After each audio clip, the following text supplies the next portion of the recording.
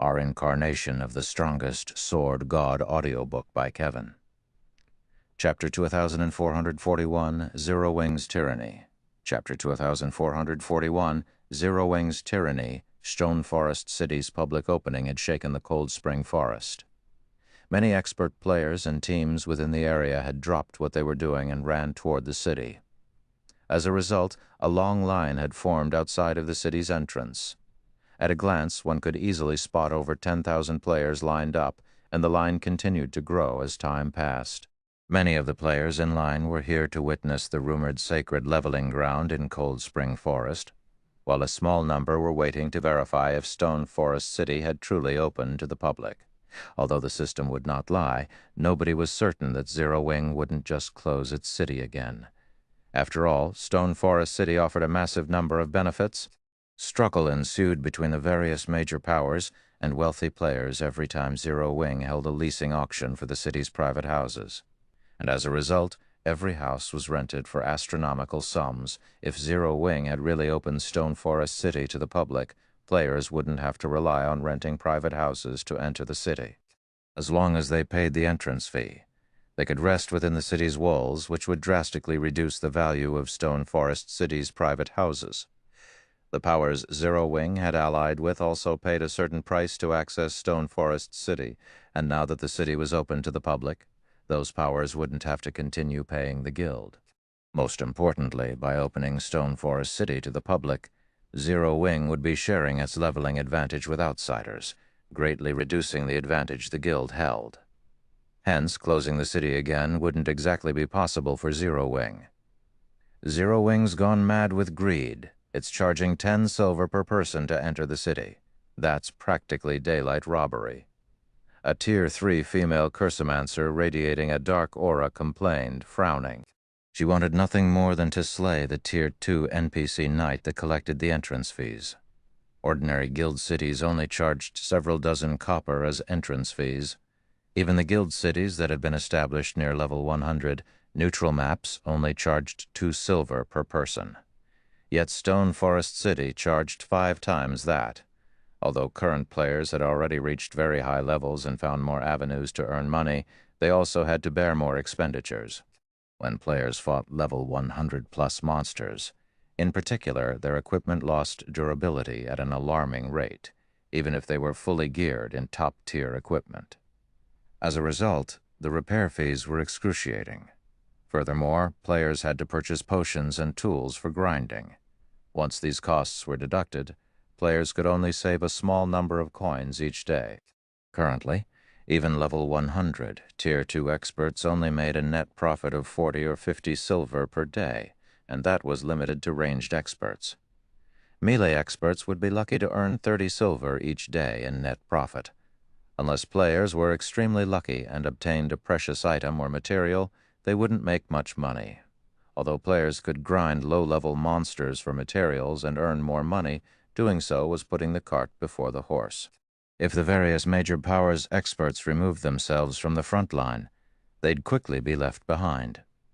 Catching up would be incredibly difficult, and they might even miss some fortuitous opportunity as a result.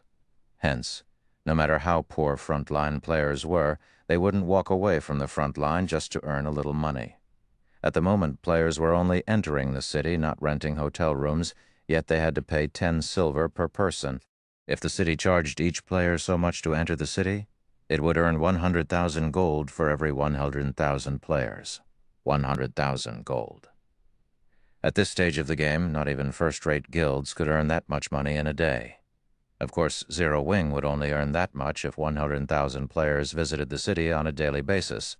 But with the advantages Stone Forest City had to offer, attracting 2 or 3 million daily visitors should be a piece of cake. In other words, Stone Forest City could generate 200,000 or 300,000 gold per day in entry fees alone. Moreover, as more players visited Cold Spring Forest, this number would increase. Flower, now isn't the time to take action. Entering the city is our first priority. Stubborn Heart reminded the female cursomancer from beside her. Once the superpower's combined army arrives, you can fuss all you want. The cursomancer Flower Rain exasperated Stubborn Heart. Flower Rain had already reached Tier 3, and 10 silver was insignificant to an expert of her caliber. She could join any random team and earn several dozen gold, yet she complained about 10 silver coins. If not for this operation, Stubborn Heart wouldn't have recruited an independent expert like Flower Rain. However, he had to admit that Stone Forest City was tyrannical. Just by existing here, the city could earn enough income to sustain several first-rate guilds. Relax. I'm aware of our priorities. That being said, I want 50% more in remuneration, Flower Rain demanded. Despite the fact that Stubborn Heart was the guild leader of the Black Dragon Empire's #1 dark guild, she showed him no respect. On the contrary, she demanded a higher price. In response, several of Grim Reaper's Tier 3 experts gave Flower Rain cold glares. Fine. As long as you can maintain your domain as agreed, I'll increase your pay, Stubborn Heart said, assenting. Interestingly, he didn't seem angry in the least. None of the other major powers experts were surprised, however. Flower Rain was the only player in the Black Dragon Empire to possess a Tier 3 domain skill. She was also a bona fide Void Realm expert, and when she activated her domain skill, even the Empire's first-rate guilds were helpless against her. This was precisely the reason that Stubborn Heart had enlisted Flower Rain's help. Although every member of his team was a Tier 3 expert, Stone Forest City was full of level 115+ Tier 2 NPC knights, which would be a challenge to get through. Hence, they needed Flower Rain's help. With a Tier 3 domain skill to suppress the knights, defeating the NPCs wouldn't be a problem.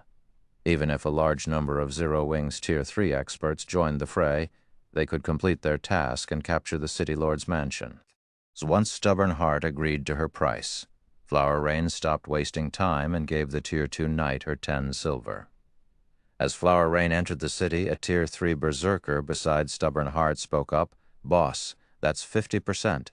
If you give her that much, we'll have significantly less profit." "It's fine. As long as 9 Dragons Emperor's negotiations with Starlink are successful, and we're the first group to capture the City Lord's mansion, we can negotiate for more. With Stone Forest City under our control, 9 Dragons Emperor and Starlink won't be able to refuse our demands," Stubborn Heart said, grinning as he looked at the long line of players behind him. He had known for a long time that Stone Forest City was a gold mine, but after seeing it for himself, he realized how limited his imagination had been. How was this a gold mine? This was basically a diamond mine. The city could collect over 300,000 gold in entrance fees alone. Once the various superpowers took over, even a small share would greatly benefit Grim Reaper. The other powers' Tier 3 experts couldn't help but think the same as they gazed at Stone Forest City with hungry eyes. At the same time, they felt their hatred for Zero Wing grow. Normally, their guilds had to go to great lengths to earn a few thousand gold more than usual, but despite its lack of backers and a short history of less than a year, Zero Wing earned more income than their guilds could dream of. Moreover, Zero Wing earned so much without having to lift a finger. "All right, let's head inside," Stubborn Heart commanded as the players behind him urged their team to move. Stubborn Heart and his team then paid their entrance fees and entered Stone Forest City. However, as they crossed the threshold into the city, they found Flower Rain standing stiff as a statue in the middle of the road. "Flower, what's wrong?" Stubborn Heart asked. When he made it to her side, however, he too was stunned. His expression shifted to one of horror when he saw the 2 rows of NPC knights before him. "Tier 3? This? How is this possible?" Chapter 2442, Frightening City. Chapter 2442, Frightening City. Guild Leader Hart.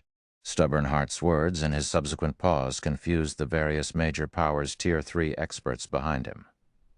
They could not understand what had made him stop. So, what if there was a Tier 3 NPC guarding the gate? Was that really such a major issue? Currently, every guild city had a few Tier 3 NPCs as guards. Tier 3 NPCs might be very powerful and practically invincible against Tier 3 players one-on-one. But if dozens of Tier 3 experts worked together, they could even take down level 100 mythic bosses, not to mention Tier 3 NPCs.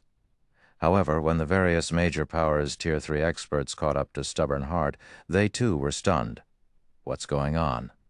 Why are there so many Tier 3 NPCs? 200 Tier 3 knights stood in 2 neat rows at the end of the road, all wearing pitch-black armor and radiating incredibly powerful auras. A Tier 3 knight captain in the lead radiated such a powerful aura that it felt stifling to the players. The moment these Tier 3 experts appeared, the knights promptly turned toward them, the NPC's piercing gaze sending chills down the experts' spines. They won't attack without reason, right? A Tier 3 assassin nervously muttered, "We haven't done anything yet." Their team had nearly 100 Tier 3 experts and was a force that could even threaten God's domain's superpowers, but they were nothing before the 200 Tier 3 NPCs. Those knights could quickly and effortlessly annihilate every one of them. As the various major powers' anxiety spiked, someone shouted at them, "You bunch! Why are you just standing there? This is the city entrance. Players aren't allowed to loiter." The voice shook Stubborn Heart and his companions from their daze, and they spun toward the player, shouting at them. They all wanted to know who would be so bold.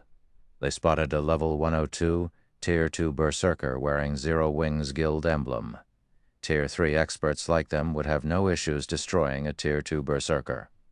And yet, despite sensing Stubborn Heart and his team's killing intent, the Tier 2 Berserker didn't back away. He actually grinned and asked, "What? You want to start a fight here?" The moment the Berserker asked that, the Tier 3 knights unsheathed their weapons and scrutinized every move Stubborn Heart's group made. The intensity of their auras more than doubled as they did. This punk, a Tier 3 ranger radiating intense bloodlust, gnashed his teeth as he glared at the arrogant Tier 2 Berserker.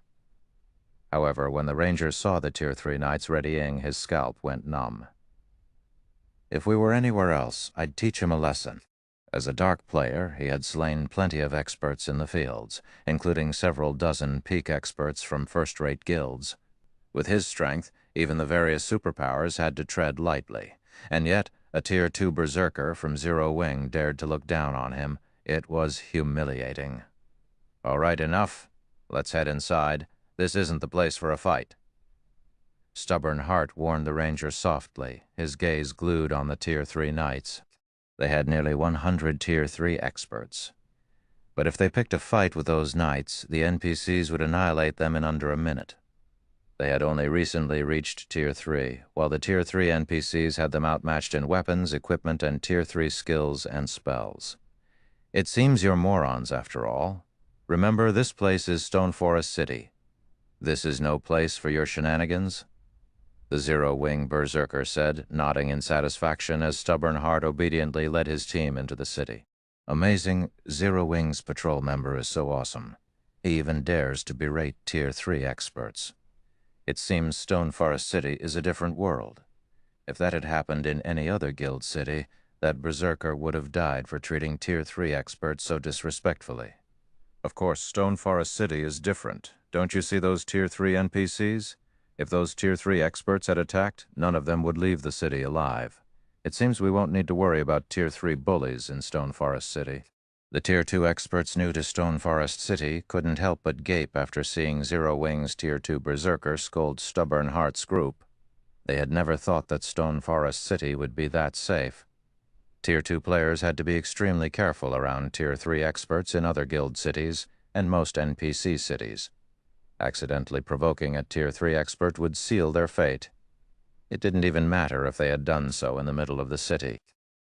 In Stone Forest City, however, Tier 3 experts couldn't act so arrogantly. They would have to follow the city's laws accordingly. At this stage of the game, Stone Forest City was likely the only guild city in God's domain with such stability and security. This incident gave many Tier 2 players a more optimistic view of the city. Many of them even considered making Stone Forest City their new home and focusing their development around it. No one wanted to reside and develop somewhere unsafe, constantly having to worry about losing whatever treasure they'd obtained after all. Zero Wing certainly knows how to get the upper hand. It has stationed 200 Tier 3 NPCs at the gate to shock people. It's even used us Tier 3 players as a promotional tool. Flower Rain growled as she glanced back at the Tier 3 knights by the city gates. She then turned to Stubborn Heart, smiling bitterly as she said, "I'm afraid our plans have been foiled, Guild Leader Heart." By stationing so many Tier 3 NPCs by the city's gate, Zero Wing had essentially warned Tier 3 players like them from misbehaving in the city, and there was nothing they could do about it. Those were 200 Tier 3 NPCs they were talking about. Not even 1,000 Tier 3 experts had a chance against such a force. That's not necessarily true. These 200 Tier 3 knights are pretty scary, but the superpower's combined army has several thousand Tier 3 experts. A measly 200 Tier 3 NPCs can't stop that force, Stubborn Heart said, sneering. Once the army begins the siege, Zero Wing will send its Tier 3 NPCs to defend the city. We can use that opportunity to attack the City Lord's mansion. That's right. Even if Zero Wing sends Tier 3 NPCs to defend the mansion, it won't send many. We still have a chance. The several first-rate guild leaders around Stubborn Heart nodded. Since everyone thinks that the plan is still viable, let's scout the City Lord's mansion. Once the army arrives, we can make our move, Stubborn Heart said. Even after seeing the 200 Tier 3 knights, he refused to give up. They wouldn't get another opportunity like this. Even if Zero Wing was more powerful than he had expected, it couldn't stop the various superpowers' combined might. With their discussion finished, Stubborn Heart and his comrades made their way toward the City Lord's mansion. However, the shock and anxiety they had felt upon entering the city only grew on the way to the mansion. They constantly spotted patrol squads led by more Tier 3 NPCs. These patrol squads might not have been very large, with only 3 Tier 3 knights among the 12-man squads, but they had encountered more than 30 patrol squads. Once they reached the City Lord's mansion, Stubborn Heart and his team fell into utter despair. They found another 200 Tier 3 knights guarding the City Lord's mansion and surrounding area. Moreover, the several Tier 3 knights leading the patrol were no weaker than the Tier 3 knight captain they had seen by the city gate. "Guild leader, are we still proceeding with the plan?" a Tier 3 assassin asked when he saw Stubborn Heart's dazed look. "Are you stupid? Tell Nine Dragons Emperor he can do whatever he wants, but Grim Reaper is out." Stubborn Heart snapped, rolling his eyes. Stone Forest City had over 500 Tier 3 NPCs and over 200 high-leveled Tier 2 NPCs. How were they supposed to fight such a force? Chapter 204.3, Unshakable Zero Wing. Chapter 204.3, Unshakable Zero Wing. Dark Knight Empire, Dark Knight City. Starlink's residence, which should have been prosperous and lively, was extraordinarily quiet. A large number of Starlink's experts stood guard outside the guild hall. There were even Tier 3 experts among them. Not even guild members were allowed in the guild hall, much less outsiders. It was an unprecedented level of security. Only 3 people were currently in the guild hall: Lu Xingluo, Nine Dragons Emperor, and an unknown player wearing a cloak. Since the third member of the group had hidden their identity with a black cloak, it was even impossible to tell whether the player was male or female. Not only was Nine Dragons Emperor unhappy about the third member's concealment during such a crucial meeting, but he was also shocked by how respectfully Lu Xingluo treated the third member of their party. Luo led Starlink, a guild that had the power to develop on both main continents simultaneously. Although Starlink wasn't as powerful as a super guild, it had even more potential than ordinary super guilds. And yet Lu Xingluo was letting someone lord above him. It was unbelievable. "Now that we've concluded our discussion, does your side have any problems?" Lu Xingluo asked Nine Dragons Emperor. "None. Those people should be inside Stone Forest City by now. Once the combined army lays siege to Stone Forest City, they'll use everything they have to secure the City Lord's mansion. Once they've done their job, our alliance will have an advantage in the negotiations with the various superpowers."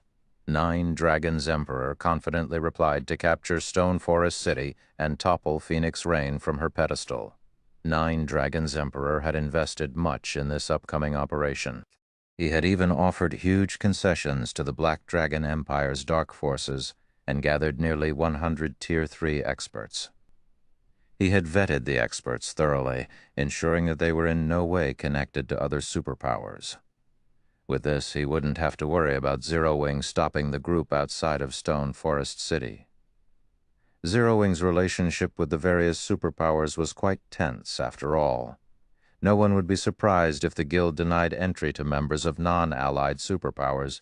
However, Zero Wing would lose public favor if it didn't allow these Tier 3 experts, who weren't associated with the various superpowers, into the city. By doing so, it would upset the various ordinary powers Tier 3 experts and independent Tier 3 experts. If that happened, the guild's situation would become even more precarious.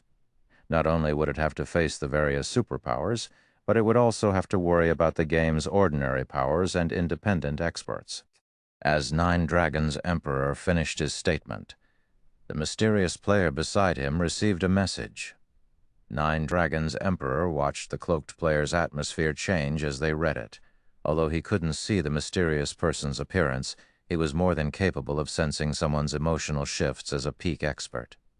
Dragon Pavilion Master, you've worked hard for this, but I'm afraid that Starlink will be withdrawing from the operation, the mysterious person declared without bothering to discuss the situation with Lu Xingluo.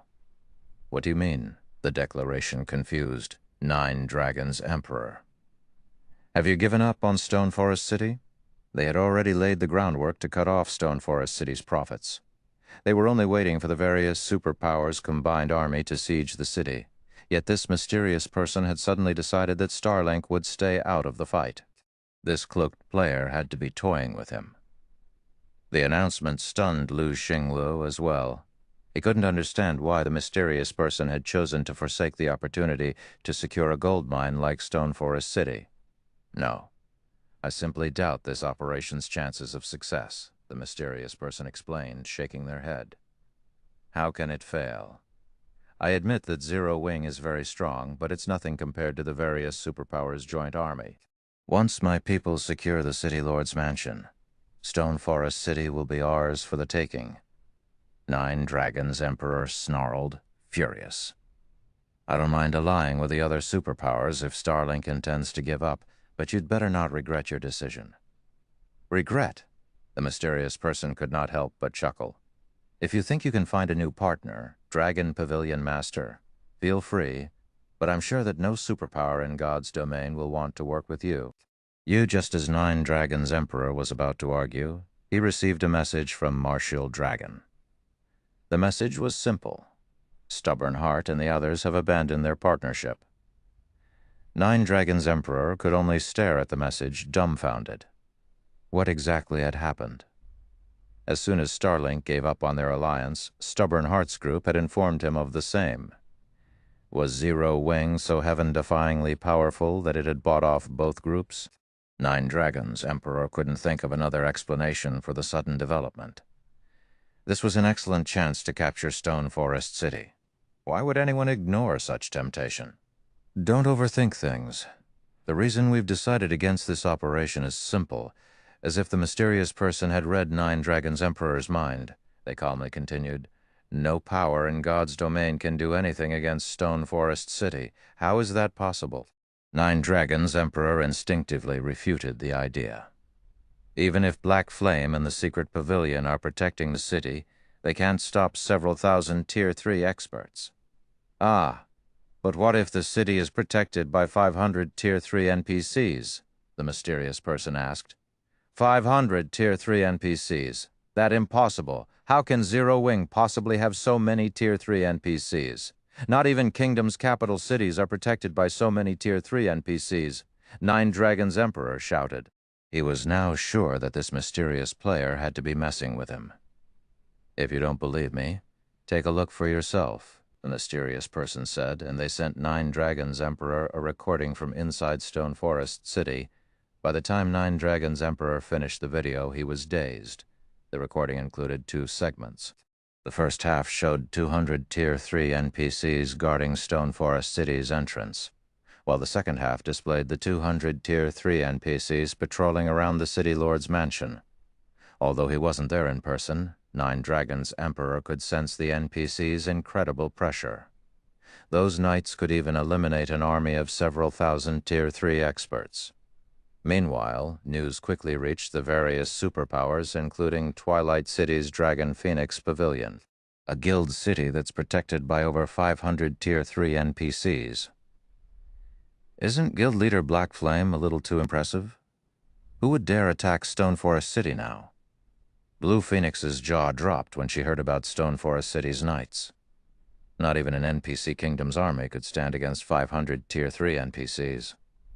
It's no wonder why he didn't mind revealing the 12 elemental pillars. The various superpowers will have to consider their next move carefully.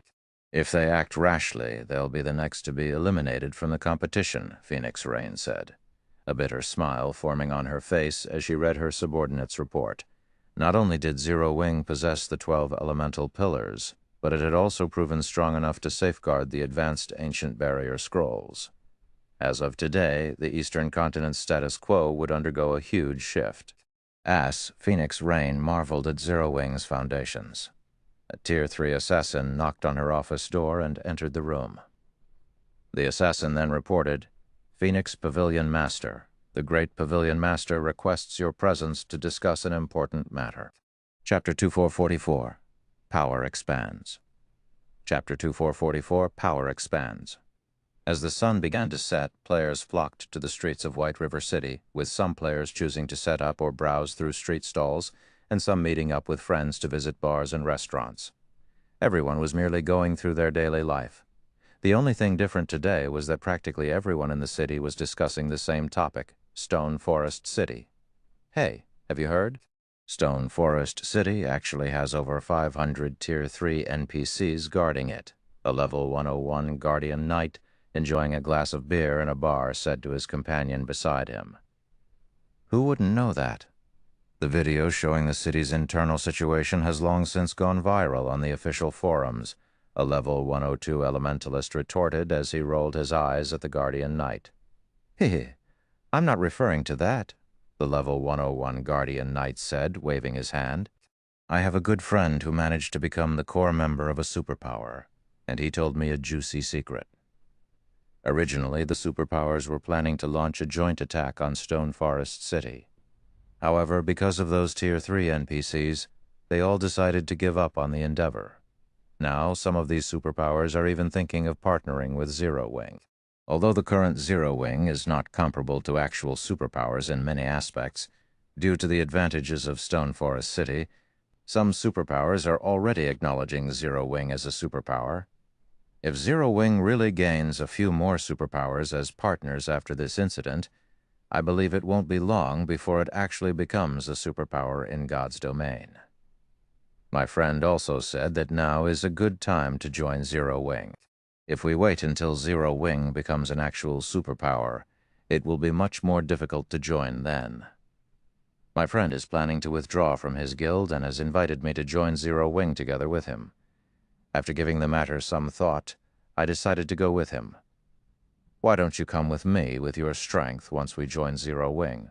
We'll definitely have a great time there. We might even become one of Zero Wing's main force members. Really? The level 102 elementalist asked.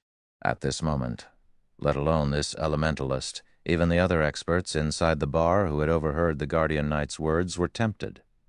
The conditions to join a superpower were extremely stringent, and the conditions to rise through the ranks in a superpower were more stringent. Moreover, the various superpowers generally had their important positions reserved for particular people already. Even if players had the required strength and talent for a specific position, they wouldn't have the opportunity to get promoted to said position. However, it was a different story for Zero Wing. Although Zero Wing wasn't a superpower yet, it had already gained the recognition of many superpowers. With the massive advantages Stone Forest City provided, it was only a matter of time before the guild became a superpower. In other words, Zero Wing's influence would still expand rapidly in the future. After all, the amount of territory Zero Wing currently held was only at the standard of first-rate guilds. There would be plenty of empty positions to fill in the future. Now was the best time for independent experts like themselves to join Zero Wing. Of course, why would I lie to you? According to my friend, quite a few superpowers have sent representatives to negotiate a partnership with Zero Wing already. Once the actual negotiations are over, this piece of news will become impossible to hide. While not many players know about this matter, we should use this opportunity to join Zero Wing. If we're lucky, we might get assigned directly to a good team, the Level 101 Guardian Knight said earnestly. Truthfully, if not for our close relationship and you being strong enough, I wouldn't have asked you to come with me. Zero Wing's recruitment standards had always been very high. Its requirements for becoming a core member were even higher, the half-step refinement realm standard. Meanwhile, although the Level 102 Elementalist was an independent player, he served as the vice commander of one of the Twin Towers Kingdom's top adventurer teams. As for his strength, he had already reached the refinement realm standard and would be considered an absolute expert in first-rate guilds. He would have no problem joining the main force of first-rate guilds. However, as he wished to join the main force of superpowers and not first-rate guilds, he had only been mingling with adventurer teams all this time. All right, I'll contact my commander afterward. Once I've settled my affairs, we'll apply with Zero Wing, the Level 102 Elementalist said, nodding after seeing the earnest look on the Guardian Knight's face. At the same time, desire and anticipation also surfaced in his eyes. After overhearing the Level 102 Elementalist agree to the Guardian Knight's suggestion to join Zero Wing, the other experts inside the bar were tempted by the proposition as well. Zero Wing's strength and foundations had already received the recognition of many superpowers. This was an excellent opportunity for independent experts like themselves to elevate their position in God's domain. If they seized this opportunity, they could become famous individuals in kingdoms and empires. They might even get to become the ruler of a city, at which point their lives would thoroughly change. After all, many major corporations were investing astronomical sums into God's domain right now. Moreover, God's domain had also started affecting the various industries in the real world.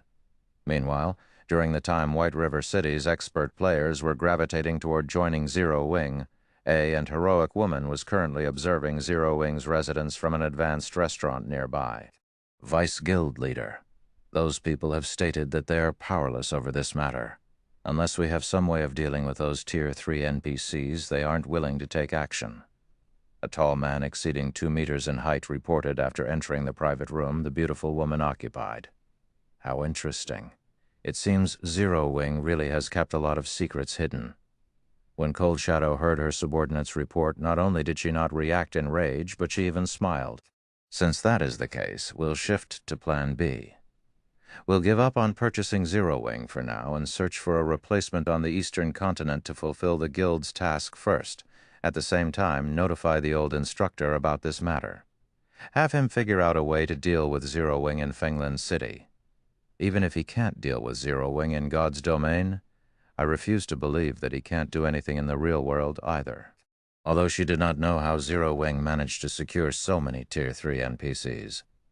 No power in God's domain was capable of stopping mythology's progress, not super guilds, much less Zero Wing. Moreover, although many superpowers had chosen to partner with Zero Wing after this incident, even more superpowers had secretly started taking action against Zero Wing. After all, Zero Wing had touched upon their profits. Meanwhile, during the time Zero Wing's position and the number of experts the guild possessed were continuously rising, Shi Feng was frantically producing the 12 elemental pillars in the candlelight trading firm. Due to Stone Forest City's display of strength, Giant's Heart, Unyielding Soul, and 13 Thrones, which were originally planning to buy only a small number of the Advanced Ancient Barrier, decided to place huge orders instead, including the Secret Pavilion's order.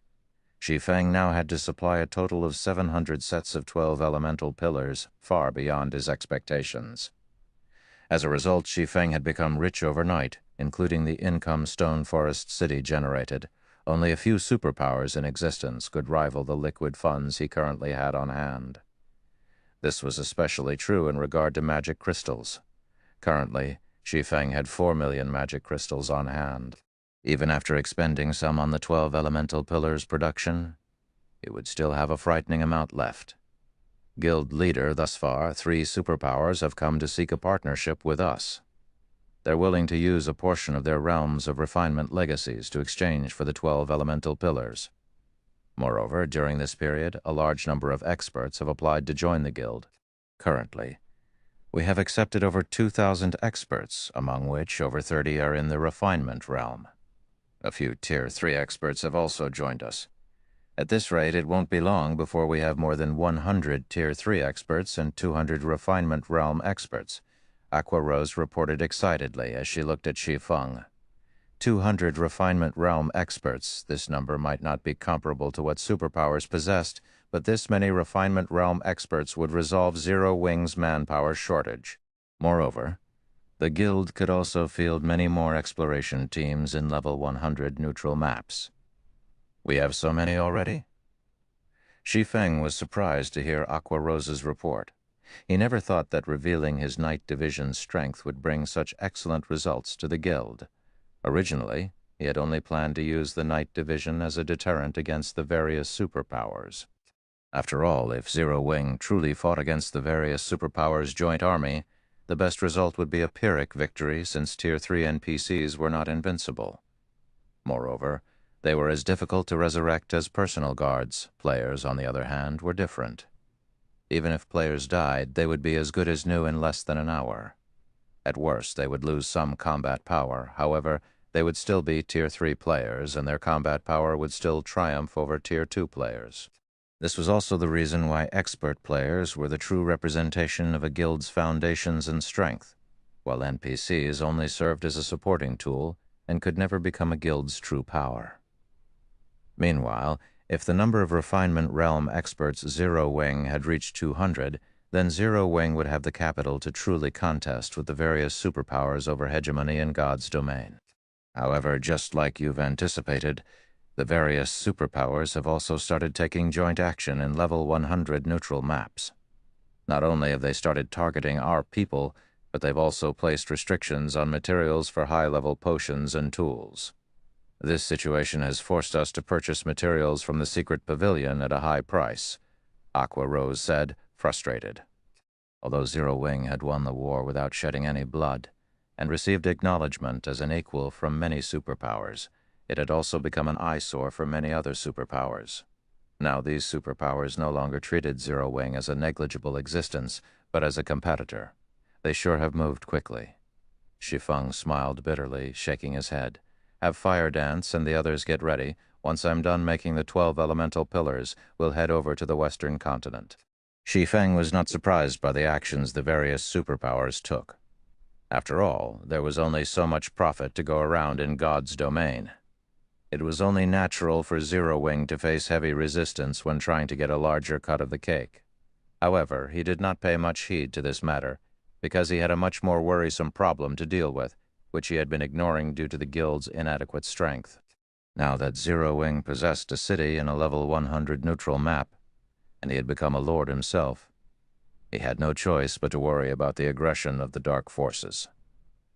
When that time arrived, dark players would thoroughly shed all pretenses with normal players. The dark forces were still inactive right now, only because dark players had yet to truly start exploring level 100+ neutral maps. However, as more dark players reached Tier 3 and explored the various level 100+ neutral maps, they would come across dark forces that had been banished by the various kingdoms and empires to level 100+ neutral maps. At that time, dark players' development would skyrocket, and city sieges and territorial battles between dark players and normal players would become commonplace. Without sufficient strength, guilds wouldn't even be able to survive out in the fields. This was also the reason why some superpowers had gone out of existence after mainstream players started reaching level 100 and beyond. To ensure Zero Wing's continued development in level 100+ neutral maps, he had to nurture a large number of Tier 3 experts as soon as possible. Moreover, the guild also had to be capable of mass-producing level 100+ top-tier weapons and equipment. Simply relying on field bosses and team dungeons would not keep the guild alive. Sufficient materials were necessary. I'll notify them right away. Upon hearing Shi Feng's words, Aqua Rose could not help rejoicing. She had always been very curious about the Western continent, following which Shi Feng spent the next few days working in his special forging room and ended up producing as many as L3 below sets of 12 elemental pillars.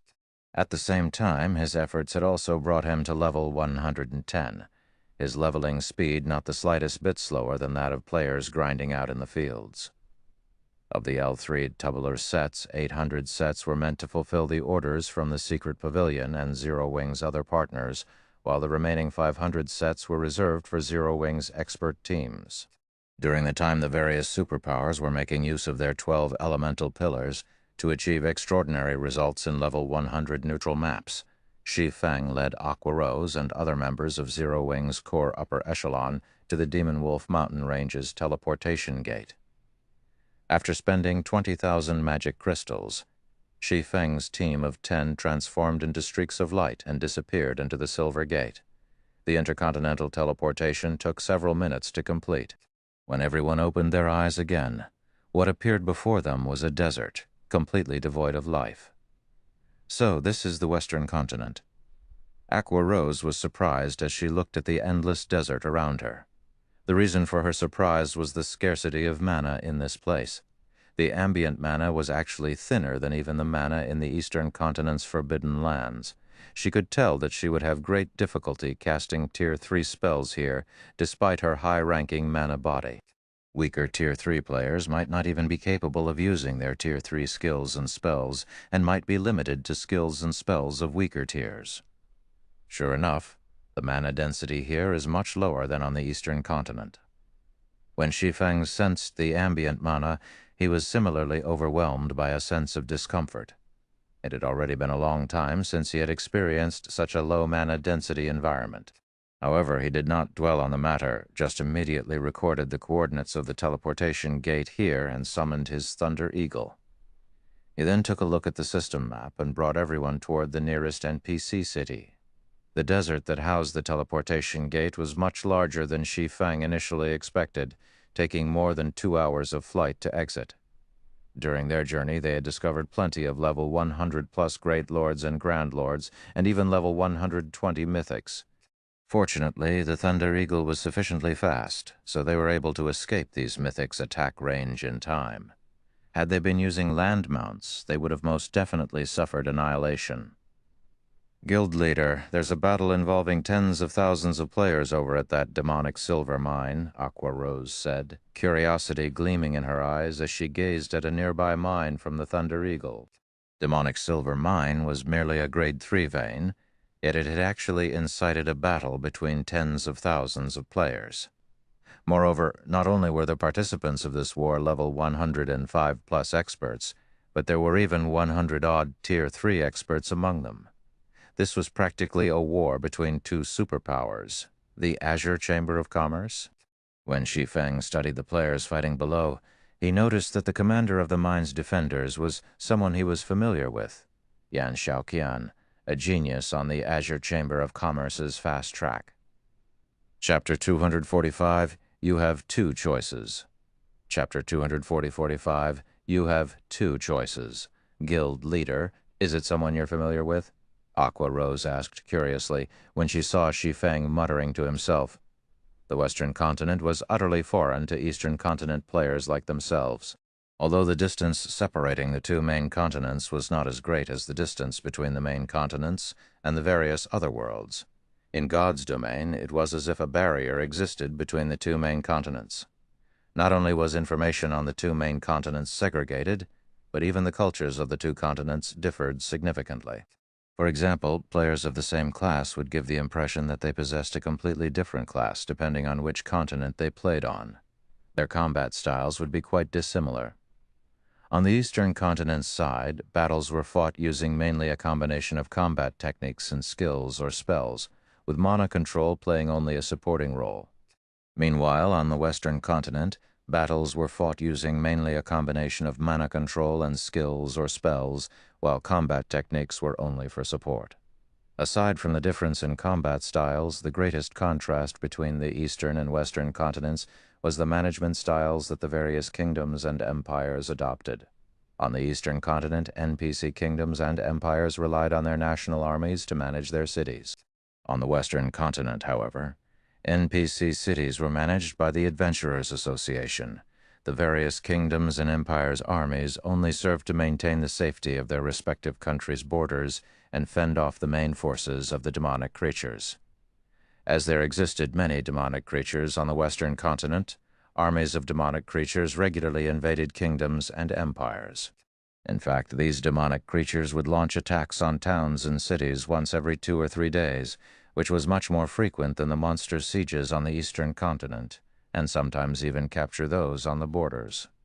If the various kingdoms and empires failed to reclaim those captured towns and cities, the player's range of activity would shrink significantly. Conversely, the more demonic towns and cities the various kingdoms and empires captured, the larger the player's range of activity would become. The Western continent did not have any clearly defined neutral maps, and the territory the various kingdoms and empires possessed was in constant flux. Hence, the Western continent was labeled the demonic creature continent, and battles on a national scale occurred here much more frequently than on the Eastern continent. It wouldn't even be surprising for a kingdom that had faded out of existence to reappear. If the 10 from Zero Wing could have someone familiar with the Western continent guide them, it would save them a lot of trouble. After all, the Western continent situation was ever-changing, and players not familiar with the Western continent would most likely have a very difficult time mingling here. "We're not familiar with each other, just acquaintances," Shi Feng replied, shaking his head as he looked at Yan Shaoqian, who was fighting while commanding the battle. He had come to know Yan Shaoqian only because of the Azure Chamber of Commerce's alchemy competition. Although he had heard that Azure would be sending Yan Shaoqian to the Western continent to receive priority grooming, he never thought that he would encounter the woman here. Currently, Yan Shaoqian was already a level 106, Tier 3 Great Mage. She was also equipped in quite a few pieces of level 105 fine gold equipment, and the purple crystalline staff she wielded even radiated the glow unique to epic items. At a glance, it was obvious that the staff was a level 100-plus epic weapon. At this stage of the game, her equipment standard definitely ranked at the peak of God's domain. Moreover, her mana control had improved by a significant margin since Shi Feng last saw her. Now she was actually capable of casting her spells at a completion rate of 95% or above. The power her spells exhibited could rival the attacks of Grand Lords of the same level. While Shi Feng's group was quietly observing the battle below, the players fighting inside the mine had similarly noticed Shi Feng's group. Who are those people?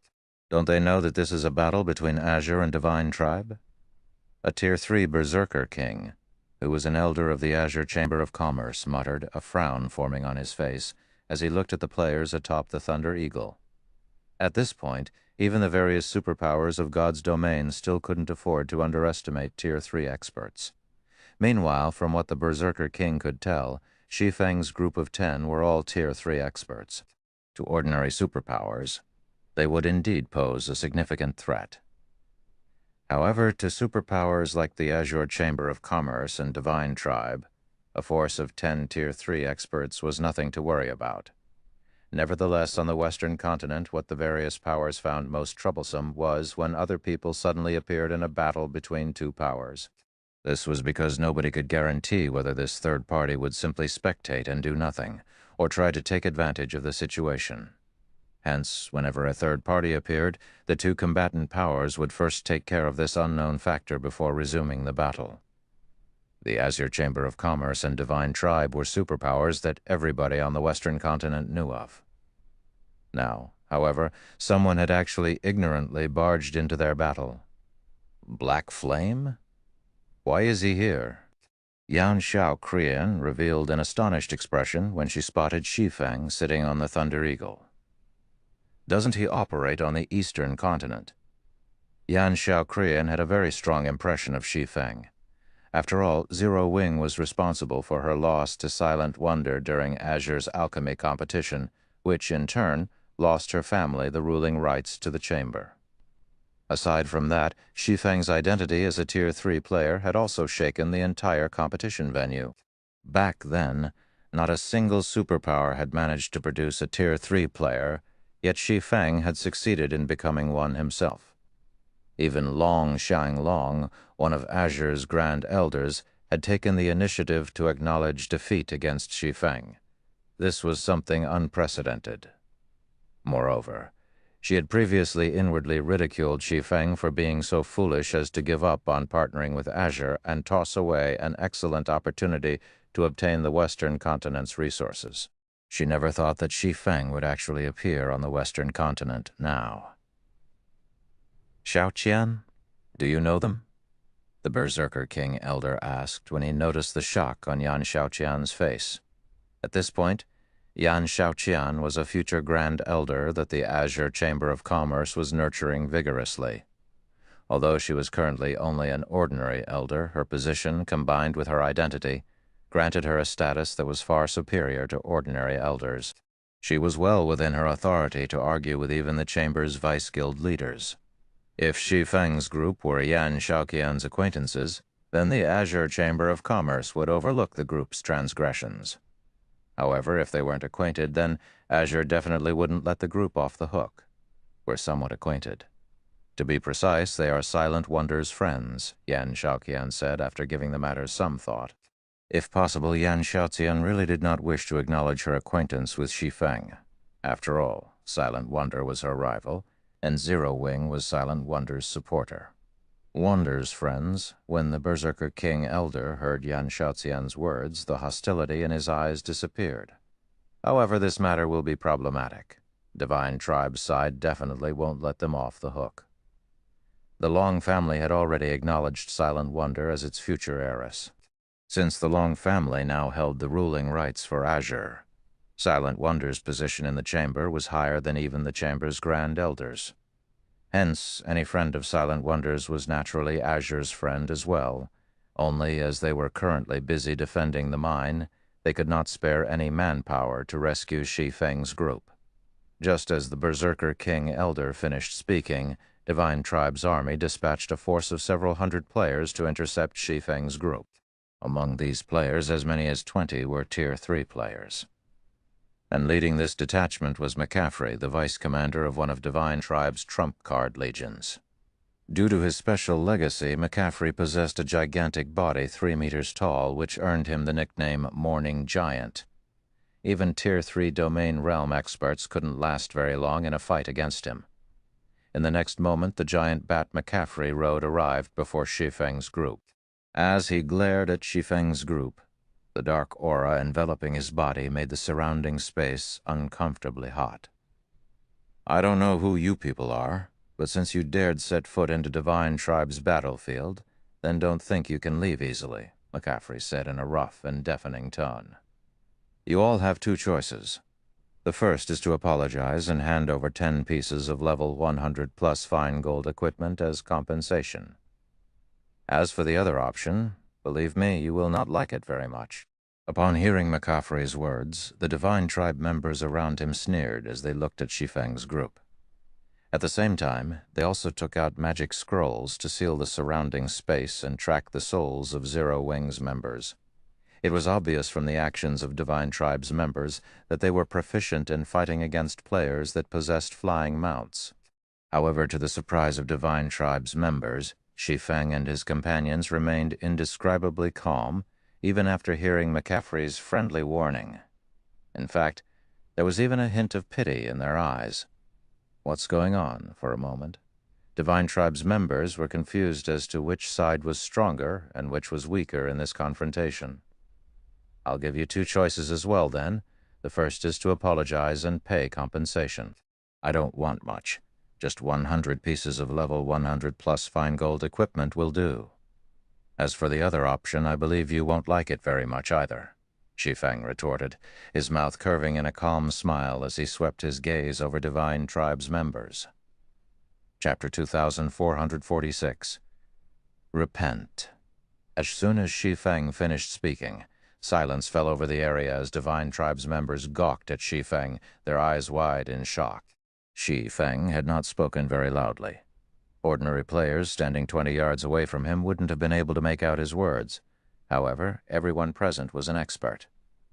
Their 5 senses were far superior to ordinary players, so they heard Shi Feng's words just fine, Despite that, however, Divine Tribe's members still could not help but wonder if they had heard wrong. After all, how could there possibly be anyone that would dare speak to Divine Tribe in such a manner? Not even the Azure Chamber of Commerce's guild leader would dare speak to Divine Tribe in such an arrogant manner, yet a random Tier 3 player like Shi Feng actually had. "Did you guys not hear what our guild leader said? If you apologize quickly and hand over 100 pieces of level 100 plus fine gold equipment as compensation, then we will let this matter slide. Otherwise, the consequences definitely won't be something you'd be willing to bear." Kola repeated Shi Feng's words as he looked at the stunned Divine Tribe members. Unlike Shi Feng, Kola had shouted, and his words echoed throughout the entire mine below. Let alone the several Divine Tribe members before him, even the tens of thousands of players in the mine below heard him loud and clear. Who are these people? They actually dare spout such nonsense against Divine Tribe. Although I don't know who they are definitely dead now. They won't die just once today. Now that they've provoked Divine Tribe in such a manner, Divine Tribe will surely kill them back to level 0. The Azure Chamber of Commerce's members were stunned as they looked at Shi Feng's group on the Thunder Eagle. Even their chamber's guild leader did not dare behave so arrogantly before Divine Tribe. Divine Tribe was a top-ranking super first-rate guild. When God's Domain first launched, Divine Tribe was already very close to becoming a super guild. Moreover, due to God's Domain's growing popularity, Divine Tribe had received capital injections from several major corporations. At this point, Divine Tribe's strength already rivaled super guilds. In fact, it was even stronger than some of the ordinary super guilds. This was why Divine Tribe dared to contest with the Azure Chamber of Commerce for the demonic silver vein. "Shao Qian, are these people insane?" the Berserker King Elder from Azure asked, similarly stunned by this situation. He had thought that Shi Feng's group might turn around and flee, or that Shi Feng's group might seek help from Azure. What didn't occur to him was that Shi Feng might actually provoke Divine Tribe without hesitation. At this moment, even if Azure's guild leader showed up, it would still be impossible to dissuade Divine Tribe from taking action against Shi Feng's group.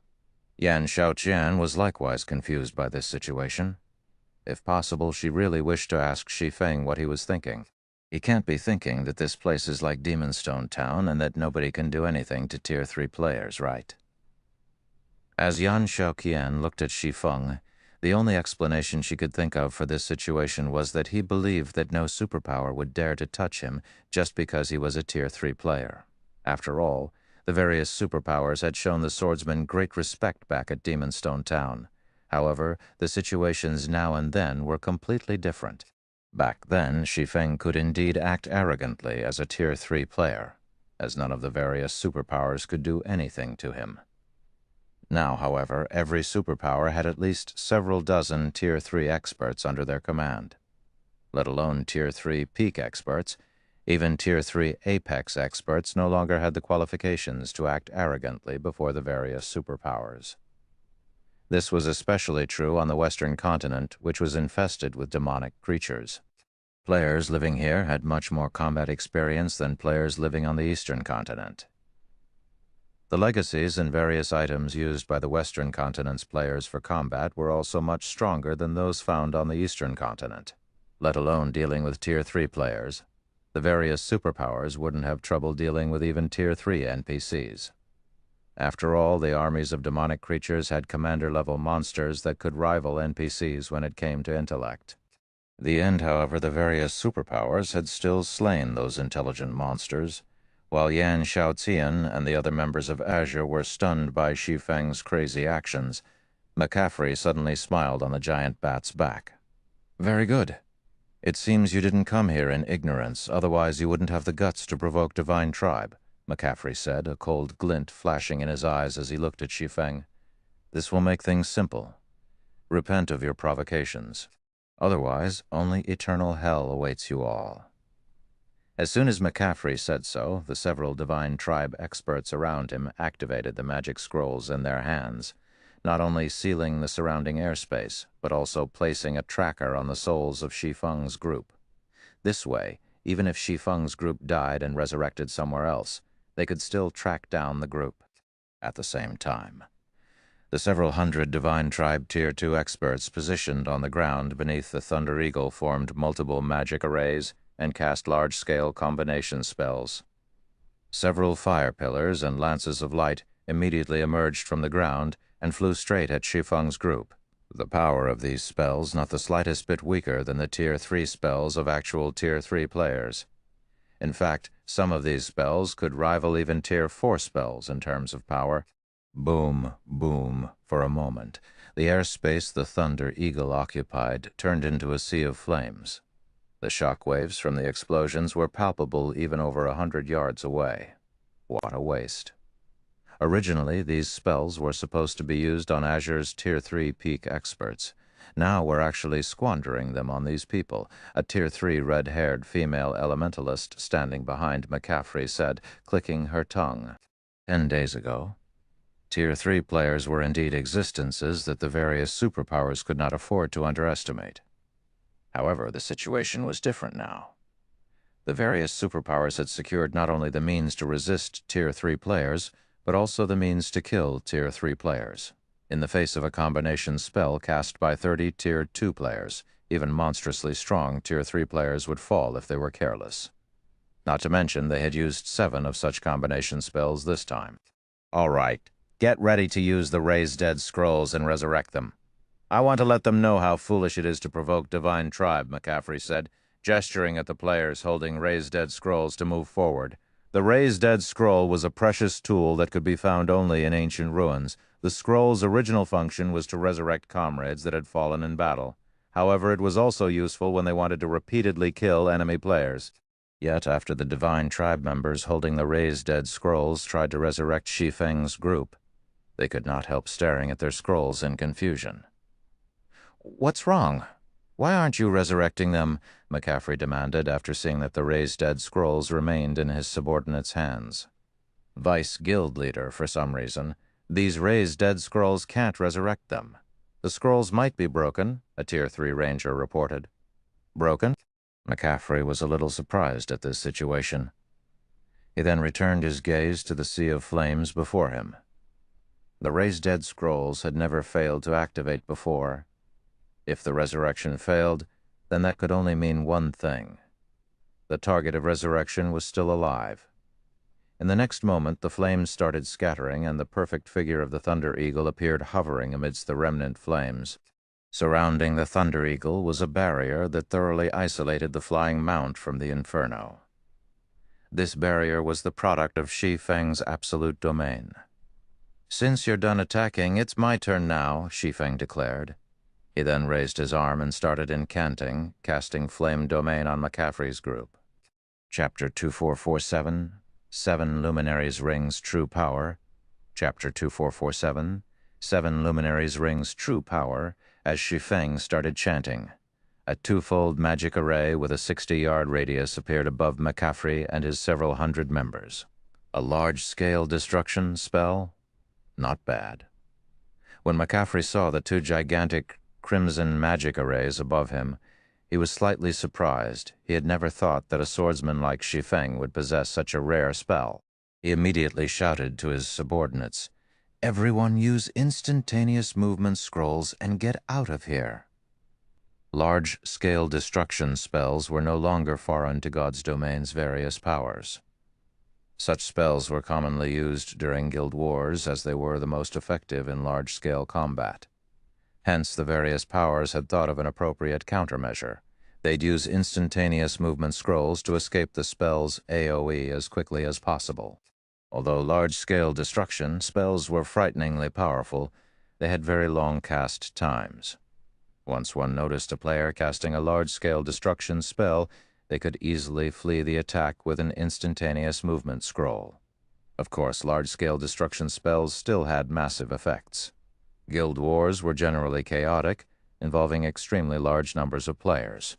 Some players were bound to fail their escape attempts due to enemy interference or lack of instantaneous movement scrolls. Large-scale destruction spells would still hit quite a few players, proving effective regardless. However, McCaffrey only had several hundred subordinates with him, and they were all Divine Tribe experts. Every one of them had a few Tier 2 instantaneous movement scrolls, not to mention the Tier 1 version. They had all prepared these scrolls on the off chance that they were attacked with large-scale destruction spells or war weapons like gnome cannons. Following their orders, Divine Tribe's experts pulled the scrolls from their bags. Meanwhile, McCaffrey steered his flying mount out of Flame Domain's range. However, just as everyone began to flee, the twofold magic array above them completed and began to absorb mana from its surroundings. Like a black hole, the array drained all of the mana within a 500-yard radius. Now, not only was the area around the magic array devoid of mana, but the array's rapid mana absorption had also created spatial distortions within the area. For a moment, the sky darkened, and all players within flam range felt stifled, as if they had just fallen into a bottomless swamp. What's going on? Why has the sky gone dark? It's so hard to breathe or move. My instantaneous movement scroll won't activate. No, that's not right. It's not just instantaneous movement scrolls. I can't even use my Tier 2 blink spell. What kind of large-scale destruction spell is that? The Divine Tribe members within Flame Domains, AoE, panicked, losing their composure. Before they could regain their senses, however, mana began to gush out of the twofold magic array above the battlefield. In the next moment, towering pillars of fire rose from the ground. Every Divine Tribe member within range was instantly incinerated. Even some of the weapons and equipment they dropped scorched to black, turning into nothing more than scrap metal. The flaming pillars' intense temperature melted the dirt under their feet to white-hot magma. Players could even feel the pillars' heat waves from several hundred yards, as if time had frozen. The tens of thousands of players in the mine stared at the rising pillars of fire in stunned silence. What did he do? Shock and curiosity swam in Yan Shaoqian's gaze as she glanced at Shi Feng, who remained standing on the Thunder Eagle's back. From what she could tell, Shi Feng had only used one large-scale destruction spell, but aside from McCaffrey and the Tier 3 players on his flying mount, every player from Divine Tribe had lost their minds. They had all pulled instantaneous movement scrolls from their bags, yet they stood to watch Shi Feng's spell erupt. It almost looked like Divine Tribe were performing with zero wing for the Azure Chamber of Commerce. However, Divine Tribe was a top-ranked super first-rate guild that could even rival super guilds, and they were currently on the Western continent, not the Eastern continent. There was no way Divine Tribe would go to such lengths to show respect for a guild leader from a pseudo-superpower like Zero Wing. Yan Shaoqian and Azure's members weren't the only surprised players. Even Shi Feng was taken aback by his results. Casting Flame Domain with a mana body is actually this powerful. Shi Feng could not help but glance at the 7 Luminaries ring on his finger after watching several hundred Divine Tribe members turn into ash, although he had known that skills and spells would become considerably more powerful when players reached Tier 3 and acquired their mana bodies.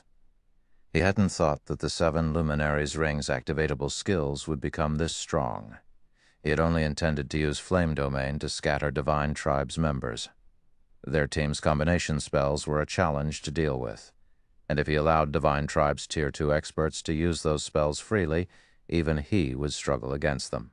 He hadn't actually expected to annihilate all of those Tier 2 experts with one Flame Domain, and the spell had even absorbed all available mana within a 500-yard radius. He had only seen such fearsome spells a handful of times, even during his previous life. Robbing an area of its mana was a terrifying ability in God's domain. Mana was the foundation of everything in the game.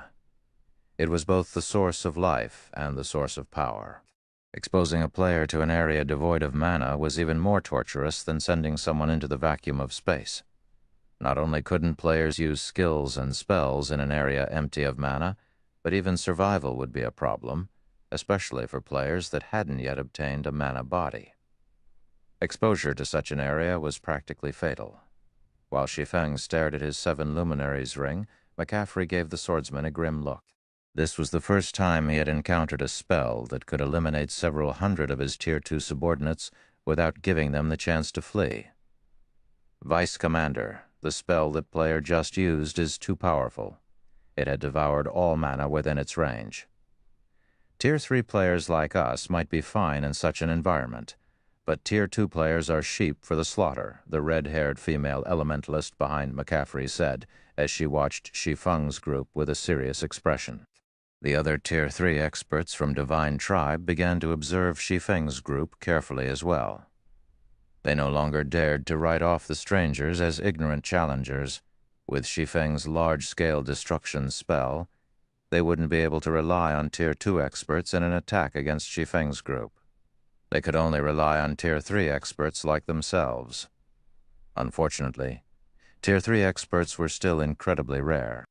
Gathering enough of them to defeat Shi Feng's 10 Tier 3 experts would be a major challenge, especially if Shi Feng and his companions focused on fleeing. Suddenly, Shi Feng looked up at McCaffrey and asked, "Do you want to continue?" His goal in visiting the Western continent wasn't to start a war with Divine Tribe. He had merely come across these players by chance. If Divine Tribe's team hadn't picked a fight, he would have already left this god-forsaken place. Chapter 240-48, Divine Tribe Shocked. Chapter 240-48, Divine Tribe Shocked. Although Shi Feng hadn't spoken very loudly, McCaffrey and his companions had heard him clearly, and the question enraged them. They had been confident that they could make Shi Feng's group pay for foolishly provoking Divine Tribe, yet in the blink of an eye the swordsman had slain several hundred of Divine Tribe's Tier 2 experts. They had been able to bear the events up until now, but Shi Feng had just gone too far.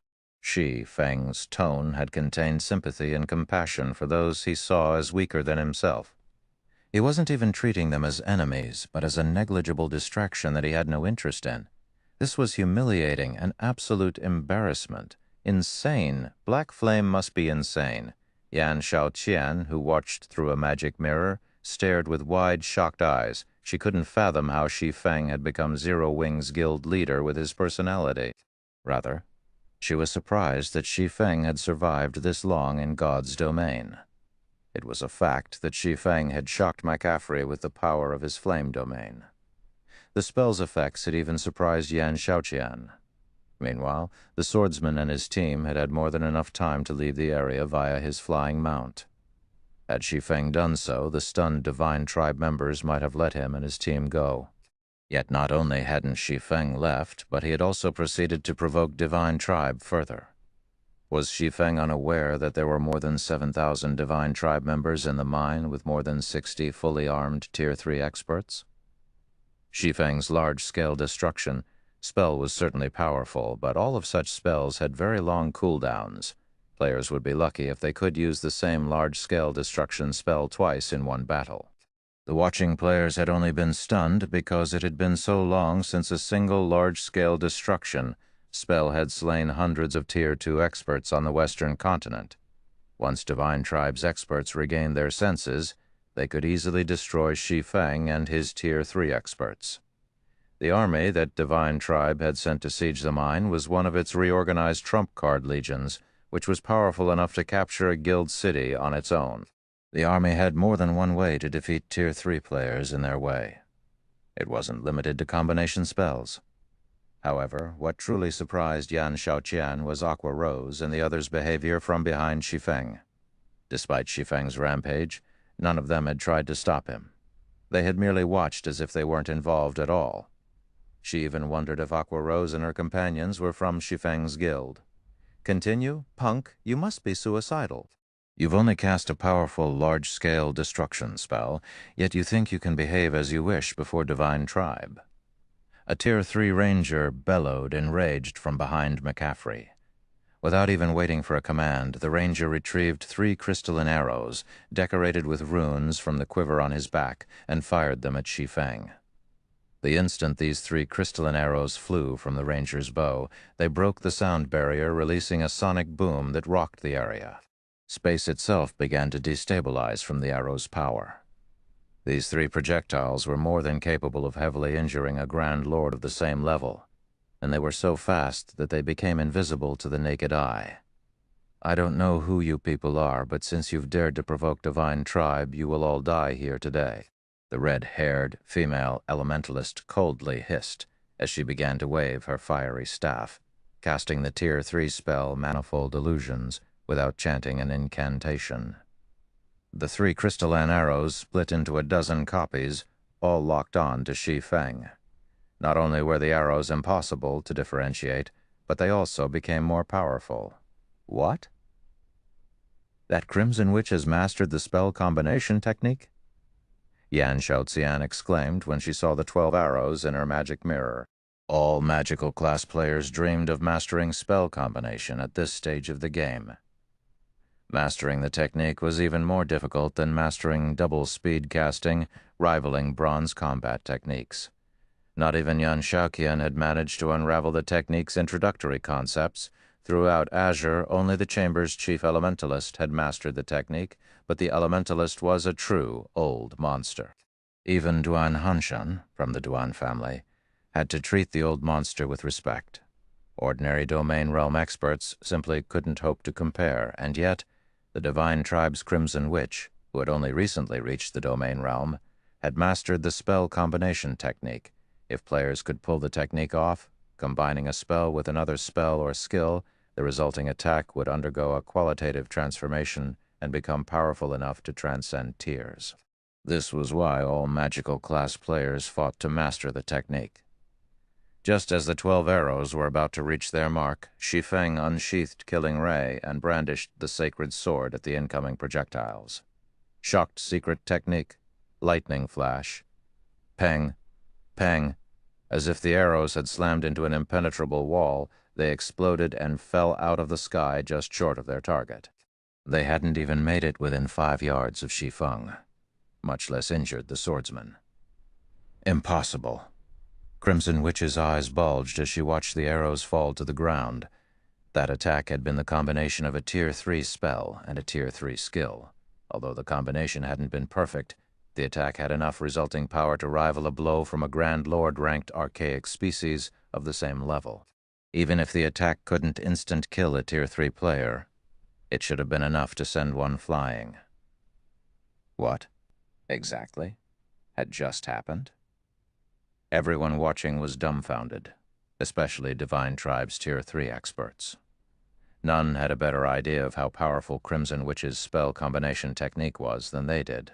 Even McCaffrey, their Legion's vice commander, would have to activate a berserk skill to defend himself against that attack. However, Shi Feng hadn't even used a skill or spell to counter the arrows, much less a berserk skill. A peerless monster. McCaffrey's expression darkened when he saw Shi Feng unscathed. The title of Peerless Monster had only come into fashion after many expert players had reached Tier 3. Many powers still weren't sure of what the title meant or referred to, but a superpower like Divine Tribe was fully aware of what it meant. Divine Tribe had witnessed the strength of peerless monsters before. Peerless monsters were extraordinarily strong experts that could single-handedly defeat a team of 100 Tier 3 experts, the strongest team the various superpowers could currently field. McAfee couldn't think of another explanation for how Shi Feng had stopped Crimson Witch's spell combination without taking any damage. How is this possible? Is he really a peerless monster? When they heard their vice commanders muttering, the Tier 3 experts in the area turned to stare at Shi Feng in astonishment. Yan Xiaoxian's jaw dropped at the revelation. She couldn't bring herself to believe that Shi Feng was truly one of the rumored peerless monsters. Chapter 2449, Shi Feng's Frightening Team. Chapter 2449, Shi Feng's Frightening Team. Since McCaffrey had acknowledged the possibility that Shi Feng was a peerless monster, everyone looked at the swordsman in a different light. Divine Tribe's members, in particular, no longer radiated their prior killing intents. Now they only gazed at him in fear and awe. None of Azure's members were surprised, and they didn't ridicule Divine Tribe's members for being cowards. They were just as aware of how powerful Tier 3 peerless monsters were. Peerless monsters could stand on an equal playing field with God's domain's various superpowers, addressing these superpowers as individuals. They were undoubtedly the strongest experts that currently existed in God's domain. Experts could only look up to these peerless monsters for their raw power and techniques.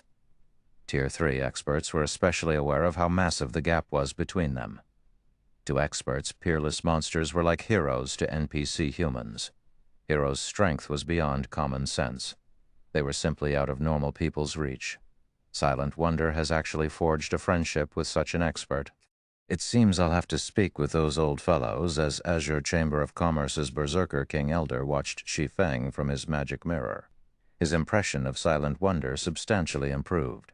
Although the Long family currently had the right to rule Azure, a majority of the Chamber's resources remained under the control of the Chamber's various shareholder families.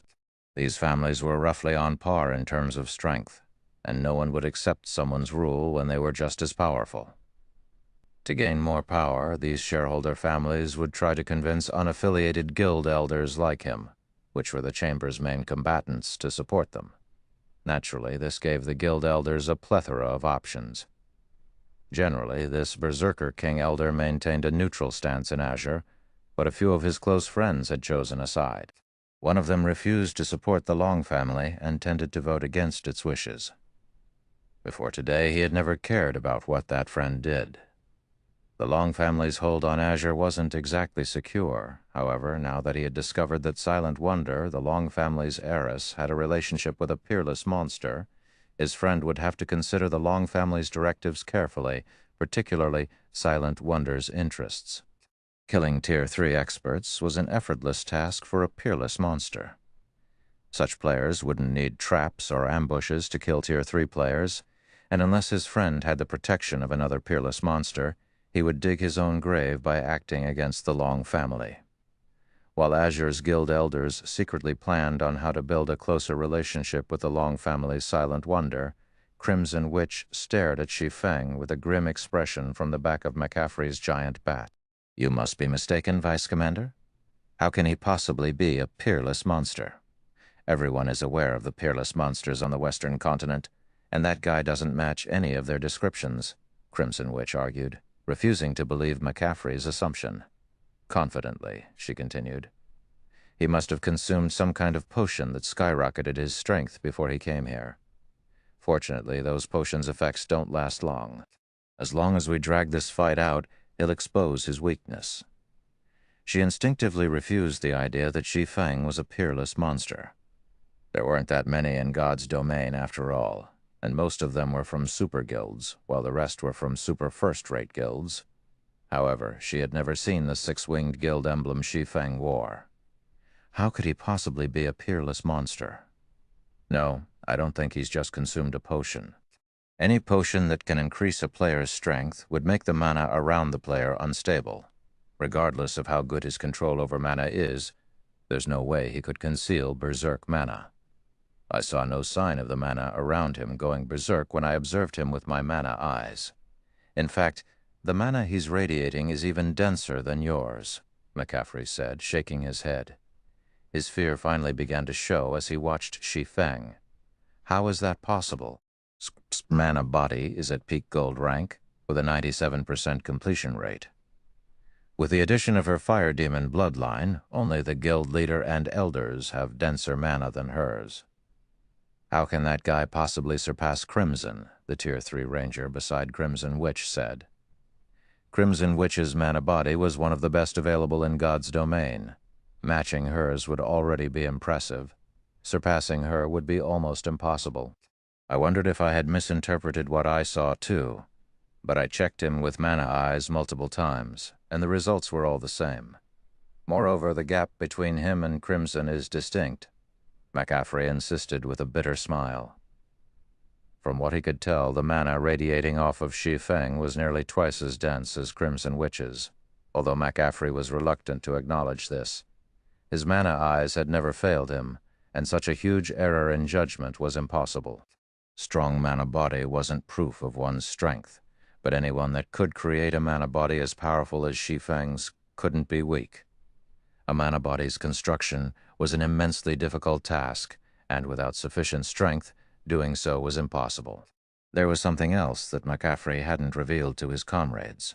Of the 9 players that accompanied Shi Feng on the Thunder Eagle's back, 3 had mana bodies that rivaled Crimson Witch's, and 1 was even stronger than his elementalist. Not even Divine Tribe could muster a force of such caliber. "Vice Commander, what should we do? We can't simply apologize and offer compensation, can we?" the Tier 3 ranger asked. They were members of Divine Tribe, a super first-rate guild that rivaled super guilds. If word got out that they had apologized and offered someone compensation, the guild's reputation would suffer. It seems we have no choice but to fight with everything we have. Prepare to use that Tier 4 hero summoning scroll, McAfee said after taking a deep breath. The guild leader went to great lengths to persuade the various Grand Elders to give that to us, Vice Commander. If we use it here? Crimson Witch grew anxious upon hearing McAfee's command. The Tier 4 hero summoning scroll in their possession was the only one Divine Tribe possessed. The guild leader would never have fought to acquire it for them, if not to ensure that they captured the Azure Chamber of Commerce's demonic silver vein. It was a trump card that could destroy or protect a city. Using it against Shi Feng's group would be a huge waste. We have no other options, McAfee growled in frustration. He didn't want to resort to using the Tier 4 hero summoning scroll either, but he had no choice. Once we use the scroll, they will flee. We'll use the opportunity to withdraw. When McAfee finished speaking, he gritted his teeth and took an ancient scroll inscribed with purple-gold divine runes from his bag. The moment he revealed the scroll, the mana density around him rapidly increased. You really want to continue this? Shi Feng's gaze hardened when he saw the magic scroll. He couldn't tell what kind of scroll it was, but his instincts informed him that it was a massive threat. That scroll was even more dangerous than level 100+ mythic monsters. It may have felt dangerous, but of course he wasn't afraid of it. He had plenty of magic crystals on him right now. If worse came to worst, he could use the hero's tome and summon a Tier 4 hero to protect him. As everyone waited for the battle to break out in the sky, a deep, resonant voice spoke up. Afrey, let's forget about this issue. Compensate this traveling expert with 100 pieces of level 100+ fine gold equipment. Suddenly, a teleportation portal opened in the air, and a twin-headed pterosaur emerged. This twin-headed pterosaur was colossal, even larger than the Thunder Eagle. An old man in clean white robes stood on the pterosaur's back, and despite his elderly appearance, he felt as formidable as a mountain. The pressure he exuded felt stifling to those in his presence. Light Saint Adolf, the Great Elder, both Divine Tribe's members and the players from the Azure Chamber of Commerce were stunned when they saw the old man. McAfee's group was about to speak up, but the old man silenced them with a glare. His intense pressure shut them up, and they obediently handed over 100 pieces of level 100+ fine gold equipment.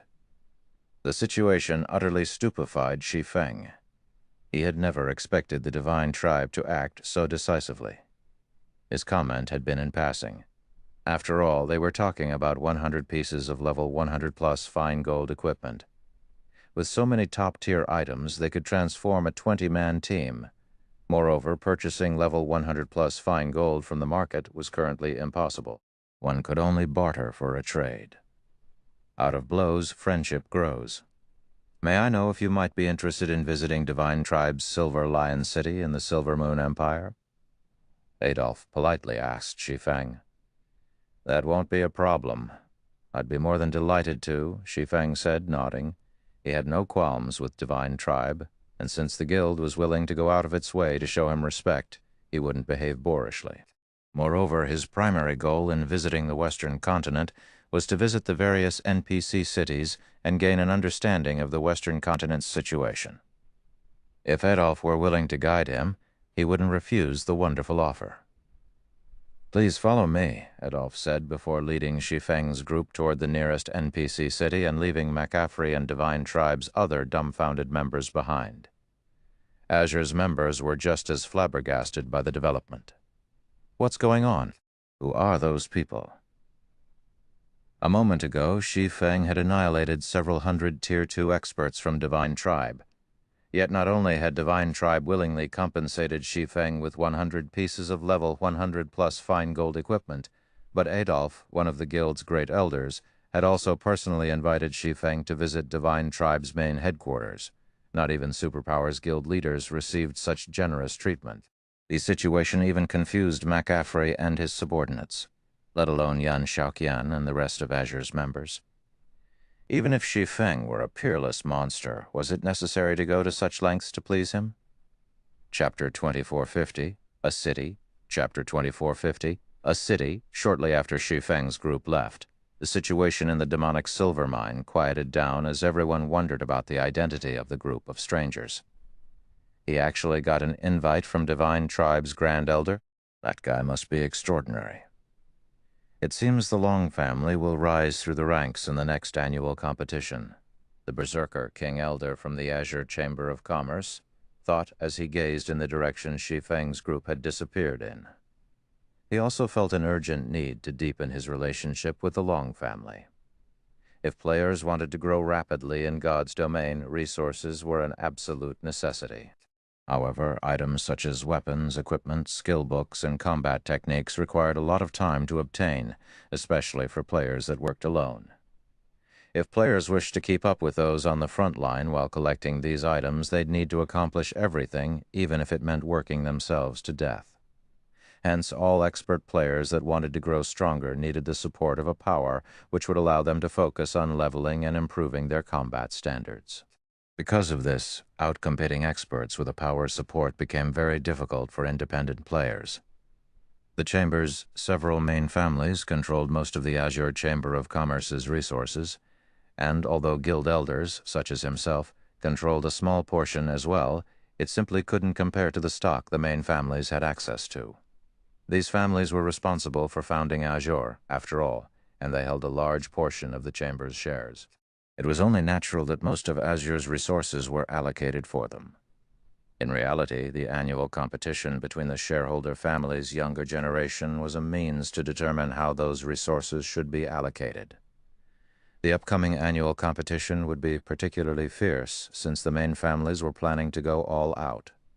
God's domain was gaining more influence in the real world with each passing day. The profits Azure could reap from the game would be magnitudes greater than what they had earned from past virtual reality games. Now that he learned that Silent Wonder had the support of a peerless monster like Shi Feng, he could tell that her performance in the next competition would be extraordinary. This meant that the Long family would secure even greater resources from Azure than it received currently. So what if Black Flame came to the Western continent? I will defeat Silent Wonder in the next family competition.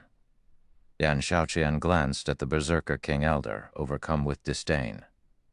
Judging by his expression, he was considering sucking up to the Long family, although she had neither expected Shi Feng to be able to travel to the Western continent, nor had she expected his impressive display of strength. He couldn't help Silent Wonder defeat her. The next family competition wouldn't be one of alchemy standards or equipment standards. Rather, it would be a competition of individual combat standards. Strength was everything in God's domain, and combat standards would determine whether or not one could acquire better resources. Not only was combat far more intense on the Western continent than in the East, but it also had more effective legacies and resources that improved combat standards.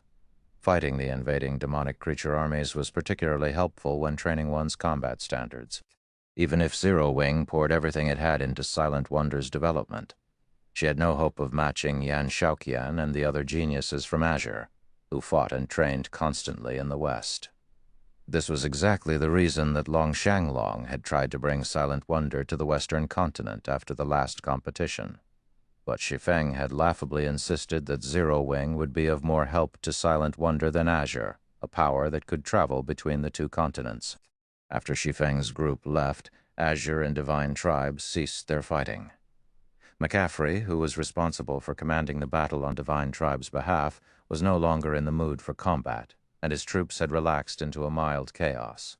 He had ordered everyone to retreat while he had returned to Silver Lion City with Crimson Witch and the others. He wanted to speak with the Great Elder and demand an explanation. Shi Feng might be a peerless monster, but Divine Tribe wasn't some ordinary superpower. After offering such a major concession to a stranger, the guild would become a laughingstock among the Western continent's various superpowers. Silver Moon Empire, Silver Lion City. Several bright flashes illuminated the city's teleportation hall as Shi Feng's group entered Silver Lion City, the Silver Moon Empire's second-largest NPC city, alongside Great Elder Adol. The instant Shi Feng and his entourage emerged from the teleportation hall, they realized that the Western continent's NPC cities were vastly different than those in the East, Even the city's atmosphere was different. "So, this is a city on the western continent?" Surprised, Aqua Rose spun in a slow circle as she looked around her. On the eastern continent, NPC cities generally had a peaceful atmosphere, but the energy in Silver Lion City was extraordinarily tense. It felt as if everyone, including NPCs, were constantly on guard and battle-ready. Moreover, the group was surprised to see that the city streets weren't patrolled by NPC soldiers. Rather, Divine Tribe's members and NPCs from the Adventurers Association were maintaining order. Players working for the association were even responsible for collecting the city's entrance fees. It seemed as if the city were managed by players employed by the Adventurers Association. As Shi Feng and the others followed Adolf through the city, they could sense nearby players' high combat standards. These players even had greater mana control than those on the eastern continent. That was clear based on the magic scrolls available in the city's shops and street stalls. Although Eastern players sold magic scrolls as well, those were often low-quality items, mostly only Tier 1 magic scrolls. Tier 2 and 3 magic scrolls were still exceedingly rare. Still in Silver Lion City, however, Tier 2 magic scrolls were common items in shops on stalls. Some shops even sold Tier 3 magic scrolls and intermediate barrier scrolls, which were at least 50% cheaper than in the East. Of course, none of this surprised Shi Feng. The western continent had been embroiled in an endless battle against tides of demonic creatures since ancient times. Thus, its magic research was far more advanced than in the East, especially when it came to mana utilization. In fact, there were quite a few methods here that could improve a player's mana control and help players learn how to control mana. Mana control was especially important to magicians. The greater a magician's mana control was, the easier creating magic arrays would be. Due to the western continent's research, there were far more magicians here than on the eastern continent. Shi Feng even thought that the West's superpowers likely possessed master magicians at this stage of the game.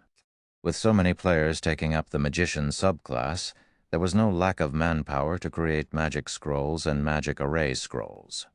In addition, slain demonic creatures generally dropped attributed magic cores and other materials necessary for creating these scrolls. It was only natural that magic scrolls and magic array scrolls would cost much less than on the eastern continent. Taking advantage of this fact, the eastern continent's powers that were capable of visiting the western continent always purchased magic scrolls and magic array scrolls in bulk before their return trip, trading a portion of the scrolls while keeping the rest for themselves. This enabled them to make a profit while increasing their members' development speed. However, after follow Minjay Adolf to Silver Lion City's main street, even Shi Feng was shocked by what he saw. The city was home to a large number of Tier 3 independent experts, and although there weren't as many as in Stone Forest City, there were a frightening number based on the typical players in the eastern continent's NPC cities. Moreover, many of these Tier 3 independent players' life ratings were just as astoundingly high. Shi Feng had gained the same impression from McAfree's forces, although they were Divine Tribe's Tier 3 experts. There was nothing unusual about them possessing special bloodlines. However, Shi Feng now realized that the same could be said for the West's independent experts. Guild leader Black Flame, you seem quite curious about our independent players' high life ratings, Adolf said, smiling when he noticed Shi Feng's confusion. Indeed, I'm very curious.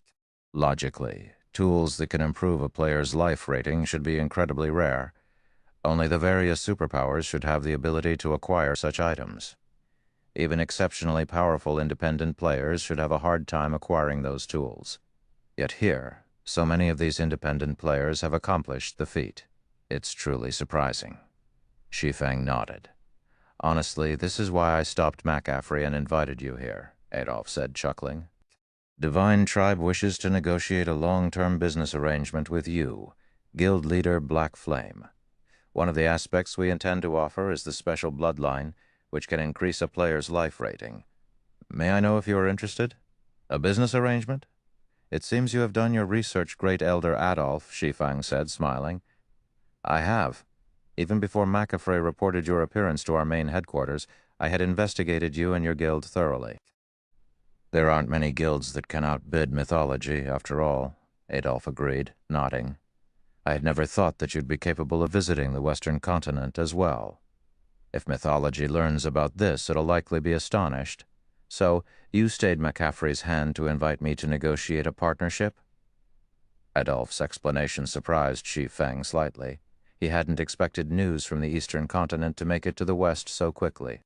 There shouldn't be much contact between the two main continents at this stage of the game. Neither side had conducted any in-depth research on the other. Everyone was still busy with the goings-on on their own continent. How would anyone have enough time to care about something unrelated? Indeed, very few powers in God's domain have the ability to travel between the continents. Divine Tribe has constantly been trying to send players to the East to develop, but we've failed to find an appropriate method of travel. Although we've considered working with other superpowers that can do so, their asking prices are too steep, Adolf said. Which leads us to you. Your arrival is wonderful news for Divine Tribe. I also believe that Zero Wing will require a powerful partner in the West. Even if you're capable of supplying a large amount of resources, you don't have the required connections to sell or trade them. As Adolf had revealed, he had investigated Zero Wing thoroughly. Although Zero Wing appeared prosperous on the surface, it was plagued by many crises. Right now, the Guild urgently needed a large number of Peak or Tier 3 experts to protect it. Otherwise, it would only be a matter of time before the Guild crumbled under its own weight. Fortunately, Divine Tribe could offer Zero Wing the solution to this problem. You are correct. Zero Wing does need a powerful partner on the Western continent, and Divine Tribe seems to fit the bill. However, I have one request, Shi Feng said. He very much agreed with Adolph's estimation. Initially, he had considered allying with the Azure Chamber of Commerce, but it already had the ability to travel between the main continents. Even if Silent Wonder negotiated the alliance for him, he'd only obtain limited benefits. Request? Curiously, Adolf continued. Please, tell me, Guild Leader Black Flame. It's simple. I need to establish a city on the Western continent. If Divine Tribe is willing to assist in this regard, it will be Zero Wing's sole ally in the West, Shi Feng earnestly promised. Chapter 2451, Western Continent Situation. Establish a city. Shi Feng's request stunned Adolf for a moment. He even wondered if this guild leader was pulling his leg. If Yan Shaoqian had heard Shi Feng, she would assume the swordsman had either lost his mind or he was dreaming. As on the Eastern continent, players could establish guild towns and cities in the West, but because of a few differences, there were far fewer guild towns and cities on the Western continent. One difference was the fact that the various NPC kingdoms and empires left the management of almost all of their towns and cities to the Adventurers Association, which in turn entrusted matters of security to the various guilds in the form of quests. This forced the various guilds to invest tons of manpower in the NPC towns and cities management, ensuring their authority. The Western continent's various powers severely lacked manpower, and very few were capable of establishing guild towns or cities of their own. There was another major difference that contributed to the various powers' unwillingness to establish guild towns and cities: the demonic creature armies. The invading demonic creatures' attacks weren't limited to towns and cities within a country's borders. Occasionally, they would also besiege towns and cities deep within kingdoms and empires. Regardless of where the various powers established their guild towns or cities, they'd still have to deal with the demonic creatures' invasion. These demonic creature armies weren't like the monster sieges on the Eastern continent. They operated like kingdoms and empires' well-trained NPC armies. They could even use war weapons against towns and cities. Meanwhile, guild towns and cities didn't have the support of a large number of NPCs like NPC towns and cities. Guilds would have to hire a limited number of NPC soldiers and rely on their own members to stop these demonic creatures. It was easy to imagine how much manpower would be necessary to protect a guild town or city. This was why so few powers had established their own guild town or city on the Western continent, and those that managed the feat were undoubtedly powerful. At the very least, a power would need to be on par with a first-rate guild to maintain a single guild town or city. Only those that ranked among the top of first-rate guild could maintain 2 guild towns or cities. It'd be no exaggeration to call them pseudo-superpowers, and yet Shi Feng wanted Divine Tribe to help him establish a guild city on the Western continent. If he were asking this of any other superpower's upper echelon, they'd likely throw him out the door. This wasn't a partnership. It was daylight robbery. Guild leader Black Flame, are you aware of the situation on the Western continent? Establishing a guild city here is even more difficult than you imagine. Even now, Divine Tribe only has the power to maintain 5 guild towns and cities, Adolf explained after taking a moment to calm himself.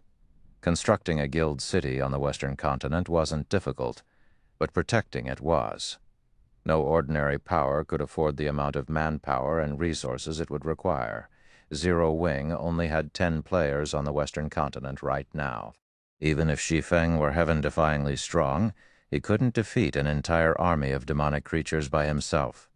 It would be up to Divine Tribe to dispatch a player army to protect Zero Wing's city, and in doing so, Divine Tribe would likely have to invest more in the endeavor than it would gain from its alliance with Zero Wing.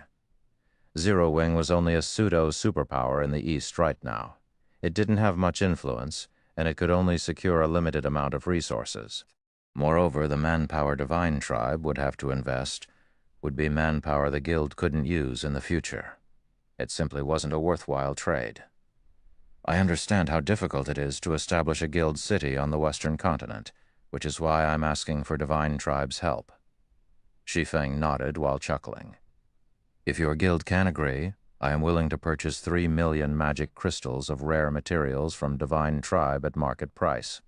Shi Feng knew a little about the Western continent's situation, so he knew that establishing a guild city here would be a major challenge, especially for Zero Wing, a guild that didn't even have a hint of a foundation in the West.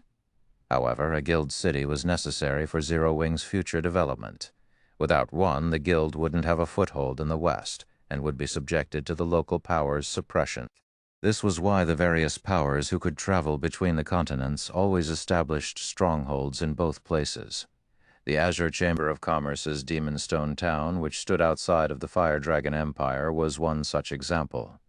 With its own trade hub, Azure didn't have to worry about superpowers suppression, even if they grew jealous. He also needed a guild city to deal with an even greater problem. More powers would establish routes between the 2 main continents as time passed, and when they did, Zero Wing would face even more competition. Even Divine Tribe might find a way to the Eastern continent, and when it did, it would sell its resources in the East rather than rely on Zero Wing as a middleman, earning more profits as a result. Thus, it was imperative that Zero Wing have its own guild city on the Western continent. 3 million magic crystals? Adolf's eyes grew wide as he stared at Shi Feng in shock, and his breathing grew labored. He had never dreamed that Zero Wing was so frighteningly wealthy. Are you telling me the truth, guild leader Black Flame? Magic crystals were hard currency on the Western continent. Players could easily buy certain rare materials with magic crystals, while they couldn't do the same with coins.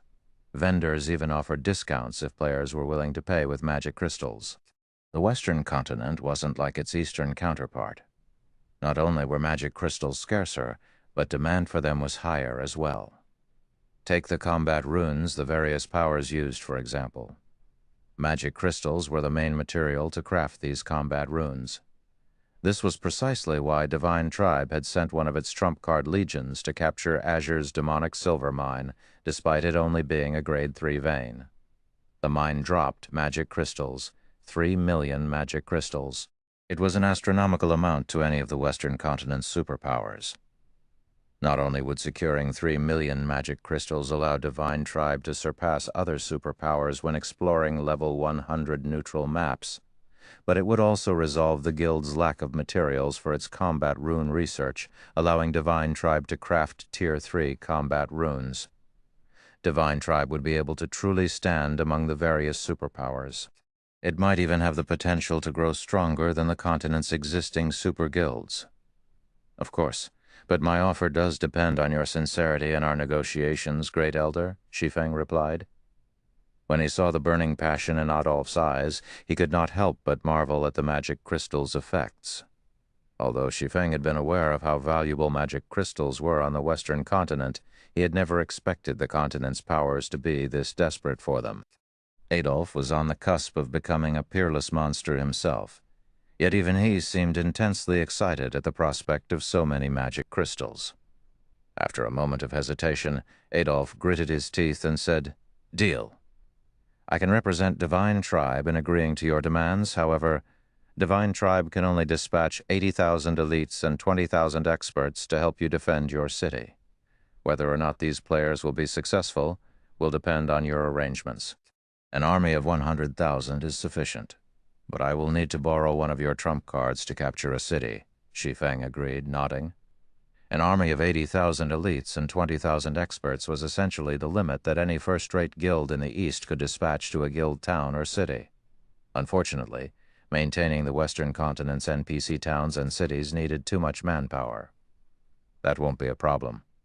I'll send McCaffrey's Legion to assist you.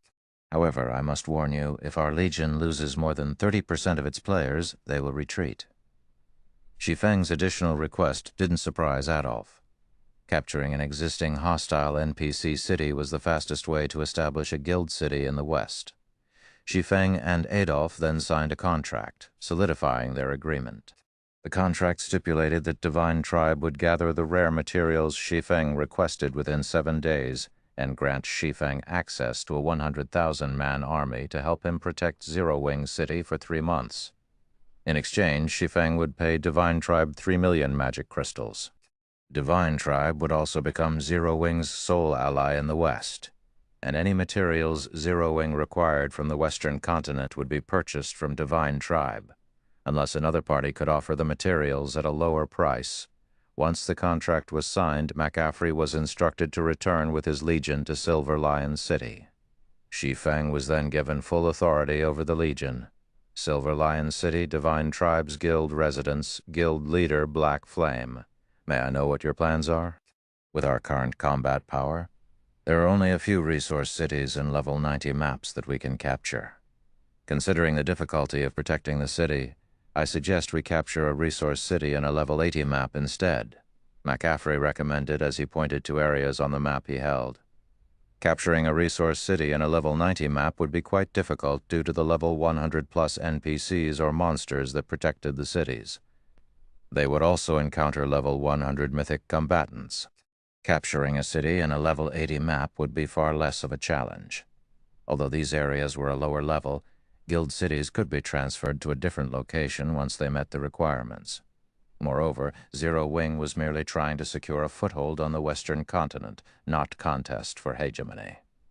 Capturing a resource city and a level 80 map would more than serve its purposes. No, I'm not interested in these cities.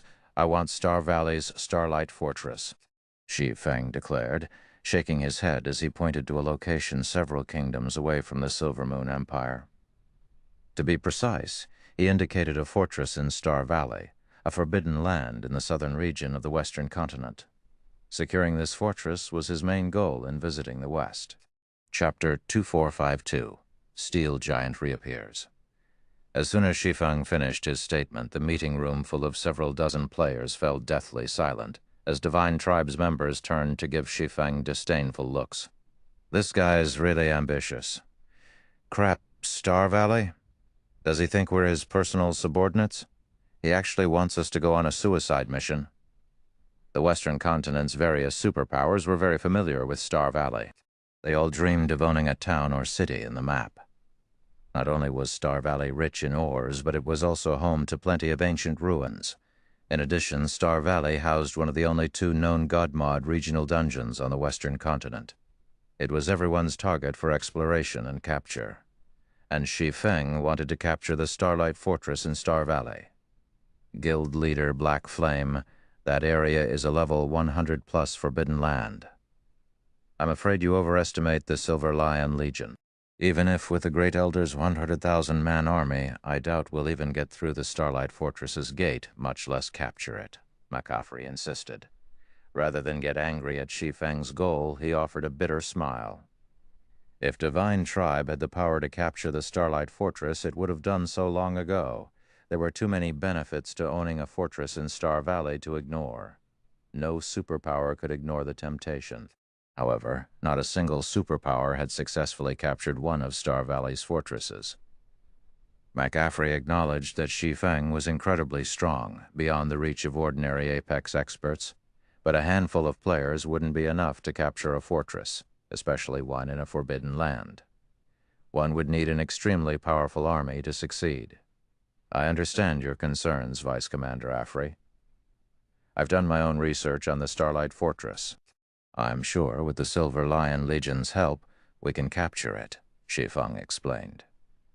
During his previous life, Star Valley had been extremely famous on the Western continent due to its abundant resources. The fortresses in the Forbidden Land were gold mines, and the various powers had investigated them thoroughly. Even a second-rate guild like Shadow had learned plenty about these fortresses. After considering the Silver Lion Legion's strength, Shi Feng had decided that the Starlight Fortress was their best option.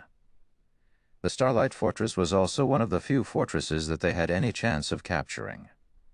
Star Valley was indeed a level 100+ neutral map, and as such, it was a dangerous location, even to veteran Tier 3 players. However, that was precisely the reason that Shi Feng wanted it. Star Valley's fortresses had survived since ancient times, so they contained legacies that were far stronger than anything from the current era. The human race had had far more Tier 3 individuals than it did now. In fact, completing their promotion to Tier 3 hadn't been nearly as difficult during ancient times, but the human race had eventually lost many of their legacies in the countless wars since, making it far more of a challenge to reach Tier 3. If he could capture the Starlight Fortress, Zero Wing's Tier 3 experts would gain a massive boost in strength. Since you've made up your mind, I suppose I have nothing more to say. Guild Leader Black Flame. We can set out once the Silver Lion Legion has rested, McCaffrey conceded. Seeing Shi Feng's confidence, he gave up trying to dissuade the swordsman. Divine Tribe had already forged an agreement with Shi Feng, and it was up to him which town or city they attacked. Whether or not they succeeded was none of his concern.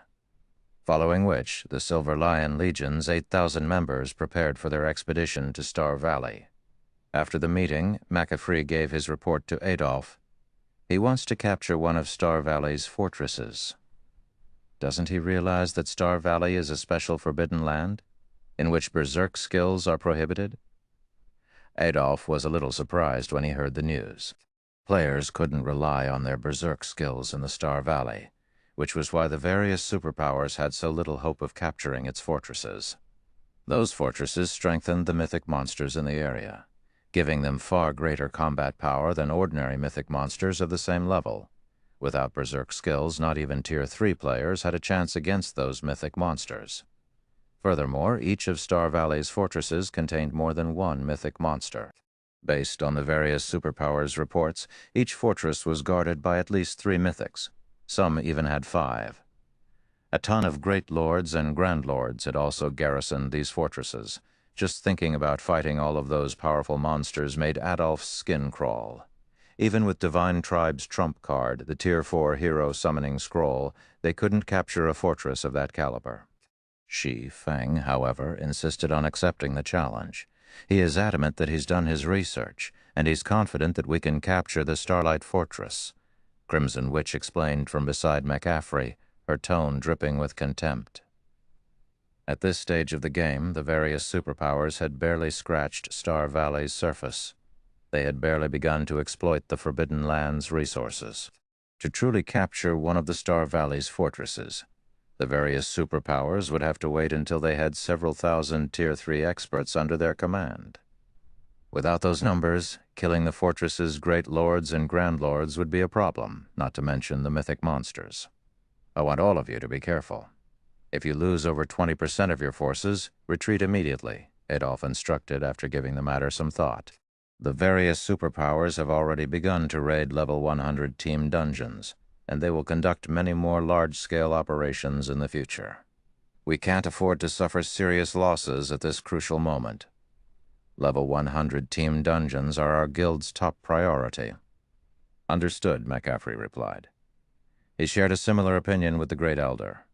It was far better to focus their attention on raiding level 100 team dungeons than aim for an unrealistic goal like capturing the Starlight Fortress.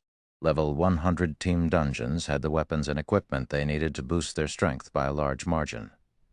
That equipment would also help the guild's Tier 2 experts complete their Tier 3 promotion quests much sooner. Their guild would only grow stronger as a whole if they had more Tier 3 players. Following which, McCaffrey met up with Shi Feng's group at the teleportation hall with the Silver Lion Legion in tow. They teleported to the Golden Sands Kingdom, the closest country to the Star Valley. The Golden Sands Kingdom was also a desolate country, with 80% of its territory comprised of desert. Once they had reached the Golden Sands Desert, the group continued for another 10 hours or so on mounts to reach the Star Valley's outer region. When the group arrived, the mighty Silver Lion Legion stunned the various major powers experts in the area. Although the Legion members had concealed their identities with black cloaks, their intense auras drove off any Tier 3 experts in their way. Finally, after another 3 hours of travel, Shi Feng and his small army reached the top of a forested hill a short distance from the Starlight Fortress. From this vantage point, they could all see the massive tower in the middle of the forest and the sturdy walls that surrounded it. "Oh, people have made it here already?" Shi Feng was a little taken aback to see a group of players fighting a short distance away from the fortress. Star Valley was a level 100+ forbidden land, and very few players had the strength to grind in its outer region, much less near the Starlight Fortress. The Starlight Fortress was situated on the boundary between the Star Valley's inner and outer regions.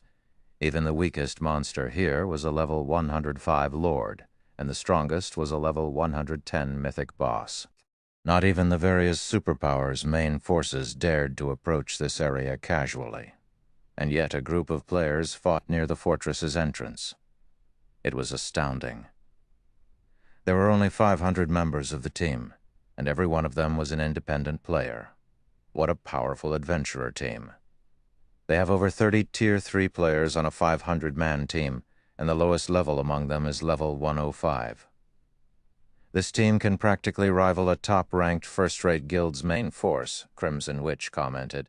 Of course, when Shi Feng's group had noticed the adventurer team, the members of that team had noticed Shi Feng and his small army. "There's so many of them, boss. What should we do?" a level 106 Tier 3 ranger asked the robust man tanking a level 110 Grand Lord-ranked archaic species. Although this robust man only wore leather armor and wielded a pair of gauntlets as weapons. A layer of strange energy enveloped his form, which drastically reduced the amount of damage he took from the Grand Lord's attacks. Even when the Grand Lord successfully landed a hit, the man only lost around 20,000 HP. To Tier 3 players, this amount of damage was practically negligible.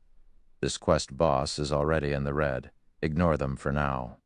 If they dare try to steal our kill, we'll drag them down with us. The robust man growled. His gaze contained no fear, even after he noticed the Silver Lion Legion's overwhelming numbers. "I agree. I have checked their mana signatures. They might have more players, but only 70 of them are Tier 3 players. If it comes down to a fight, we'll make them suffer." A ruthless man who wore similar leather armor and wielded a great sword agreed with a sharp nod. Any other adventurer team would have likely fled if they encountered the Silver Lion Legion, but they were different. They'd never back down from a fight even if they faced an army of 8,000 players with several hundred Tier 3 experts. "Guild leader Black Flame, should we make them leave?" McCaffrey asked as he turned toward Shi Feng. They were here to capture a fortress. Even if they were merely a slightly powerful adventurer team, outsiders could affect the outcome of their operation. However, as Shi Feng was their commander this time, and McCaffrey decided to seek his guidance rather than take action immediately. "That won't be necessary. We'll just do our own thing," Shi Feng said, shaking his head. He had no intention of clearing out the area. "If we don't force them to leave, Guild leader Black Flame, we won't be able to besiege the front gate," McCaffrey insisted, exasperated. The Starlight Fortress only had one entrance, and it was the least protected area. Thick walls that were 12 meters high surrounded the fortress on every other side, and they were treated with special magic that prevented players from vaulting over them. In addition, many level 110 Great Lord and Grand Lord ranked elemental guards paced atop the walls. Not only could these elemental guards launch long-range attacks, but they also had AoE spells. Those monsters would likely bombard them to smithereens before they could destroy the fortress's walls. Before McCaffrey could continue, however, Shi Feng retrieved a steel giant that blotted out the sky. The Crimson Dragon Flying Ship. Chapter 204-53, Crimson Dragon Flying Ship's Might. A flying ship. When Divine Tribes members saw the gigantic Crimson Dragon flying ship, their eyes nearly fell out of their sockets, including McCaffrey and Divine Tribe's other upper echelons. The Crimson Dragon flying ship was massive. They had previously thought that flying mounts dwarfed land mounts, but compared to this, flying mounts were little more than children standing before an adult. So this is the rumored flying ship? McCaffrey could not help but marvel at the Crimson Giant and its glowing runes and magic arrays engraved on the hull. Even the ship's mana mesmerized him. As one of Divine Tribe's upper echelons himself, he had heard about Zero Wing's flying war weapon, but seeing the real thing in person still shocked him. Before a steel giant like this, monsters and player armies were meaningless. When the adventurer team fighting in the distance saw the Crimson Dragon flying ship, some even forgot about the monsters they fought for a moment. Only after the monsters' attacks threw them did they recover their senses. What is that? Crap! Is it really necessary to go that far? The members of the adventurer team felt stifled and afraid as they gazed at the flying ship. The confidence they had held on to began to wane. "Boss, what should we do? Look at those bastards. We are only a team of 500, yet they've revealed that thing to intimidate us." The ruthless, great sword-wielding man cursed as he stared at the distant flying ship. With the weapons they had on hand, the idea of fighting the steel giant was a joke. It would be akin to fighting a tank or fighter jet with sticks. The two sides' combat power was on entirely different levels. Meanwhile, the robust man, this adventurer team's commander, watched the ship with a grim expression.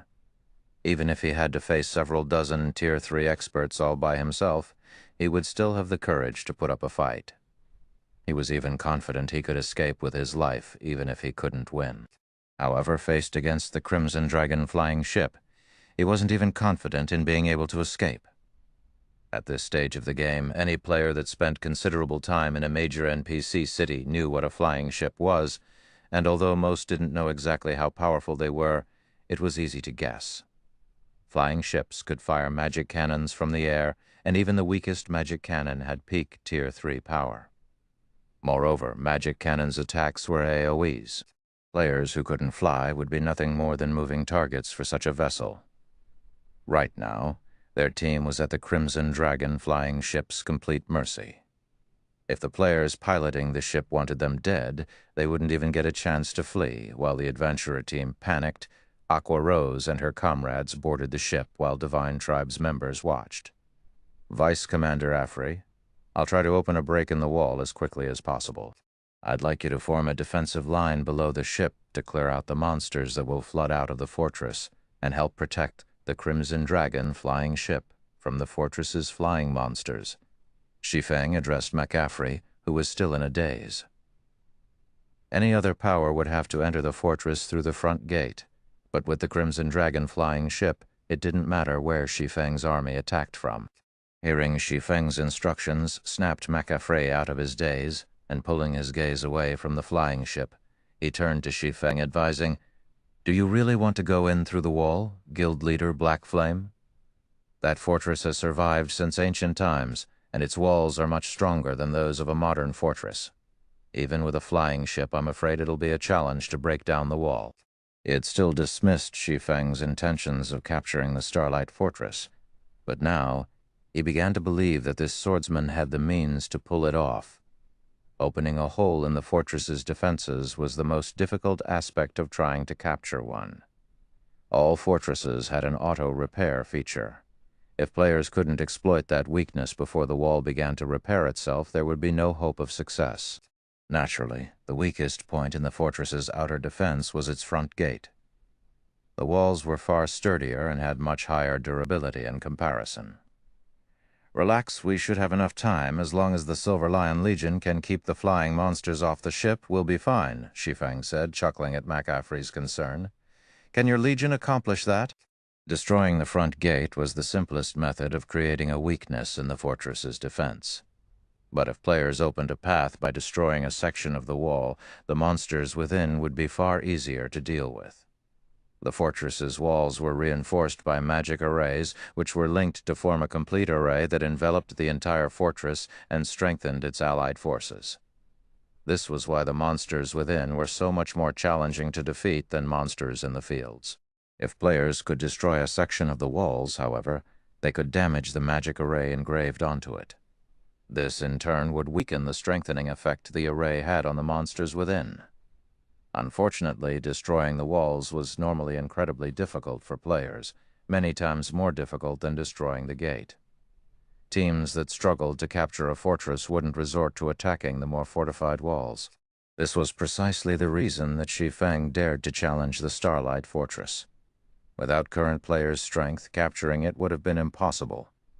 Even the weakest fortress in Star Valley was garrisoned by hundreds of thousands of monsters, of which several thousand were great lords and several hundred were grand lords. Moreover, these monsters would respawn after a certain amount of time. If players didn't have the DPS to slay them all quickly, these monsters could even outlast a superpower's army. Of course, players didn't necessarily have to clear out the monsters to capture a fortress.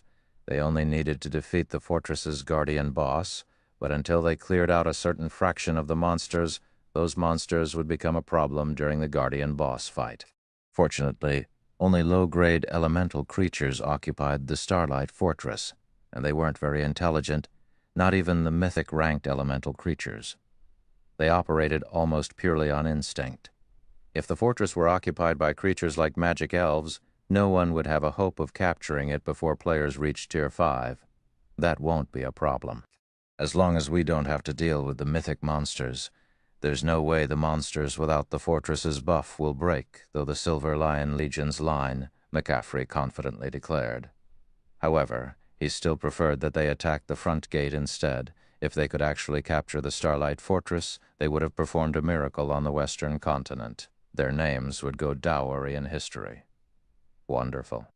Then, "I'll leave the Legion's commands to you, Vice Commander Affrey," Shi Feng said, nodding in satisfaction. He then boarded the Crimson Dragon flying ship and left the rest to McCaffrey, who was more familiar with the Silver Lion Legion. Crimson Witch and McCaffrey's close companions were speechless as they watched Shi Feng board the Crimson Dragon flying ship. It was clear now that they had a high chance of capturing the Starlight Fortress, yet Shi Feng chose the most difficult method of doing so. However, they had no say in the matter. The Crimson Dragon flying ship belonged to Zero Wing, and Shi Feng had absolute authority over this operation. "Let's see if he can continue his willful act once his plan fails," Crimson Witch said, clicking her tongue. Even as she said that, she couldn't help but gaze at the ship in envy. If she had such a flying ship, she could even trample on peerless monsters. While the distant adventurer team hesitated on what they should do, and the Silver Lion Legion gradually moved into formation, one of the Crimson Dragon flying ship's mana pulse cannons began to gather energy. The ship's bronze engine powered the mana pulse cannons, and the instant the cannon began to absorb the ambient mana, even players within 1,000 yards sensed the mana around them go berserk. Before the Legion had even finished forming its defensive line around the flying ship, a black-white beam of light shot from the cannon, slamming into the Starlight Fortress's west wall. Boom! The wall exploded, and the intense shockwave rocked every player within several hundred yards of the fortress. The mana pulse cannon's might was utterly incomprehensible. Once the dust settled, it revealed a massive crack in the west wall, and the Great Lord-ranked elemental guards on the wall had lost more than 1/3 of their HPs from the attack. "How is that mana pulse cannon so powerful?" Crimson Witch gaped in shock. She had seen mana pulse cannons before, but they had never been powerful enough to devour 1/3 of a level 100+ Great Lord's HP before anyone could recover from the shock. The Crimson Dragon flying ship's 11 other mana pulse cannons began to charge.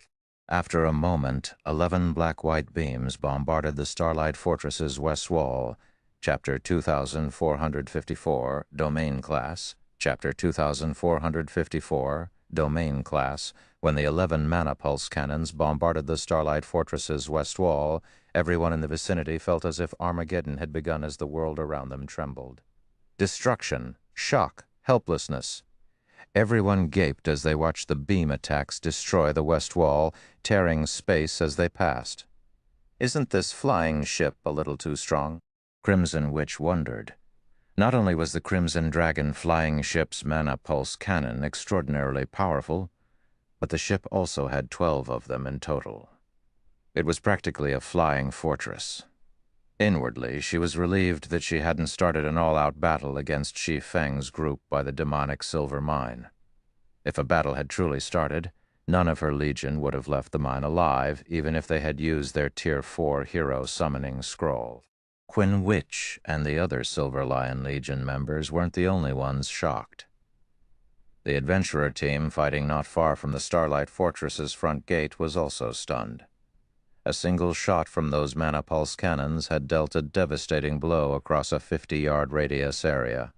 If all 12 mana pulse cannons fired together, one round would be enough to annihilate a 5,000-man team, much less their 500 team members. Who are those people? Aside from shock and fear, the adventurer team's members were overcome with curiosity about the identity of Shi Feng's group.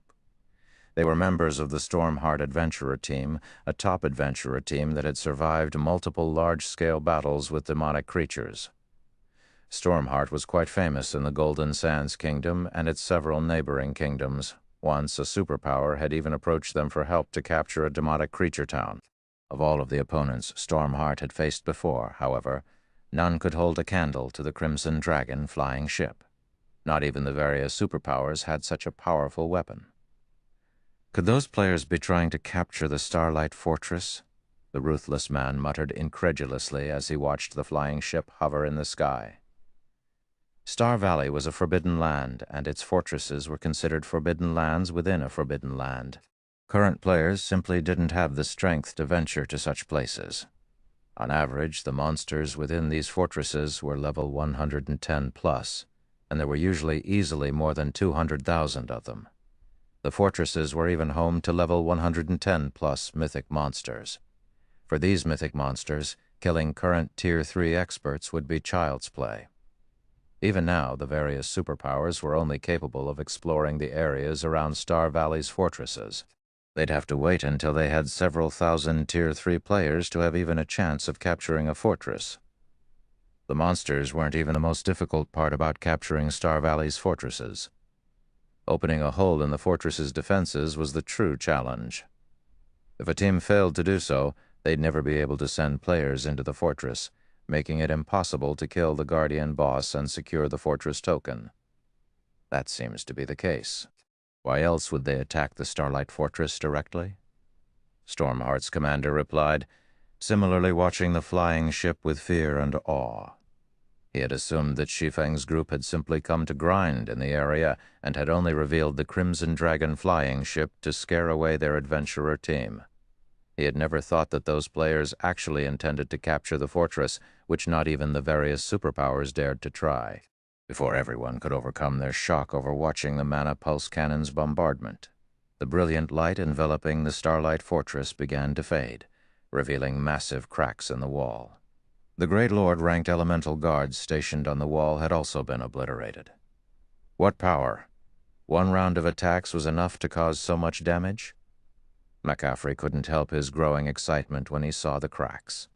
He had assumed that the power of one flying ship wouldn't be enough to destroy the Starlight Fortress's wall quickly.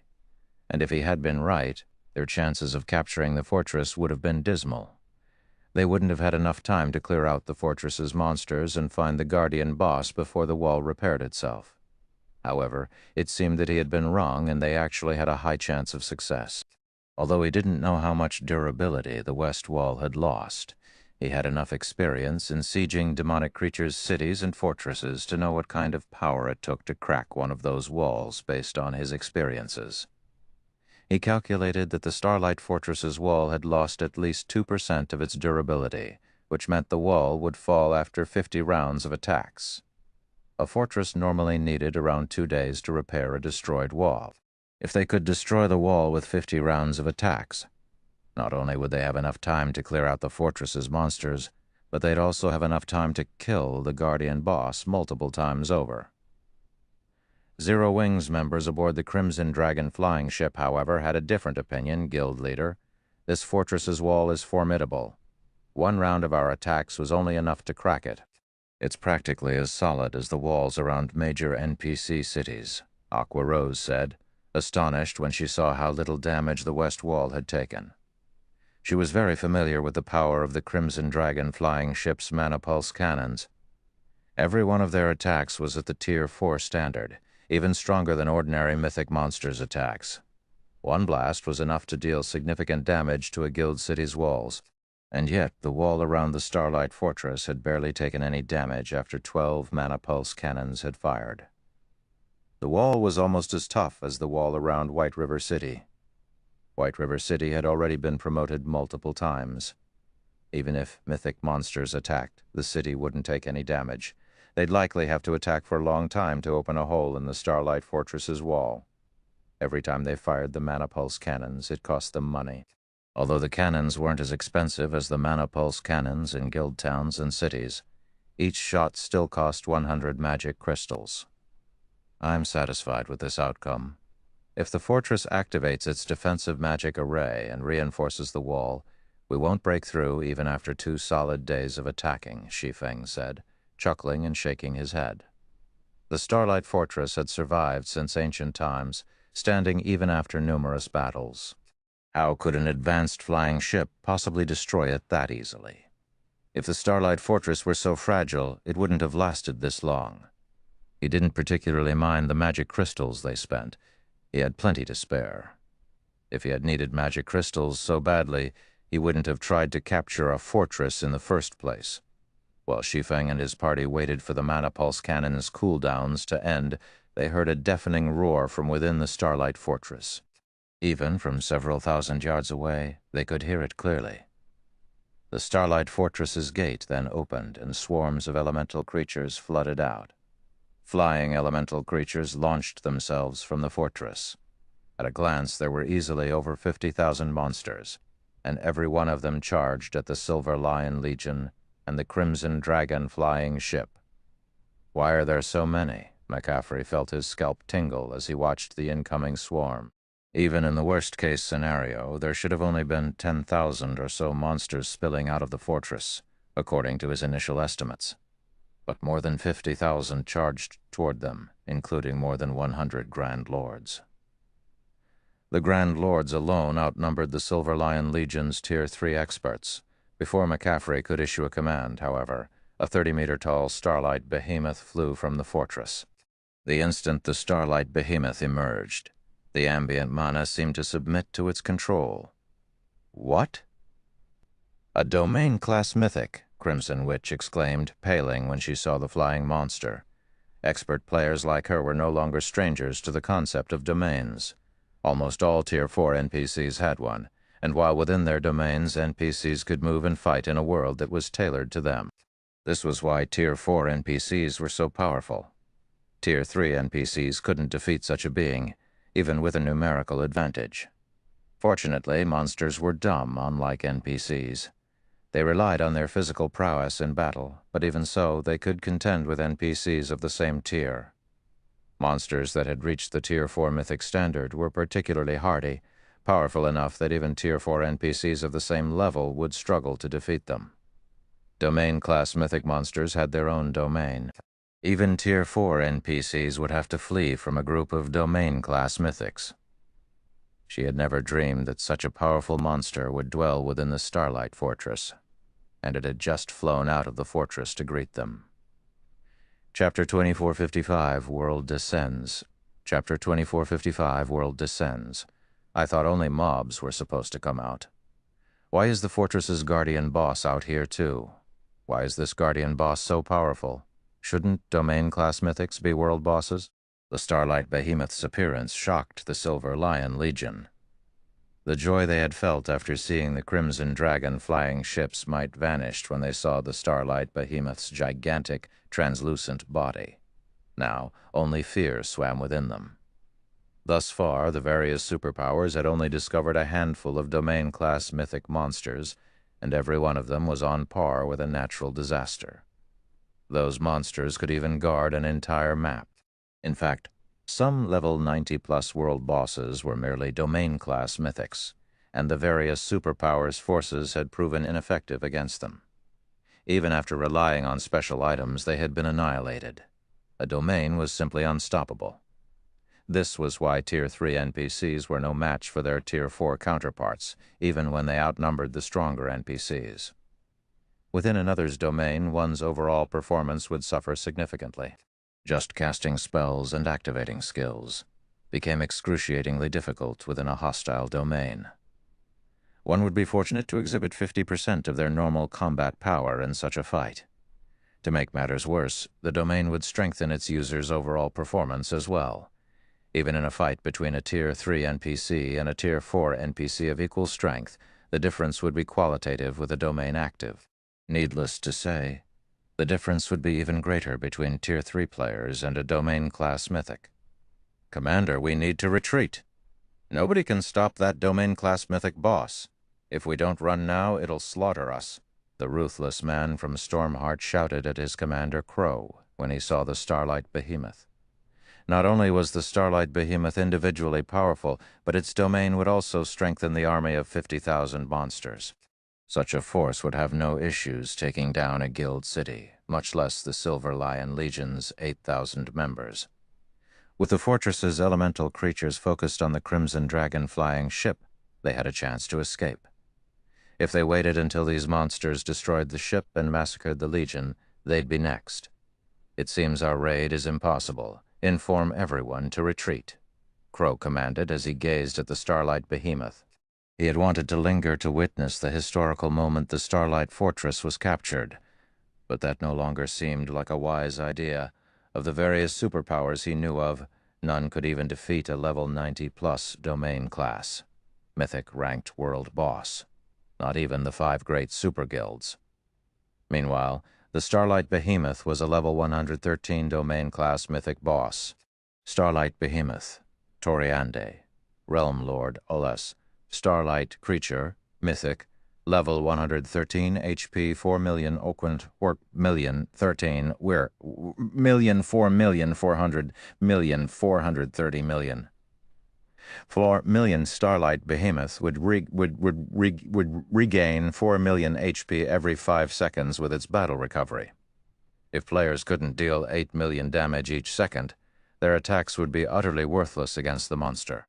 Tier experts had a hard time dealing more than minus 10,000 damage to a level 100-plus mythic monster, and their attacks would be even less effective against a domain-class mythic. Only Tier 3 players could deal more than minus 10,000 damage to such a monster.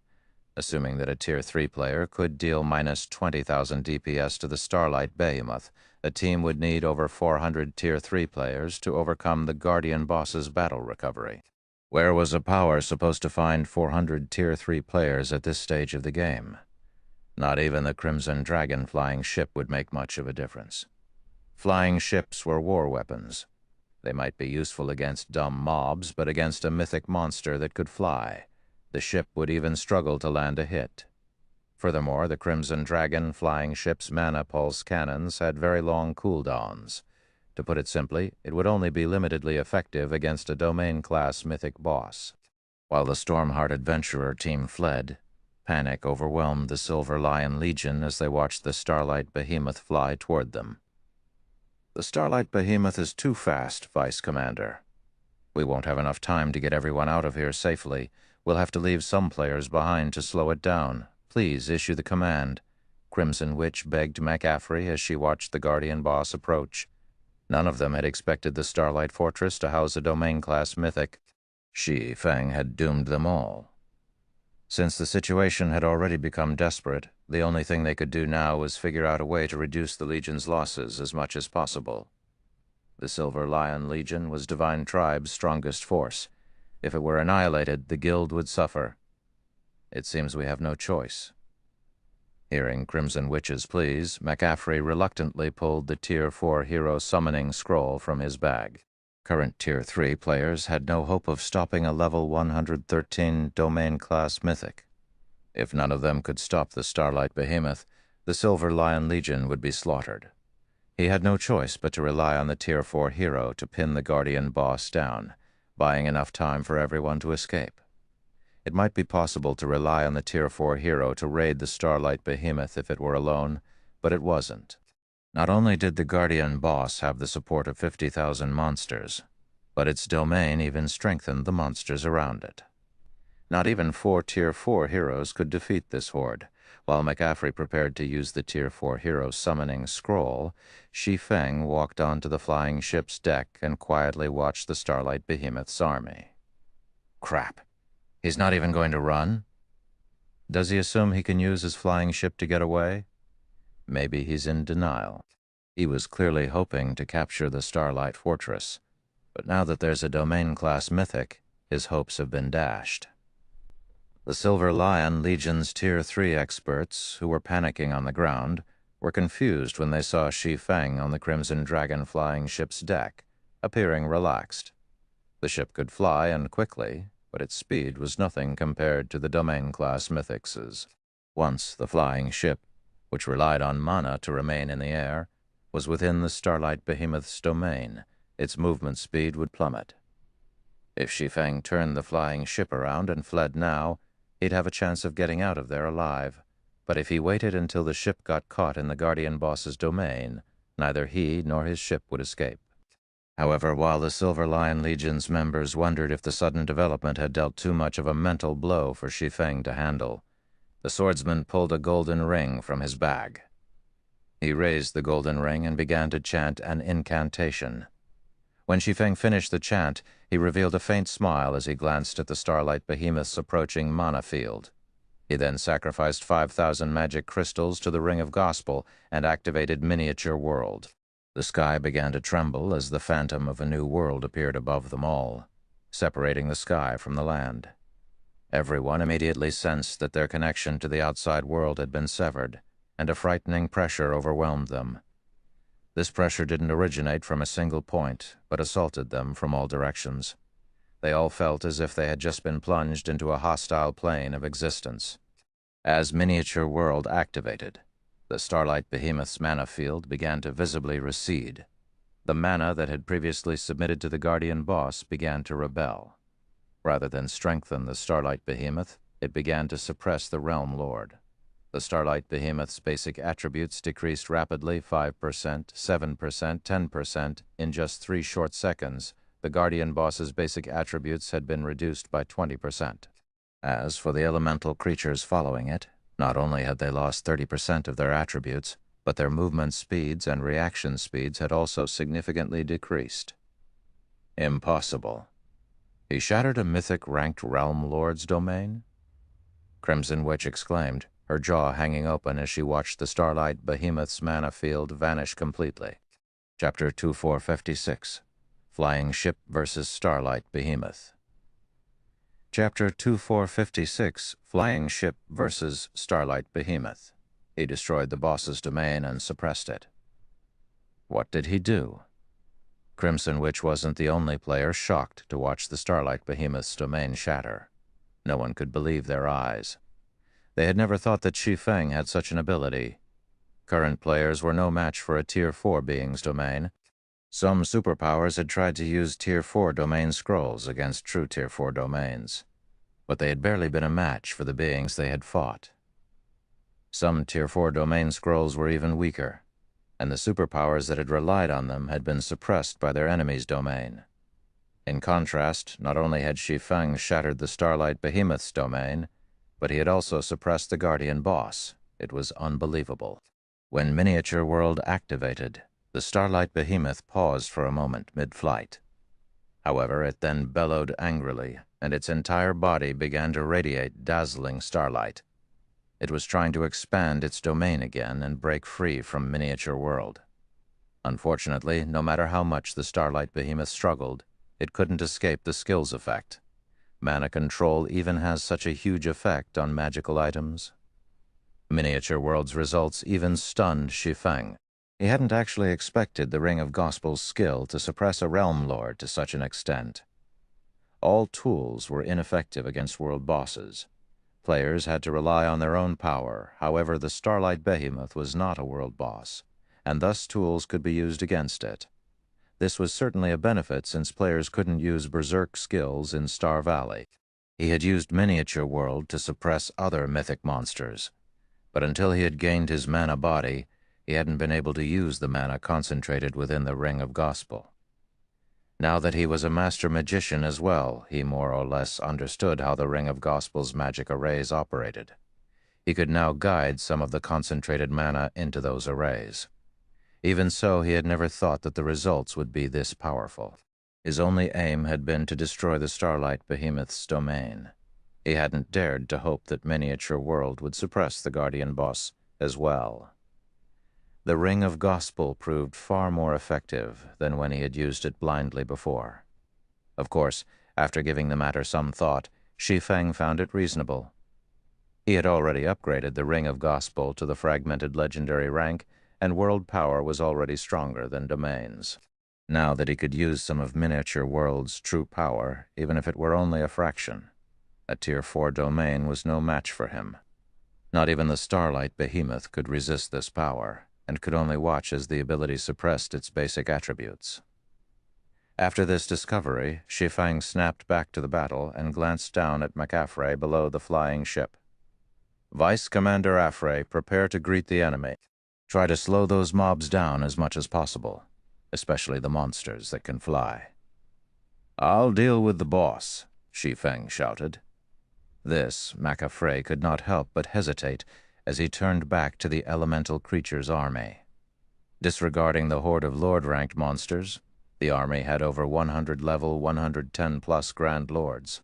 Even without the Starlight Behemoth's domain, strengthening these elemental creatures, stopping so many high-level Grand Lords would be very difficult for the Silver Lion Legion's 8,000 members. Only Tier 3 players could tank those monsters, and the Legion only had 60 Tier 3 players. Before McAffrey could say more, however, Shi Feng sacrificed more magic crystals to the Ring of Gospel and activated Ring of Brilliance. Suddenly, everyone within a 2,000-yard radius felt a pleasant, empowering sensation spread through them. Their basic attributes and physiques improved by 20%, increasing their overall strength by a large margin. He has a strengthening domain tool, too. Crimson Witch was flabbergasted when she noticed the buffs the Silver Lion Legion had received. She found it simply unbelievable that Shi Feng had both a suppressing domain tool and a strengthening domain tool. Normally, superpowers would be fortunate to have just one of these tools, yet Shi Feng had both. "Will that help?" Shi Feng asked. Not even Shi Feng had a good solution for facing the 50,000-strong army of elemental creatures, and he still had an agreement with Divine Tribe that the Silver Lion Legion could retreat if they lost more than 30% of their manpower. However, if McAffrey realized that they had no hope of winning this battle, he would give up before that, which wasn't the outcome Shi Feng wished to see. "I can't make any guarantees, but we'll try our best to stop those mobs," McAffrey agreed. Feeling the Ring of Brilliance's effects, he decided to grit his teeth and fight. If the Silver Lion Legion retreated without putting up a fight after Shi Feng had gone to such lengths to help them succeed, both the Legion and Divine Tribe would be humiliated. Even if he had to risk severe losses, he would try his best to stop the approaching elemental creature army. "Good. I'll leave the rest to you. Just leave that Guardian boss to us." Shi Feng was satisfied once he saw that McAffrey was committed to this battle. He was already fortunate that the Silver Lion Legion, one of Divine Tribe's trump-card legions, was willing to help. Shi Feng then piloted his Crimson Dragon flying ship straight toward the Starlight Behemoth.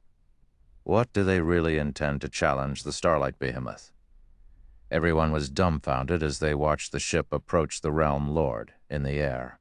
A flying ship had superb combat power, but that was only true against immobile objects and players. Flying ships weren't built to fight monsters, and yet Shi Feng's group was going to use the flying ship against the domain-class mythic. They had gone insane. Even stripped of its domain and with 20% less basic attributes, the Starlight Behemoth was far stronger than ordinary mythic monsters. Its 3.2 billion HP was more than enough to cause despair. While the Silver Lion Legion members considered the ship's odds of surviving, Aqua Rose raised her staff from the Crimson Dragon flying ship's deck and began to chant an incantation. Dark blue, twofold magic arrays began to appear around the Starlight Behemoth, one after another. Tier 3, Super Spell, Sea God's Grasp. Under her command, shackles of water closed around the Realm Lord, binding the Starlight Behemoth and holding it in place. "Good, fire the main cannon," Shi Feng commanded. As soon as he did, the Crimson Dragon flying ship's magic elven cannon began to gather an astonishing amount of ambient mana.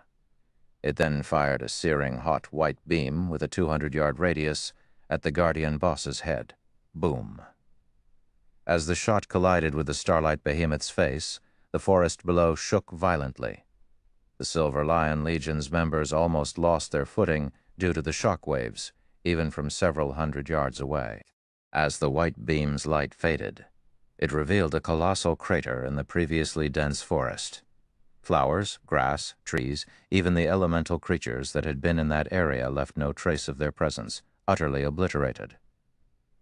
After a short moment, a gigantic figure fell from the sky and crashed into the crater's center, causing such an impact that it sent dirt and debris into the air. That gigantic figure was none other than the immobilized Starlight Behemoth. Chapter 2.457, The Behemoth Falls. Chapter 2.457, The Behemoth Falls. How is that possible? The flying ship injured the boss with just one attack? How powerful is that thing? Are flying ships really this strong? Both the Silver Lion Legion and the fleeing Stormheart team fell silent as they stared at the fallen Starlight Behemoth. They had no idea of how to express the shock they felt. Ordinary mythic monsters couldn't compare to a mythic-ranked Realm Lord, even after the Starlight Behemoth had lost its domain. Its defense should be particularly high. Tier 2 players might deal around 5,000 damage to an ordinary mythic, but when they attacked a Realm Lord like the Starlight Behemoth, they'd only deal around 3,000 damage. Exceeding a monster like the Starlight Behemoth's damage tolerance to injure it would be absolutely impossible for current players, yet the Crimson Dragon flying ship had accomplished the feat. When Shi Feng saw the Guardian Boss on the ground, however, he wasn't surprised. On the contrary, he had expected this outcome. The magic elven cannon dealt peak Tier 4 divine damage. The cannon's power was nearly at the Tier 5 standard. Although the Starlight Behemoth was a Realm Lord, it was not a higher life form. Its life rating was roughly the same as ordinary mythic monsters. It was merely tougher, compared to the mutated Sunset King Shi Feng had encountered in the Sea God's realm. The Starlight Behemoth was an infant. If the magic elven cannon could even deal significant damage to the Sunset King, what chance did the Starlight Behemoth possibly have against it? Good. Bombard it with ranged attacks? Shi Feng shouted, gesturing to the heavily injured Realm Lord. Not only would God's Domain's monsters lose a significant amount of their combat power when heavily injured, but their defense would decrease as well. A level 100-plus mythic monster had incredible recovery speed, and if they didn't take advantage of this opportunity, they'd have to wait another 5 minutes before they could fire the magic elven cannon again. Roar. Before Shi Feng and his entourage could attack the Guardian Boss, however, it released a deafening roar which was so powerful that it stirred up a storm around the monster. The Starlight Behemoth then stretched open, his massive maw gathering a horrifying amount of mana within. Tier 4 spell Starlight Roar. A brilliant beam of starlight shot from the Starlight Behemoth's mouth, and as it did, it shattered space around it. The attack was so fast that the Crimson Dragon flying ship didn't have time to dodge. The blood drained from everyone's faces. That beam attack had even more power than the flying ship's Manipulse cannons. It would annihilate any Tier 3 player it struck. Magic Shield activate. Taking no risks, Shi Feng activated the Crimson Dragon flying ship's magic shield immediately. Boom! When the beam collided with the magic shield, it transformed space around the ship into a sea of fire, as another thunderous boom echoed throughout the area. As everyone expected to see the flying ship severely damaged, the flames died down, and the flying ship remained in one piece. However, cracks had formed along the barrier around it, as expected of a realm lord. It devoured over 20 million points from the shield's energy reserved with one attack. Shi Feng was astounded when he saw that nearly half of the magic shield's energy was gone. The Crimson Dragon flying ship had upper-rank Tier 3 defense, which was even higher than most mythic monsters, yet it had taken over minus 20 million damage. The Starlight Roar clearly had the power to approach the Tier 4 upper rank. The attack would even shatter a minor NPC city's defensive magic array. After its attack, the Starlight Behemoth flapped its wings and flew toward the Crimson Dragon flying ship. It intended to down the ship before it did anything else. The flying ship was, after all, a long-distance war weapon, and as such was weak against close combat attacks. Shi Feng, however, had no intention of letting the Realm Lord get close to his flying ship.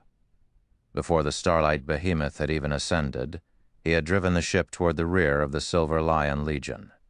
Since the Starlight Behemoth was so injured, the Crimson Dragon flying ship easily outran it. The Starlight Behemoth's speed has decreased. McCaffrey's eyes glowed as he watched the flying ship kite the Guardian boss around the Silver Lion Legion. McCaffrey had been relatively surprised to see the Crimson Dragon flying ship injure the Starlight Behemoth, but injuring a Guardian boss and killing it were two different things. The Starlight Behemoth might look miserable, but it hadn't lost a significant amount of HP. The magic elven cannon had only dealt a little over minus 50 million damage, which was nothing to the Starlight Behemoth. The Realm Lord would tear the Crimson Dragon flying ship to shreds long before they could kill it. It had an incredible recovery rate after all. The flying ship, on the other hand, was a war weapon, and as such it didn't have an automatic recovery ability.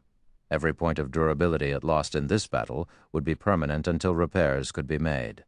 If the ship could kite the Starlight Behemoth. However, it would be a different story. As long as Shi Feng's group kept the Guardian boss distracted, the Legion could spare some of its Tier 3 experts to help attack the Starlight Behemoth once it had finished off enough of the elemental creature army, slowly whittling the Realm Lord to death.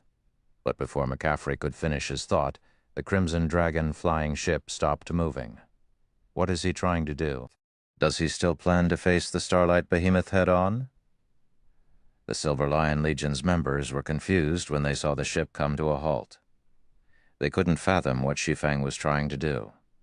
Since the Crimson Dragon flying ship was currently faster than the Starlight Behemoth, it had the opportunity to increase the distance between it and the Guardian boss, buying time until the Magic Elven Cannon's cooldown had ended. However, Shi Feng instead chose to let the mythic monster catch up. The swordsman was clearly mad. With how fast the Starlight Behemoth's recovery rate was, its injuries would heal completely in a matter of minutes.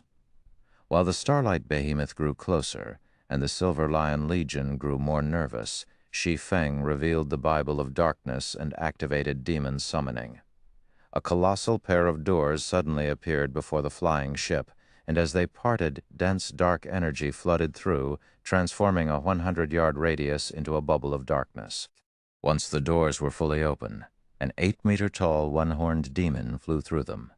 It wore a suit of pitch-black armor and was supported by 2 pairs of leathery, dark black wings. The instant this one-horned demon emerged, every member of the Silver Lion Legion shuddered. A level 125, Tier 4, Great Demon? Why has a Great Demon come here? We're doomed. There are actually 2 Tier 4 monsters. This wasn't the first time they had seen a Tier 4 Great Demon, but the one before them was a level 125 Great Demon. Every 5 levels was a turning point in God's domain, and the difference was especially prominent after level 100. At most, the Silver Lion Legion could deal with level 110 monsters. If they tried to take down a level 125 Great Demon, they'd be digging their own graves. Level 125 Great Demon was even more frightening than the level 113 Starlight Behemoth. As they all began to plan their funerals, Shi Feng pointed at the Starlight Behemoth, shouting at the one-horned demon, "Go! Kill it!" "Yes, my lord." The one-homed demon spoke in the human tongue before lightly bowing to Shi Feng. Suddenly, the one-horned demon vanished, and by the time everyone noticed it again, it hovered within 200 yards of the Realm Lord. Tier 4 spell, advanced instantaneous movement. Once the great demon was within range, it swung its shadow black, steel trident. A threefold magic array then appeared above the starlight behemoth's head. Tier 4 spell, dark lightning, boom, boom, boom. Black arcs of lightning descended from above, striking the heavily injured Realm Lord, and each pulled an agonized cry from the mythic monster. Each lightning strike also dealt over 10 million damage, and after suffering 9 consecutive attacks, the Starlight Behemoth had lost nearly 100 million HP. Everyone was stupefied. Just how many cards does he possess? Shock and confusion flashed in Crimson Witch's eyes as she watched Shi Feng control the one-horned demon. First, he had revealed the Crimson Dragon flying ship. Then he showed off his ability to summon a level 125 Great Demon. Shi Feng was practically a one-man army. The Storm Heart Adventurer Team's members, who watched from a distance, could not help but gape at the scene. This was the first time they had ever seen anyone beat a level 100-plus Realm Lord into submission. The level 125 Great Demon continued to tank the Starlight Behemoth, while the Crimson Dragon flying ship bombarded the Realm Lord with attacks, rapidly depleting its HP. Although the Starlight Behemoth tried to use a variety of skills to retaliate, it only dealt a little damage to the one-horned demon. Compared to how quickly the Starlight Behemoth's HP drained, the amount of HP the Great Demon lost was nothing. In less than 10 minutes, before the Silver Lion Legion could even kill one Grand Lord, the Starlight Behemoth, one of the Starlight Fortress's guardian bosses, fell. Chapter 2458, Unexpected Loot. Chapter 2458, Unexpected Loot. When the gigantic Starlight Behemoth crashed into the ground, the Silver Lion Legion members watched their experience bars rapidly fill. Each of them had earned even more EXP than when they normally slew level 100-plus mythic monsters as 100-man teams. Some players even leveled up, reaching level 1006. It's dead. For a moment, the Silver Lion Legion's members, who were in the middle of their battle with the elemental creature army, were stunned after the Starlight Behemoth had hit the ground. None of them had expected a level 113 domain-class mythic ranked Realm Lord to go down so easily. For a moment, they even wondered if the Starlight Behemoth had actually been a level 110 Grand Lord. However, the Silver Lion Legion members were all experts, and they knew that weakness wasn't the reason the fight with the Starlight Behemoth had gone so smoothly. Rather, Shi Feng's group was just that ridiculously strong. Meanwhile, the Starlight Behemoth began to disintegrate into countless particles of light, and a moment later, streaks of golden light escaped the Realm Lord's fading corpse, scattering around it. Upon landing on the ground, those streaks of light transformed into dazzling items that radiated dense mana. Some even gathered the ambient mana around them. In the blink of an eye, the site of the Starlight Behemoth's fall had transformed into a high mana density area. Crap! Isn't the boss's loot a little too abundant? A mythic-ranked Realm Lord really is amazing. The loot from the level 100-plus mythics we've killed in the past doesn't even come close. Its loot has even increased the mana density in the surrounding area. The Silver Lion Legion members' eyes nearly fell from their sockets as they gazed at the Guardian boss's loot. They had seen level 100-plus mythic bosses' loot before. They had even seen world bosses' loot, but they had never seen a phenomenon like this. Even though they couldn't appraise the items right now, they had a rough estimation of the loot's value based on the mana the items radiated. The items that pulled mana to themselves, in particular, should be epic rank at the very least. There was no way those items could be dark gold rank, level 100-plus epic items. The Silver Lion Legion had killed multiple level 100-plus mythic monsters just to acquire one level 100-plus epic item. However, not only had the Starlight Behemoth dropped such items, but it had also dropped over 24 items that radiated dense mana, based on their experiences. Those 24 items were likely dark gold rank. To equip level 110 dark gold items was akin to equipping level 100 plus epic items to players like them, who hadn't yet reached level 110.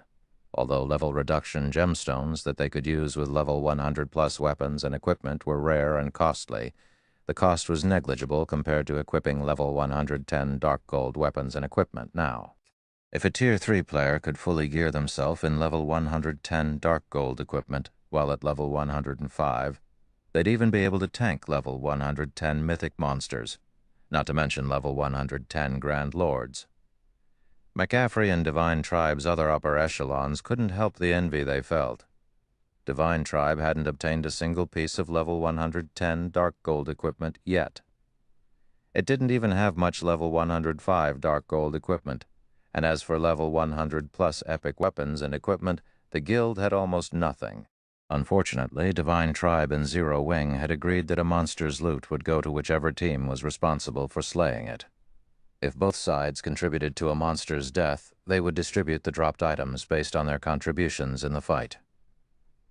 For a moment, McCaffrey regretted his decision to save the Tier 4 hero summoning scroll. He had never expected the Starlight Behemoth to drop so many precious items. If he had used the scroll, slaying the Starlight Behemoth wouldn't have been a problem. It had already been heavily injured, and if the guild could obtain a fraction of the Starlight Behemoth's loot, it would be worth the cost of using the Tier 4 hero summoning scroll. The Tier 4 hero could have also helped kill the rest of the fortress's mythic bosses, and the Silver Lion Legion would return with enough of a harvest to outstrip the value of a Tier 4 hero summoning scroll. However, Zero Wing would now monopolize the Realm Lord's loot, while Divine Tribe could only watch, envious. Everyone, work harder. You can see how much loot that boss dropped. There are still several more Guardian bosses in the Starlight Fortress. If we can kill them, I'll hold an internal auction for all of the weapons and equipment we earn. Everyone will have a chance to obtain top-tier weapons and equipment, McCaffrey shouted in the team chat. Whether or not you can take advantage of this opportunity depends on your performance now. McCaffrey's announcement ignited the Silver Lion Legion members' fighting spirit. Internal auctions rarely occurred among Divine Tribe's expert teams, especially among the guild's trump card legions and teams. The guild usually only distributed monsters' loot among specific players, and only a small portion was available for the core members in exchange for GCPs in the guild warehouse. McCaffrey's decision to hold an internal auction for the loot they obtained on this mission was a huge opportunity for all of them. Without the guild's interference, they wouldn't have to worry about missing their chance to contest for the best available weapons and equipment. Moreover, only a small number of players participated in this operation, which increased their chances of securing top-tier weapons and equipment. Even if the guild upper echelons on the team participated, they only had a little more GCPs than the rest of the Legion. With so many items up for grabs, these upper echelons would only win a small fraction of the loot. With their fighting spirit reaching unprecedented highs, the Silver Lion Legion stopped holding back as they desperately fought the monster army charging at them. McCaffrey even used the Tier 4 hero summoning scroll to help clear out the mobs. Seeing this astonished Shi Feng a little. He had never considered that the Starlight Behemoth's loot would motivate the Legion to such an extent. He didn't give the matter much thought, however. The harder the Silver Lion Legion worked, the faster they could clear out the fortress's mobs. If Zero Wing's 10 members had to take on the task alone, it would take ages to clear out the entire fortress. Aqua, I'm giving you command while I tidy up the loot, Shi Feng said before he leaped off the Crimson Dragon flying ship. Although he doubted that the Silver Lion Legion's members would try to steal his loot, the Starlight Behemoth had dropped extraordinary items. The sooner he secured those items, the better. Not only was the Starlight Behemoth a domain-class mythic ranked Realm Lord, but such mythic bosses were also quite rare in God's domain. After Shi Feng disembarked the ship, Aqua Rose and her comrades continued to bombard the Starlight Fortress's west wall. Shi Feng wore an astonished expression by the time he had finished collecting the Starlight Behemoth's loot and appraised the first item. The Starlight Fortress Lord's token? Confused, Shi Feng stared at the dark gold token in his palm before he could figure out what was going on. He heard the sound of a system notification. Star Valley Region System Announcement. A player has successfully captured the Starlight Fortress. The guild this player belongs to will receive 20,000 guild reputation points. This player has become the Starlight Fortress's lord. The Starlight Fortress will automatically open to the public in 3 days. Players may enter and rest within the fortress freely at that time. Chapter 2459, Western Continent Shaken. Chapter 2459, Western Continent Shaken. Translator, Exodus Tales. Editor, Exodus Tales. The system announcement repeated throughout the Star Valley 3 times, and everyone in battle fell silent for a moment at the main god system's cold, mechanical voice. "What's going on? Someone captured the Starlight Fortress?" The Silver Lion Legion members couldn't keep up with the sudden developments. They hadn't even made it through the walls or gate yet, so no one should have been able to capture the fortress. How could this have happened? It wasn't just the Legion's various experts who were confused. Even McAfee, the Legion's vice commander, was stunned. What happened to the Starlight Fortress? McAfee gazed at the fortress several thousand yards away, confounded. Did someone sneak in and slay the final Guardian boss? Even as McAfee wondered this, he tried to deny the possibility. In God's domain, players couldn't enter a sealed fortress until they destroyed the front gate or broke a hole in the walls. Since the Starlight Fortress's walls and gate were intact, how could any player get into the fortress? Even if players could accomplish the task, the fortress was still home to hundreds of thousands of elemental creatures. All of these monsters were level 110 or higher, and the weakest of them was Lord rank. Not even a 1,000-man, Tier 3 team would be able to handle the final Guardian boss in such a situation, much less a 100-man team of Tier 3 players. Even if players miraculously managed to reach and challenge the final Guardian boss, fighting the mythic-ranked boss should cause a huge commotion. But although they had been engaged in battle outside the fortress, they hadn't heard any noise from within. The only strange part about this siege was that over 50,000 monsters had emerged to attack, rather than the 10,000 they had expected. Moreover, this monster army had over 100 Grand Lords and a mythic boss, a creature that normally should remain within the fortress. Could it be? McAfee suddenly thought of a possibility, and he spun toward Shi Feng, who was busy looting the Starlight Behemoth's loot near the rear line. In all of his experience sieging God's domain's fortresses, the final Guardian boss had never charged out of the fortress, yet the Starlight Behemoth had been extraordinarily powerful. As a mythic-ranked realm lord, the Starlight Behemoth could be considered on par with a world boss, albeit one of the weakest. Of course, a level 113 world boss was an absolute nightmare for current players, not to mention the Starlight Behemoth had the support of an army of 50,000 monsters. Defeating it was far more difficult than defeating an ordinary realm lord. If Shi Feng hadn't used Miniature World to suppress the Guardian boss's domain earlier, McAfee would have prepared to lose half of his legion at least. Meanwhile, Shi Feng stood in the middle of the crater, holding a dark gold token. The token radiated dense mana and served as proof of their success in capturing the Starlight Fortress, the Starlight Fortress Lord's token. McAfee wasn't the only one to notice. Quinn's witch and the others had turned to look at Shi Feng as well. They've captured the fortress just like that? Crimson Witch stared at the token in Shi Feng's hand with wide eyes. Although she knew that Shi Feng's group had a high chance of capturing the Starlight Fortress, she had never thought he'd secure the Fortress Lord's token so soon. This was one of Star Valley's fortresses they were talking about. It was something the Western continent's various superpowers dreamed of obtaining. And yet Shi Feng had captured the fortress so easily. If she told this story, not even fools would believe her. Every member of the Silver Lion Legion was stupefied. None of them had ever expected a fortress in a level 100+ Forbidden Land to be so easy to capture. If the continent's other superpowers found out about this, they'd likely faint with anger. In reality, even Shi Feng was astonished. He hadn't expected to obtain the Starlight Fortress Lord's token so quickly either. He had even been prepared to use the hero's tome to summon a Tier 4 hero. If the first Guardian boss they had faced had already been a mythic-ranked realm lord, the final Guardian boss might be a superior mythic. Players like them wouldn't be able to deal with a level 110+ superior mythic easily. Only a Tier 4 hero would have a chance of defeating such a monster. This has saved us a lot of effort, but we have much less time to fortify the fortress now. Shi Feng was not particularly pleased to see the Fortress Lord's token, and he gave it a bitter smile. The fact that he had obtained the Fortress Lord's token so soon was both a blessing and a curse.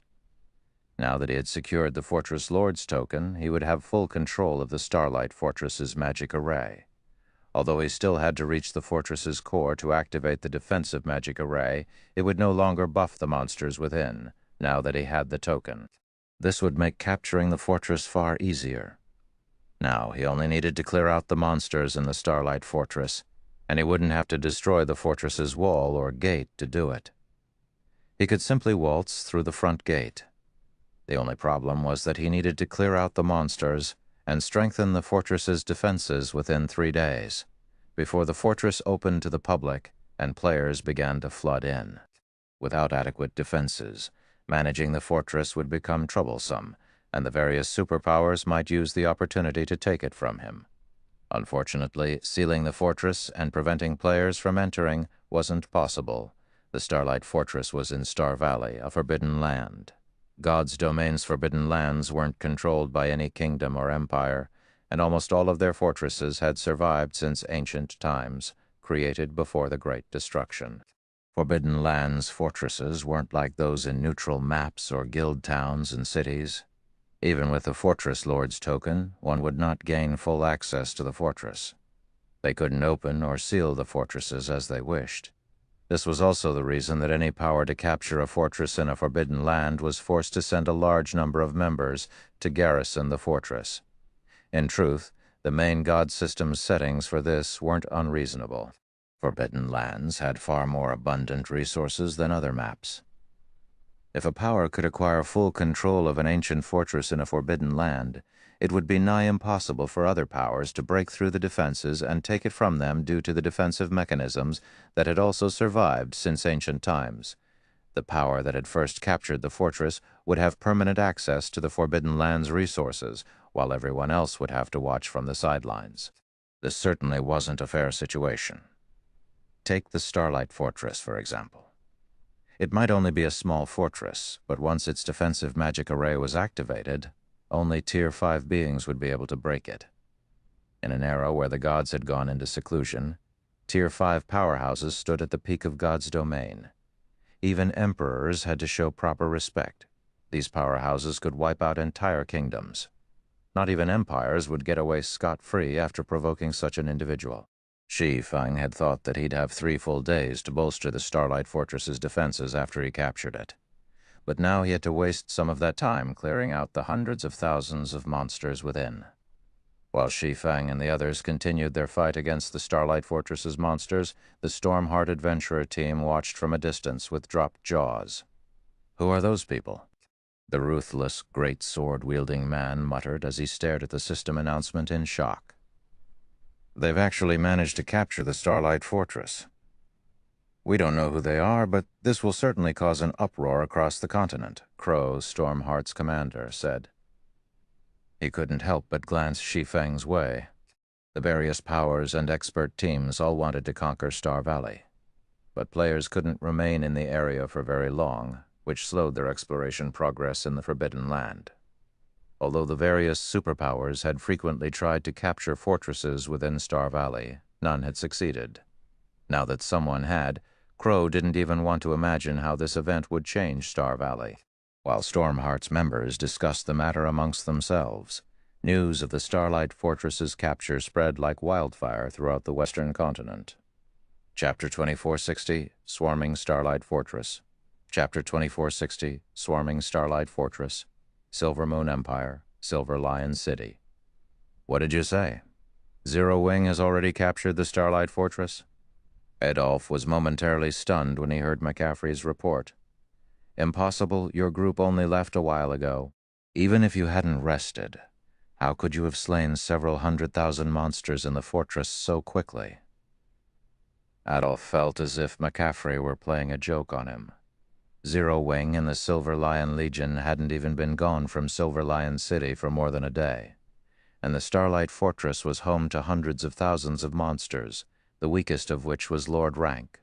Furthermore, there were plenty of great lords and grand lords in the fortress, and multiple mythic ranked guardian bosses. Even if the Starlight Fortress had opened its gate to the Silver Lion Legion, the Legion's 8,000 players would still need a lot of time to clear out all of the monsters. It'd be a miracle if the Legion finished the job within 2 or 3 days. However, less than a day had passed since the Legion had left for Star Valley, and including travel time, they had spent even less time in the area. Did McCaffrey assume he had gone senile with old age? It's true, Great Elder, McCaffrey insisted, smiling bitterly when he saw Adolph's skepticism. Take a look for yourself if you don't believe me. We've already entered the Starlight Fortress and are clearing out the monsters. The fortress magic array is now buffing us rather than its previous residents. As McCaffrey spoke, he changed the video chat to display his view of the situation. Adolph's display then revealed the Silver Lion Legion's fight with the elemental creatures within the Starlight Fortress. Although the weakest of the elemental creatures were level 110 lords, and many of them were level 110 plus great lords and grand lords, the fortress's magic array suppressed every one of the monsters, drastically reducing their basic attributes and mobility. In addition, the Legion's members were surrounded by a faint purple glow, significantly enhancing their attributes and physiques. Although the Silver Lion Legion was badly outnumbered, the elemental creatures were no match for them, and the monsters continued to fall as the fight continued.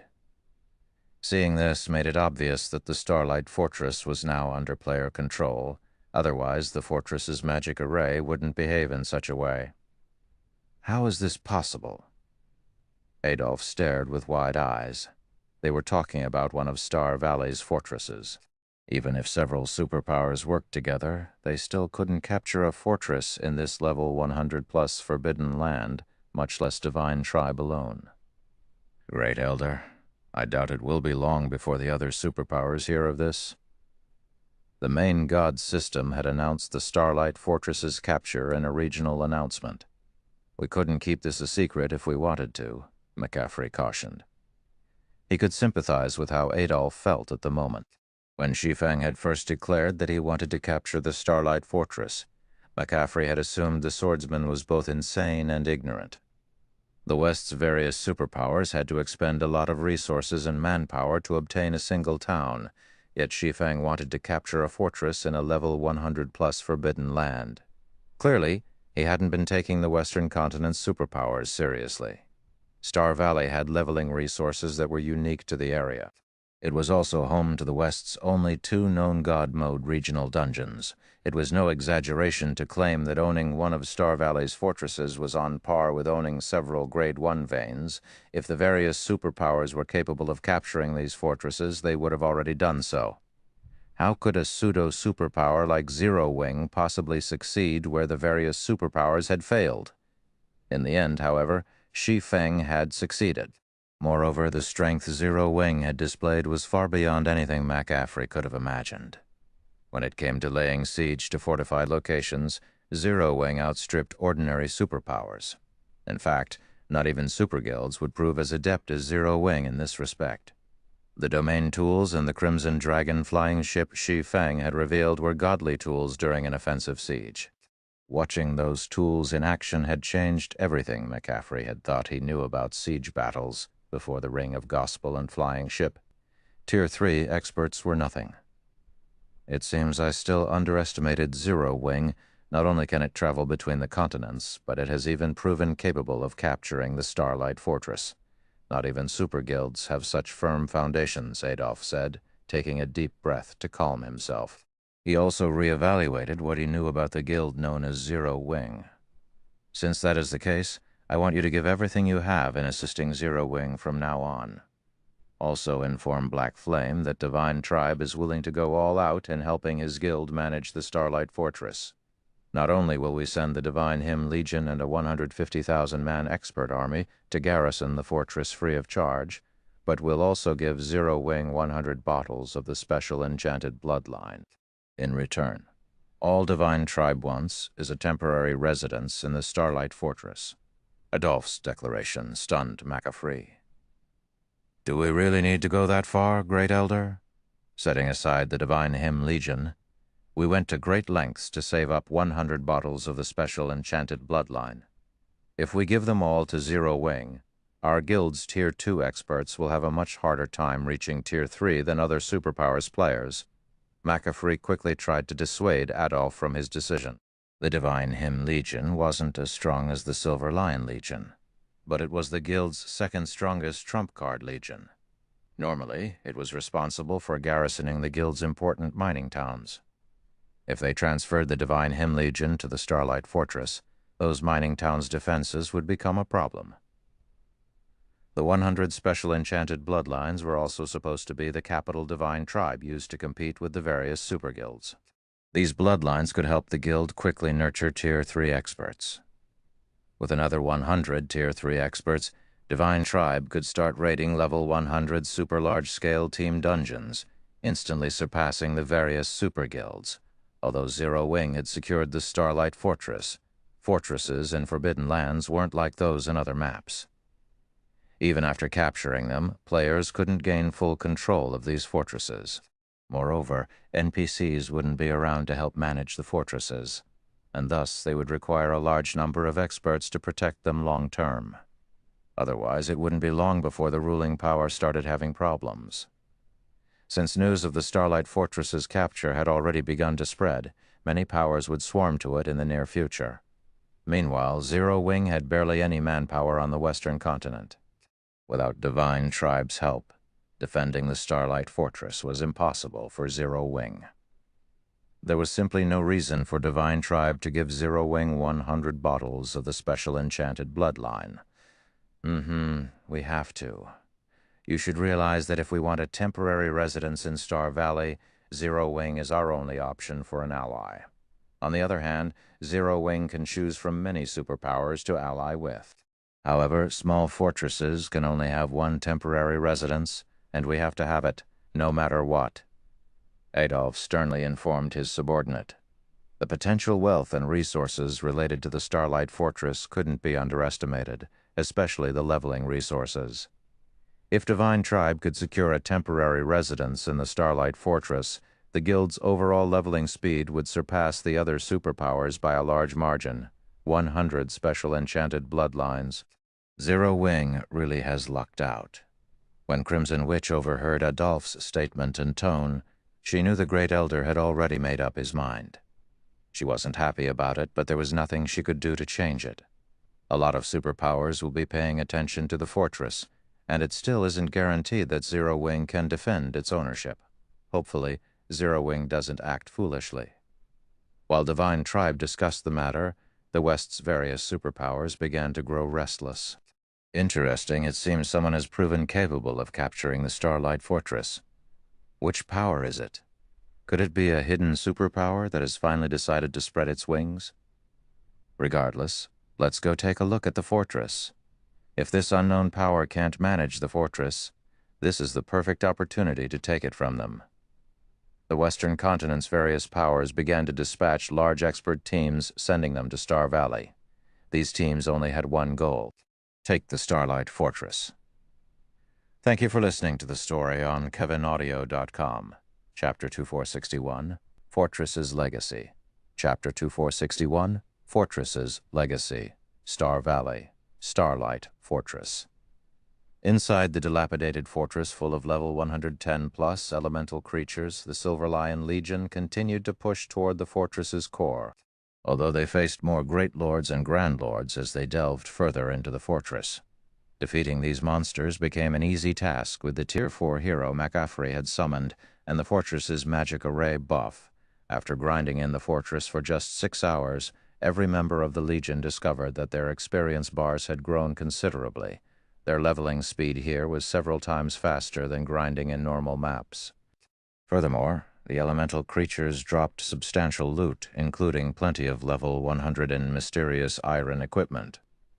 If they were lucky, even level 110 secret silver equipment and set equipment would drop.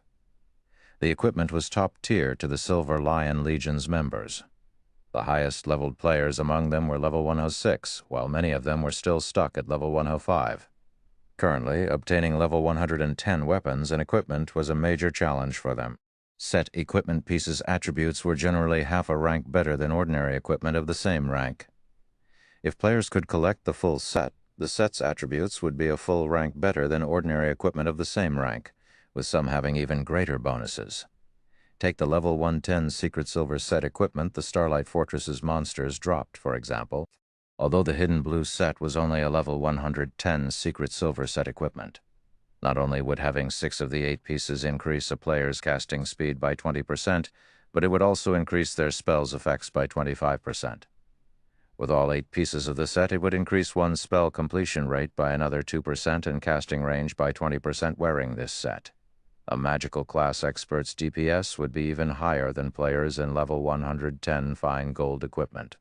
Even after they reached level 110, they couldn't be certain how many pieces of level 110 fine gold equipment they could obtain.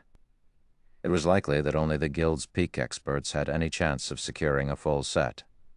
Obtaining enough level 110 fine gold equipment was simply too difficult for experts of their caliber. Fortunately, McAfee had already announced that he would auction all weapons and equipment they obtained from the Starlight Fortress. This meant that they'd all get a chance to acquire level 110 Secret Silver set equipment. How much they obtained would only depend on how many GCPs they had saved up. This was the reason that the Silver Lion Legion members put all of their effort into clearing out the Starlight Fortress's monsters, even without Shi Feng saying a word. They actually hoped that Shi Feng's group wouldn't participate in the battle, allowing them to keep all of the elemental creatures for themselves. The fortress only had so many monsters, and there wouldn't be enough Secret Silver set equipment for everyone. Guild leader, are we really going to leave these elemental creatures to Divine Tribe's members? Aqua Rose asked as she watched the Silver Lion Legion push through the fortress's main streets. Level 11 Secret Silver equipment and set equipment might not be important to her or the other experts that had ventured to the Western continent with Shi Feng, but it would be to Zero Wing's other experts. Moreover, not even level 110 common equipment had shown up on the market yet, much less level 1110 Secret Silver equipment. They had an advantage with the Crimson Dragon flying ship, and the fortress's magic array currently suppressed the monster's basic attributes. This was an excellent opportunity to secure some level 110 weapons and equipment for the guild. Leaving all of the suppressed monsters for the Silver Lion Legion was a huge waste. That won't be necessary, although these monsters drop a lot of loot. Only the Grand Lords drop Secret Silver equipment, and they only have a chance of doing so.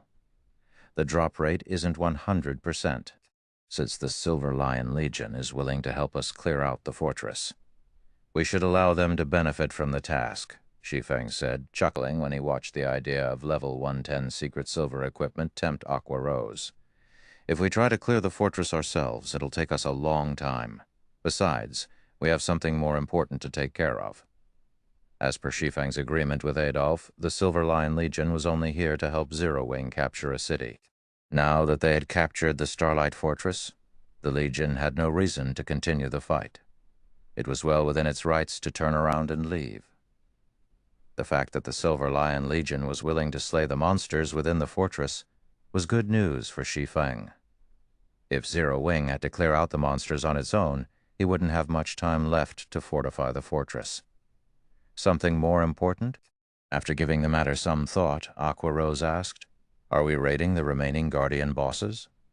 The moment Aqua Rose mentioned the Guardian bosses, Cola and the other Zero Wing experts burst with excitement.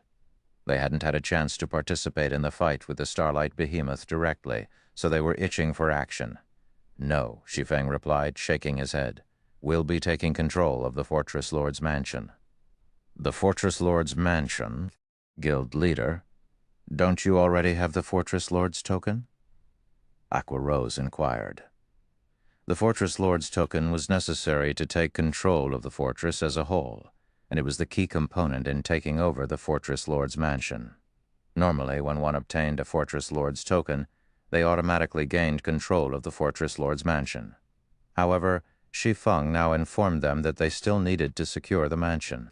"I do have the Fortress Lord's token, but I don't control the Fortress Lord's mansion yet.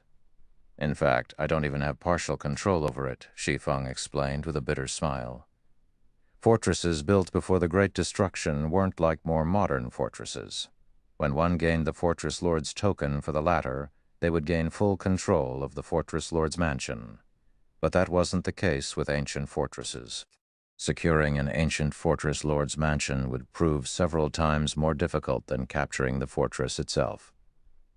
The true value of these fortresses didn't lie in the resident monsters' loot, nor the items that the Guardian bosses dropped. Rather, the truly valuable items were the ancient legacies that were stored in the Fortress Lord's mansion. Items such as weapons and equipment were only secondary compared to these ancient legacies.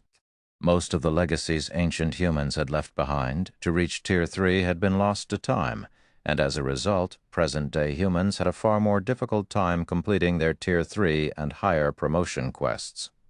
Since ancient fortresses like the Starlight Fortress had existed before the Great Destruction, they, more or less, still contained Tier 3 and higher legacies. These legacies were the true treasures within ancient fortresses.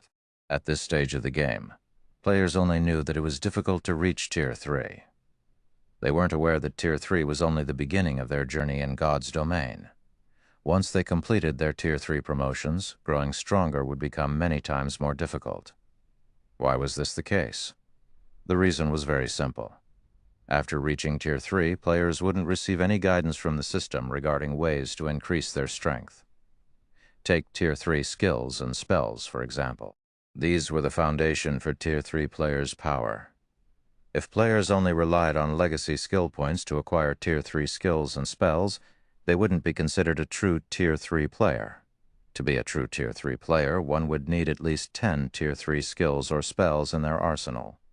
One also needed a way to control their mana body, which was also a crucial legacy. These methods were even more important than Tier 3 skills and spells.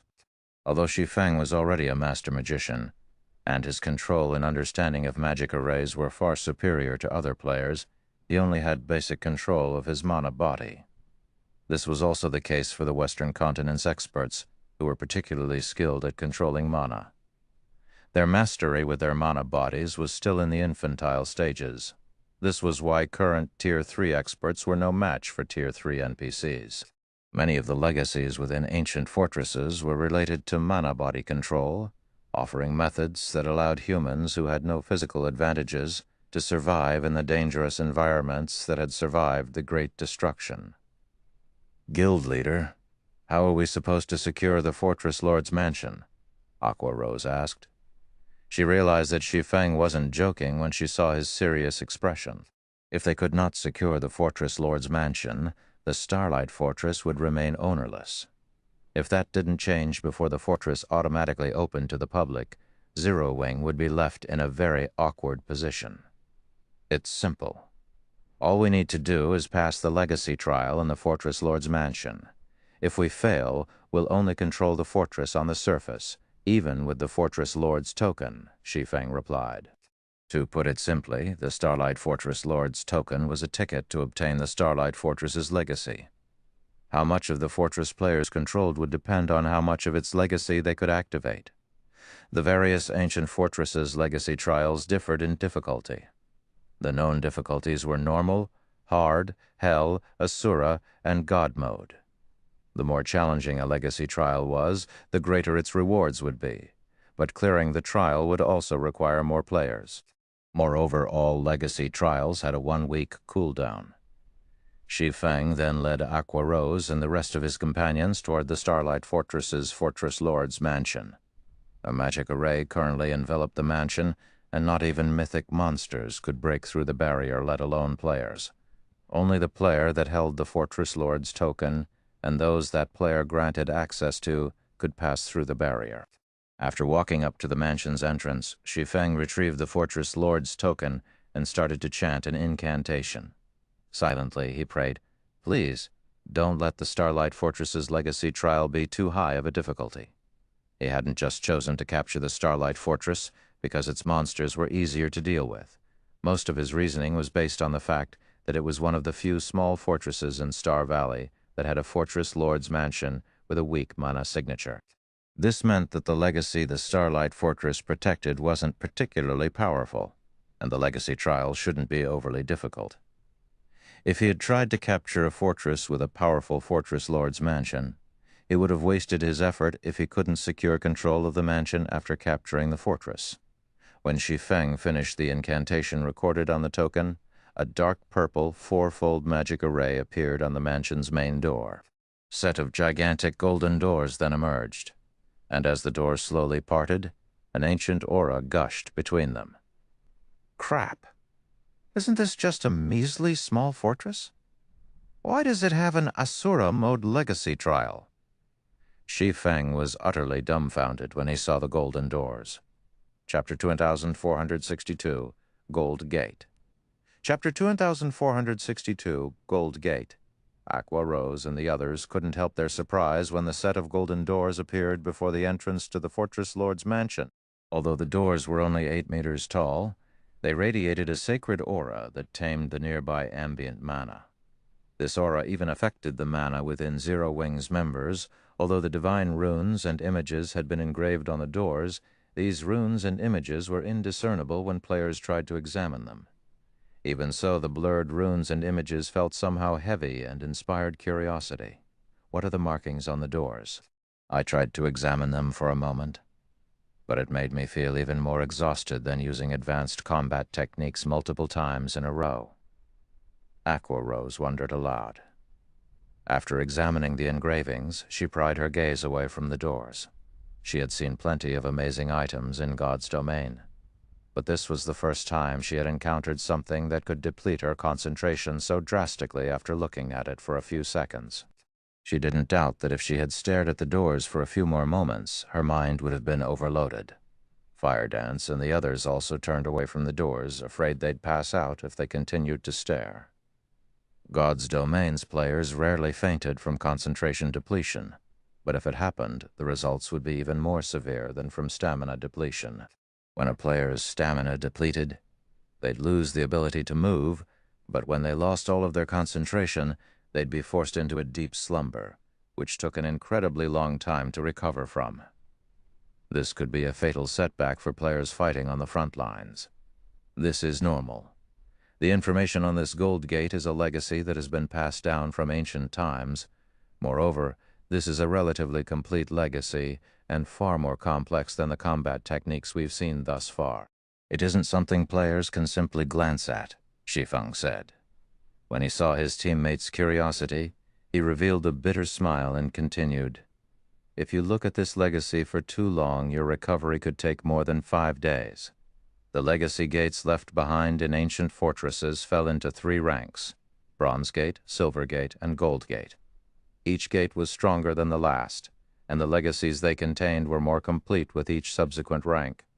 Similarly, the higher the gate's rank was, the more difficult the legacy trial would be.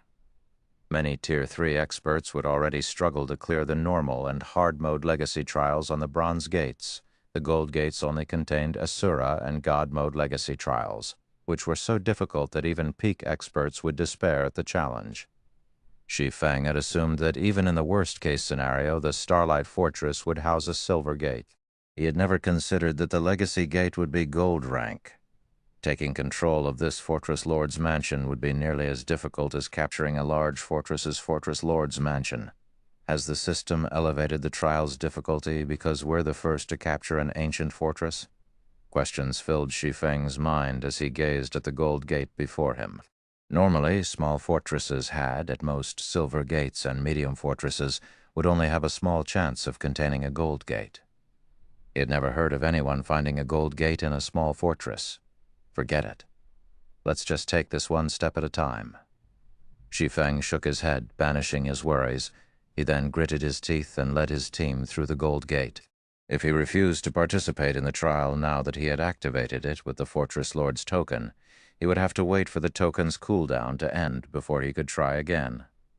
Moreover, the appearance of a Gold Gate wasn't all bad. This could be a blessing for them. A high-ranked Legacy Gate might be very difficult to clear, but it would also provide greater help as players learned how to control their mana bodies. A Legacy Gate was an ancient fortress's most valuable treasure. It was also the greatest benefit to controlling an ancient fortress. The various powers hadn't initially been aware of this fact in Shi Feng's previous life. and had treated the legacy gates as a way to gain more control over their fortresses. The various powers had only discovered the legacy gates' true value after some time, learning that these gates were the fastest way for players to unlock the full potential of their mana bodies. If players tried to explore and adapt to their mana bodies without such help, unlocking their mana bodies' potential would take ages. As Shi Feng and the others walked through the Gold Gate, the world around them warped.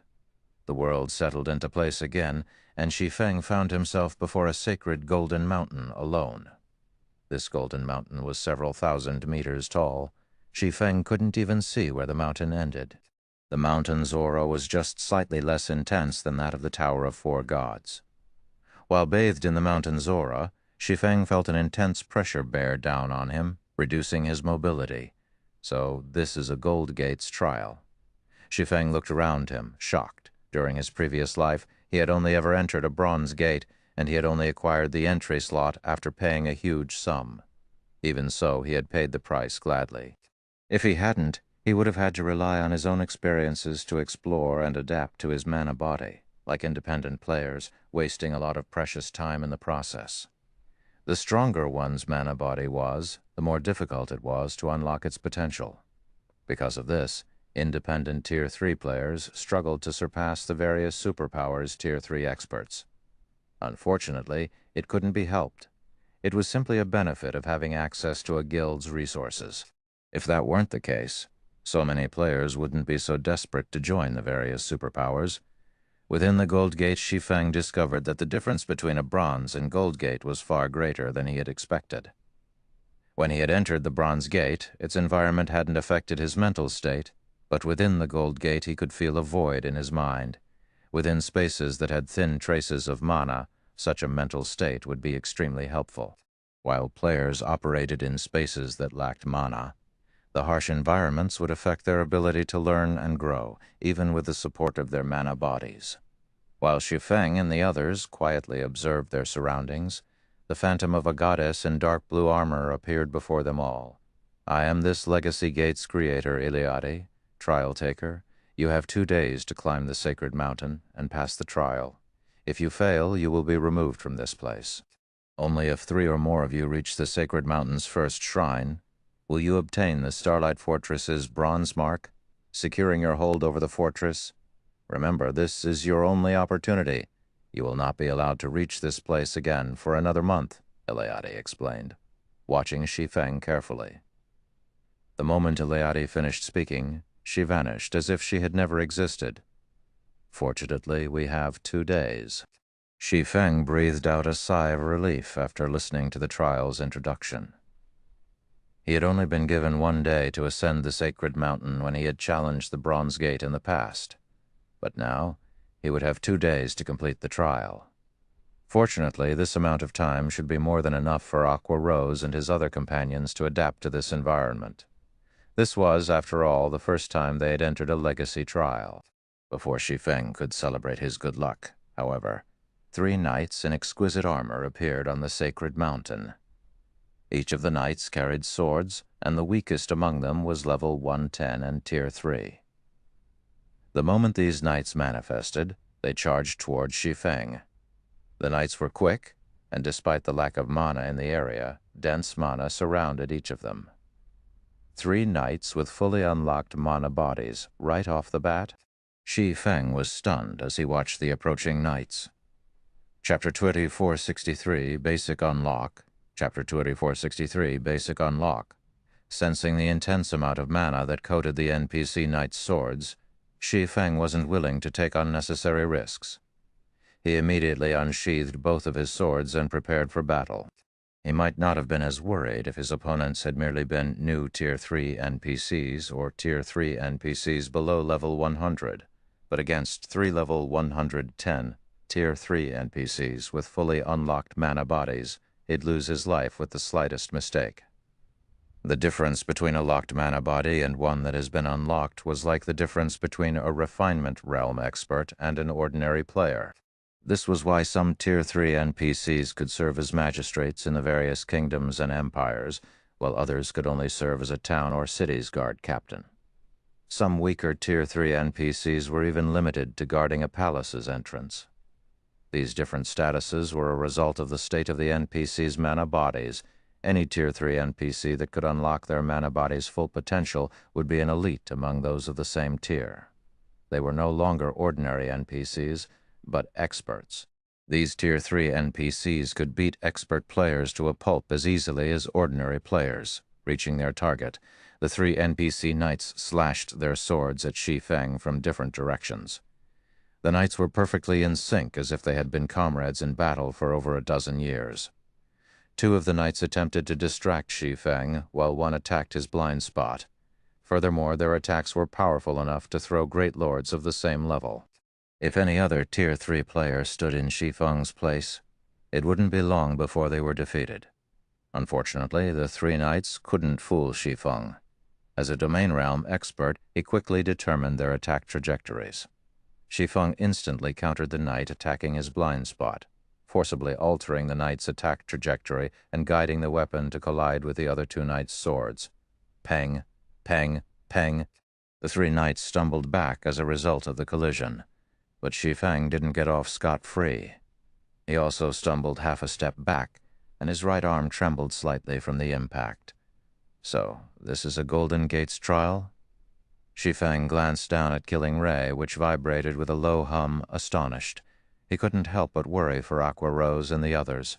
There was almost no mana in this world, and because of that, Aqua Rose and his other companions would be lucky if they could exhibit half of their normal combat power, even with the help of their mana bodies. Shi Feng's first clash with the 3 knights had been brief, but he could tell that his opponent's combat standards were on par with the Trial Tower's 5th floor. Their combat standards might not be very high, but he was sure they had silver rank mana bodies. Otherwise, there was no way a single clash would cause his arm to go numb with his basic attributes. If even he struggled, it was easy to imagine how the others might fare. Moreover, he was only at the foot of the mountain. He hadn't even started to climb it yet.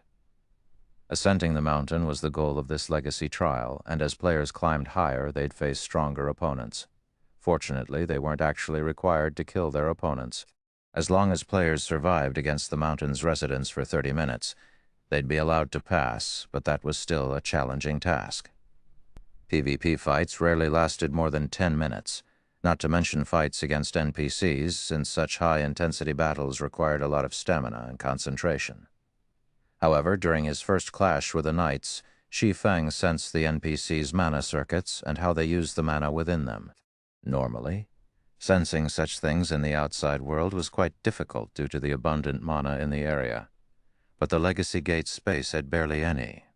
As a result, the flow of mana within the NPC knights was easily noticeable.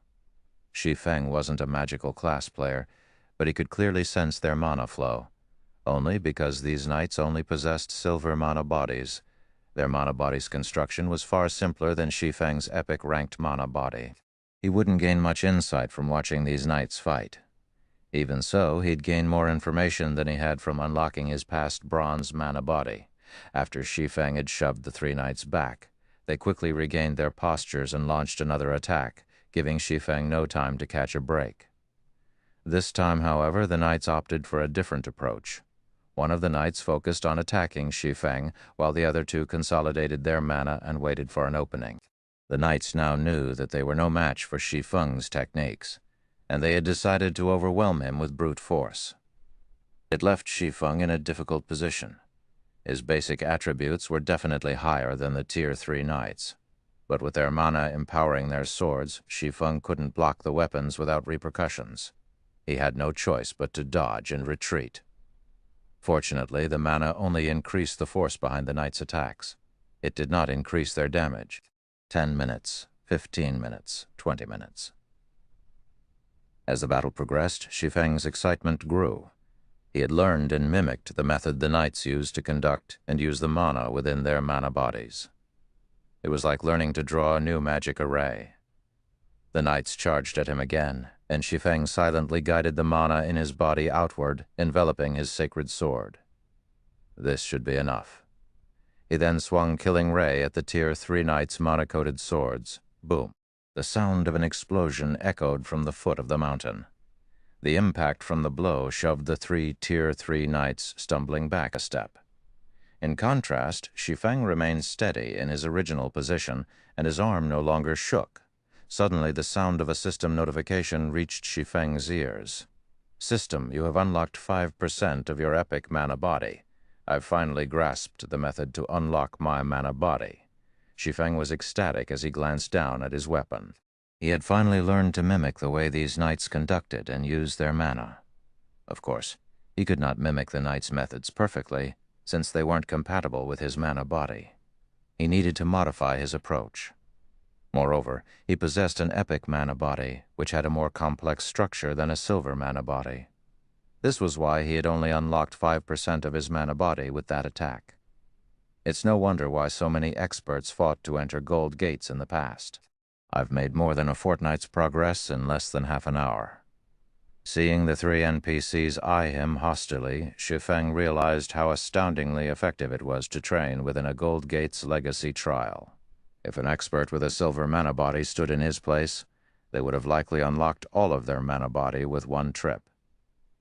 These knights had offered a perfect example of how to do so after all, and this environment was the perfect place to observe others' mana bodies.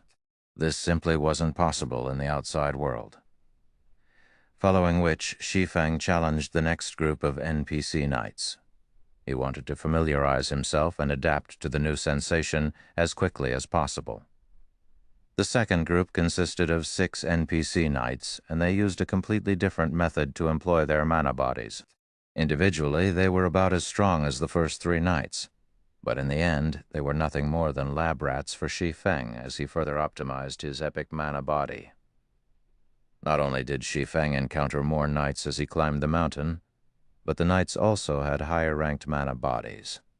The first knights only had basic silver mana bodies, but eventually Shi Feng faced NPCs with intermediate silver and advanced silver mana bodies. As a result, Shi Feng was able to continue refining his epic mana body 10%, 15%, 20% after more than 7 hours of combat and completing his challenge against 6 Tier 3 knights with peak silver mana bodies. Shi Feng finally reached the Sacred Mountain's first shrine. After Shi Feng entered the first shrine, Iliade, the goddess in dark blue armor, appeared before him again. Iliade radiated an aura that was even beyond that of Tier 5 beings. "Trial Taker, you have proven to be quite skilled. You have reached the first shrine within 9 hours. As a reward for your effort, I will present you with 2 options. The first option consists of surviving 3 moves against me. Not only will you clear this trial and enter the mountain's 2nd level by succeeding, but you'll also receive 1 legacy guidance. If you choose the second option, you will have to face this shrine's guardian. If you win, you will gain access to the 2nd level, but you will not receive additional rewards," Iliade offered Shi Feng. "You have 3 minutes to consider. Decide carefully." Chapter 204-64, 3 Divine Swords. Chapter 204-64, 3 Divine Swords. Once Iliade finished speaking, she closed her eyes and waited for Shi Feng's reply in silence. She showed no intention of speaking further. Players actually have a chance to earn a legacy guidance in a gold gate. The goddess's explanation had stunned Shi Feng. Based on what he knew from the past, the legacy gate's creators were lofty beings. They'd only appear before players at the beginning of the legacy trial to explain the rules. Players shouldn't encounter them again after that. Shi Feng had never expected that not only would Iliade appear before him near the Sacred Mountain's first shrine, but she'd also offer him 2 choices. Moreover, one of the 2 options would afford him the chance to obtain a legacy guidance. If the experts from his previous life found out about this, they'd try to kill him out of jealousy. Players didn't receive any guidance after reaching Tier 3 in God's domain. They'd have to rely on their own abilities to grow stronger, especially when trying to unlock their mana bodies. Even within the legacy trials, players could only rely on their observations to learn and improve. They wouldn't be given anything on a silver platter. Thus, receiving a legacy guidance was every expert player's dream. Unlocking a mana body's full potential was only a basic condition to activating a Tier 3 mana body. If players could unlock more of their mana body's potential, it could offer even greater benefits. However, unlocking more of a mana body's full potential was insanely difficult. If players had taken the wrong path during their early days, they'd have almost no chance of surpassing 100% potential. Players would have to settle for the most basic level of mana body. If all players were offered a chance to receive guidance from an ancient legacies, far more of the past's peak experts would have been able to reach Tier 5. The stronger a player's mana body was, the easier it'd be to complete their future promotion quests. This was why some experts with silver mana bodies had reached Tier 5, while some experts with gold mana bodies had been stuck at Tier 4. When Eliade had presented Shi Feng with two options, he had felt as if he were dreaming. "Lady Eliade, I choose your challenge," Shi Feng instantly decided. Challenging Eliade was undoubtedly reckless, but if he missed this opportunity, he'd regret it for the rest of his life. Even if he couldn't take control of the Starlight Fortress's Fortress Lord's Mansion now, he could try again after the token's cooldown. However, if he passed up this opportunity to challenge Eliade, he might not get another chance to earn a legacy guidance. He had an epic mana body, and unlocking its potential would be far more difficult than with a gold mana body. Just trying to unlock 100% of its potential was an immensely difficult challenge, not to mention unlocking more than that. Excellent.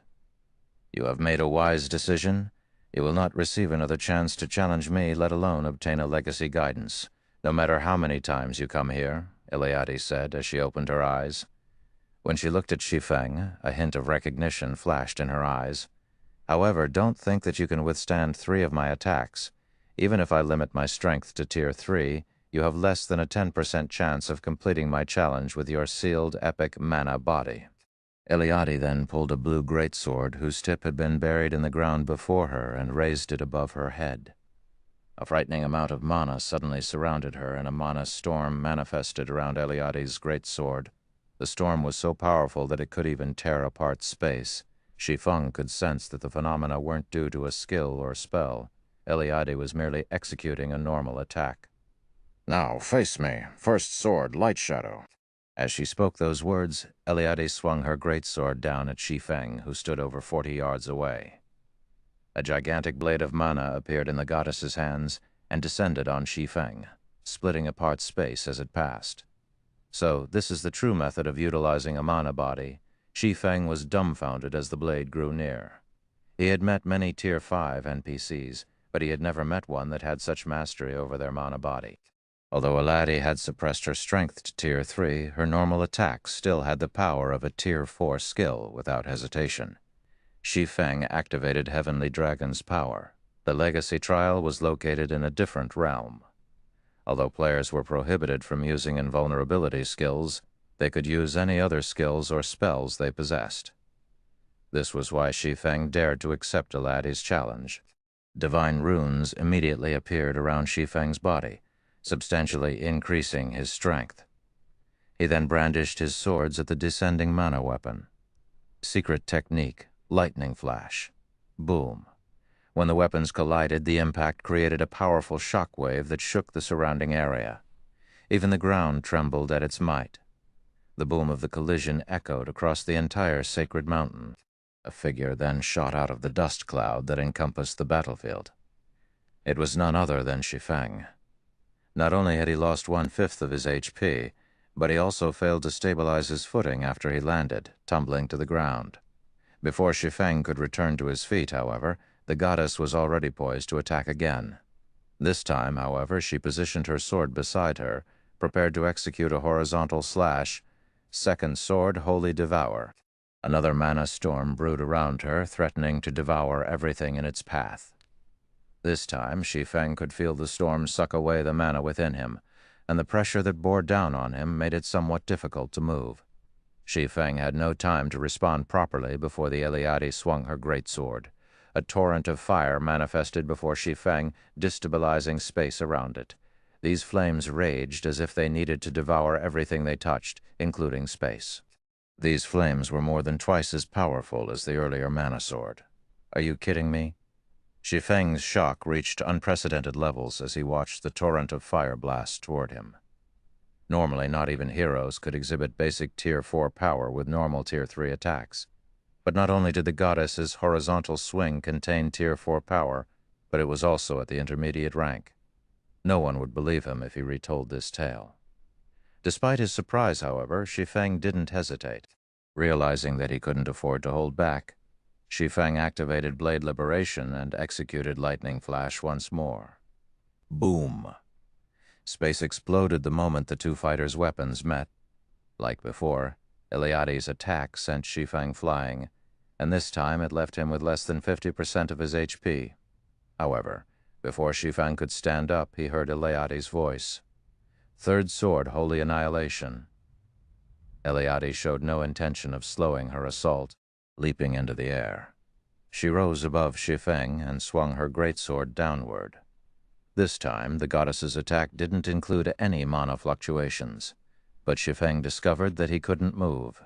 He felt as if he were surrounded by enemies, and he could only watch as Eliade's greatsword descended toward him. This attack was many times stronger than her second swing. Power of Destruction activate. Chapter 204-4065, Silver Mark. Chapter 204-65, Silver Mark. Along with Shi Feng's low shout, disintegration power started flowing out of the disintegration armor and set the surrounding space aquiver. At the same time, a portion of the disintegration power entered Shi Feng's body, instantly elevating him to the Tier 4 realm. Suddenly, the spatial restrictions and frightening pressure that originally bound Shi Feng's body weakened considerably, allowing him to move again. However, despite these changes, he did not feel safe.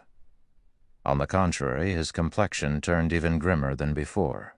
Previously, when he was still at Tier 3, he had felt that Eliade's current attack did not carry as much mana as her second attack.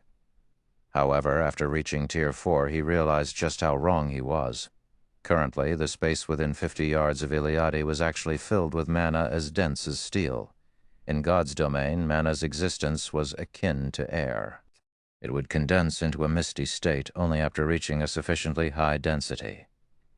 However, the mana surrounding Eliade had surpassed the misty and liquid states. Normally, in God's domain, the more refined the mana was, the greater the energy it would contain. Take mana that was in a gaseous state and mana that had concentrated into magic crystals. The amounts of energy each contained were worlds apart. Seeing Eliade's frightening attack descending toward him, Shi Feng pushed his 5 senses to their very limits and executed his strongest skill, Void Slash, inwardly praying, "You must block it." In the next moment, 6 sword lights appeared from the void, then merged into one to meet Eliade's greatsword. Combined with the effects of all of Shi Feng's berserk skills, this attack could be said to be the peak of Shi Feng's current capabilities. In fact, he had even executed Void Slash at a 100% completion rate. The power of this attack could undoubtedly send mythic monsters of the same level flying. Most likely, even Tier 4 NPCs would be no exception. Boom. A deafening boom echoed throughout the surroundings after the attacks of both sides collided. The entire sacred mountain had even started trembling slightly. In the next moment, a figure flew out of the sacred mountain's first shrine and landed right at the foot of the sacred mountain, creating a crater that was over 3 meters deep. What a pity. I have waited a long time for a challenger with an epic mana body to show up, if only he had unlocked his mana body before coming here, combined with the power of a Tier 4 existence. He might have been able to withstand my final move, Eliade said to herself, sighing when she saw Shi Feng disappearing from the shrine. However, just as she was about to leave, she suddenly sensed something. Her figure then disappeared from the shrine and reappeared at the mountain's foot. To be precise, she appeared beside the crater of Shi Feng's crash. He didn't die? Surprise flashed in Eliade's eyes for the first time when she saw Shi Feng getting to his feet in the crater. Despite the swordsman receiving her attack, his HP had not decreased by even a single point. Only, visible spatial cracks surrounded him. However, these cracks were mending themselves, and eventually a perfect barrier formed around him. How close. If I didn't have the Nightwalker's cape's void shield, that attack definitely would have killed me. Shi Feng breathed out a sigh of relief as he looked at the barrier protecting him. He had still underestimated Eliade's final attack. That final attack was even stronger than those of the Crimson Dragon flying ship's mana pulse cannons, practically rivaling the flying ship's magic elven cannons already. He had never heard of anyone exhibiting power at the peak of Tier 4 with merely a normal Tier 3 attack. Fortunately, he had more than one fragmented legendary item on him, one of which was even for defense. Otherwise, only death awaited him in this trial. After inwardly celebrating for a moment, Shi Feng climbed out of the crater quickly and walked up to Iliade.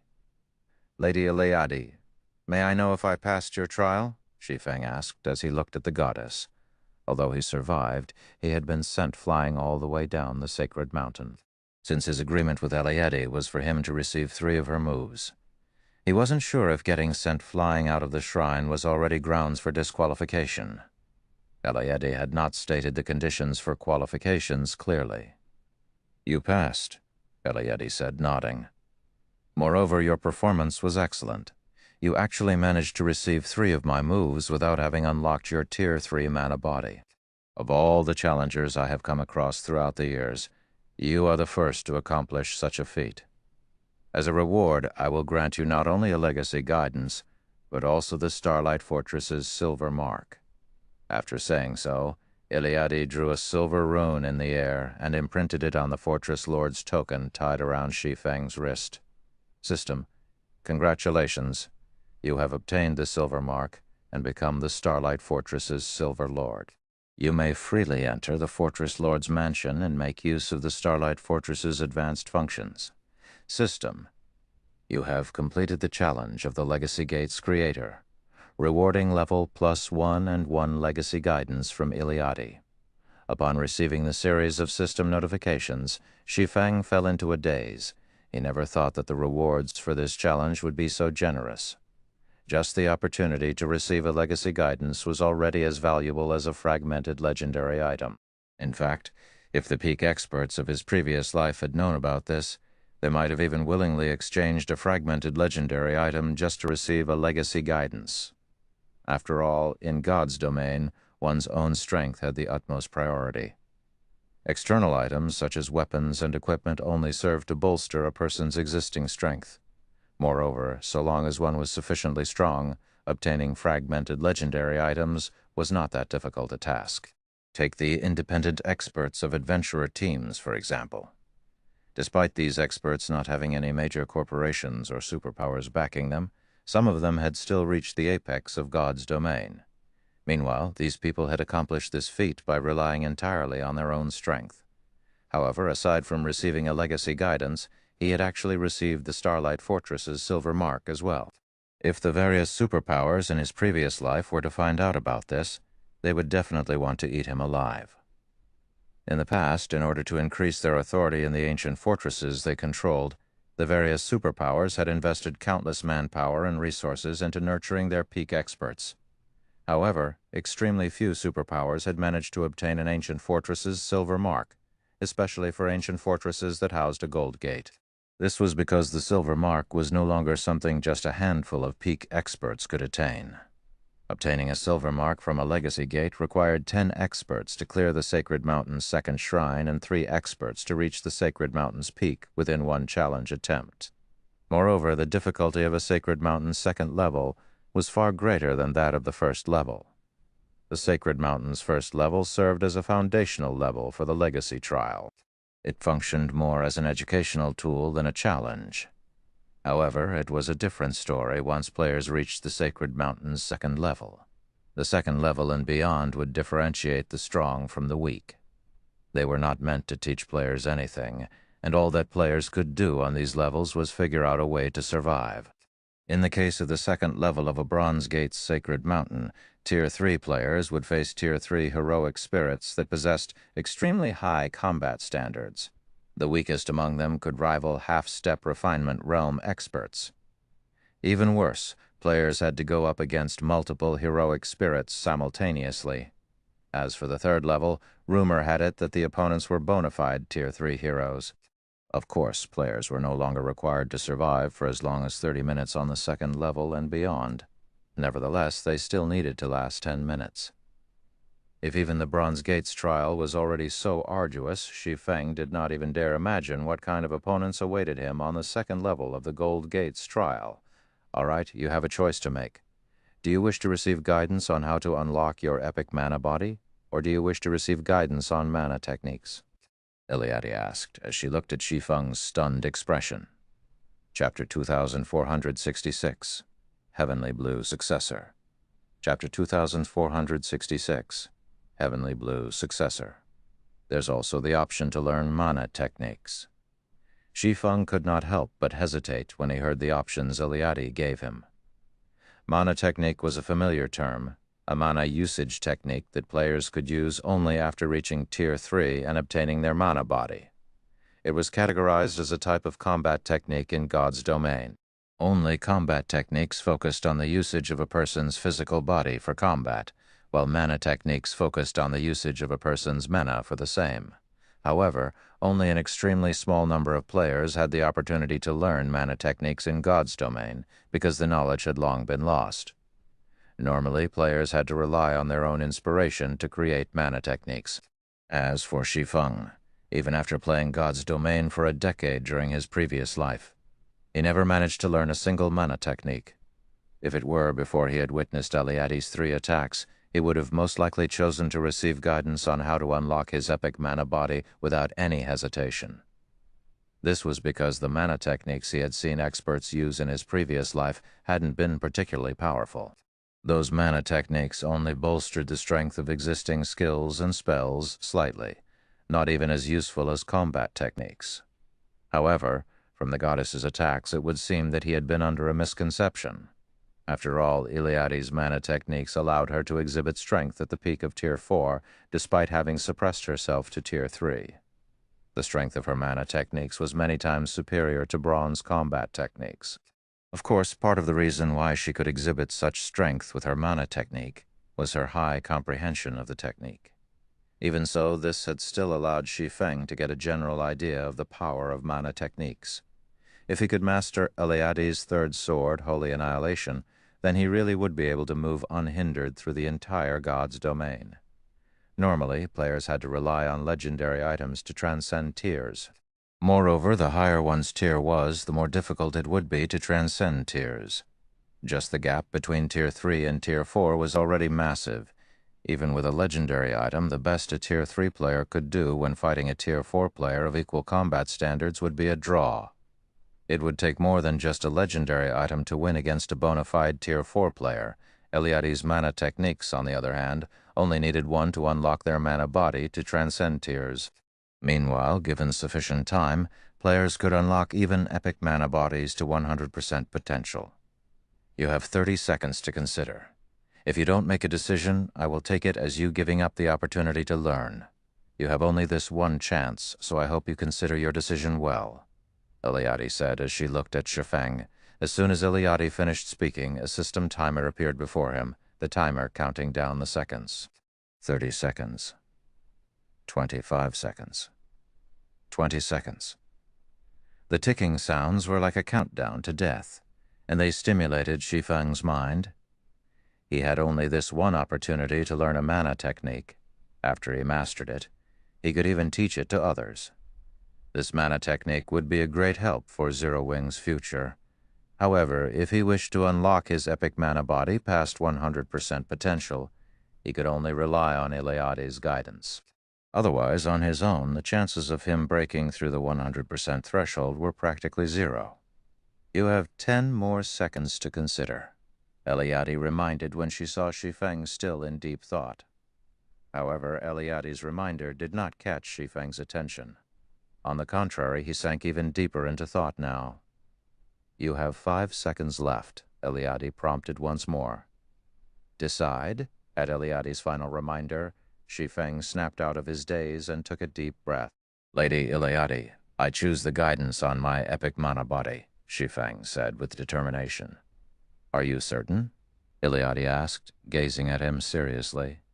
I am very certain, Shi Feng confirmed, nodding. In his opinion, a mana technique was indeed amazing.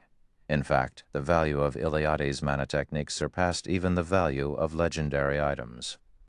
However, gaining the ability to unlock his epic mana body past the 100% threshold was much more important, since a player's mana body was the foundation for everything.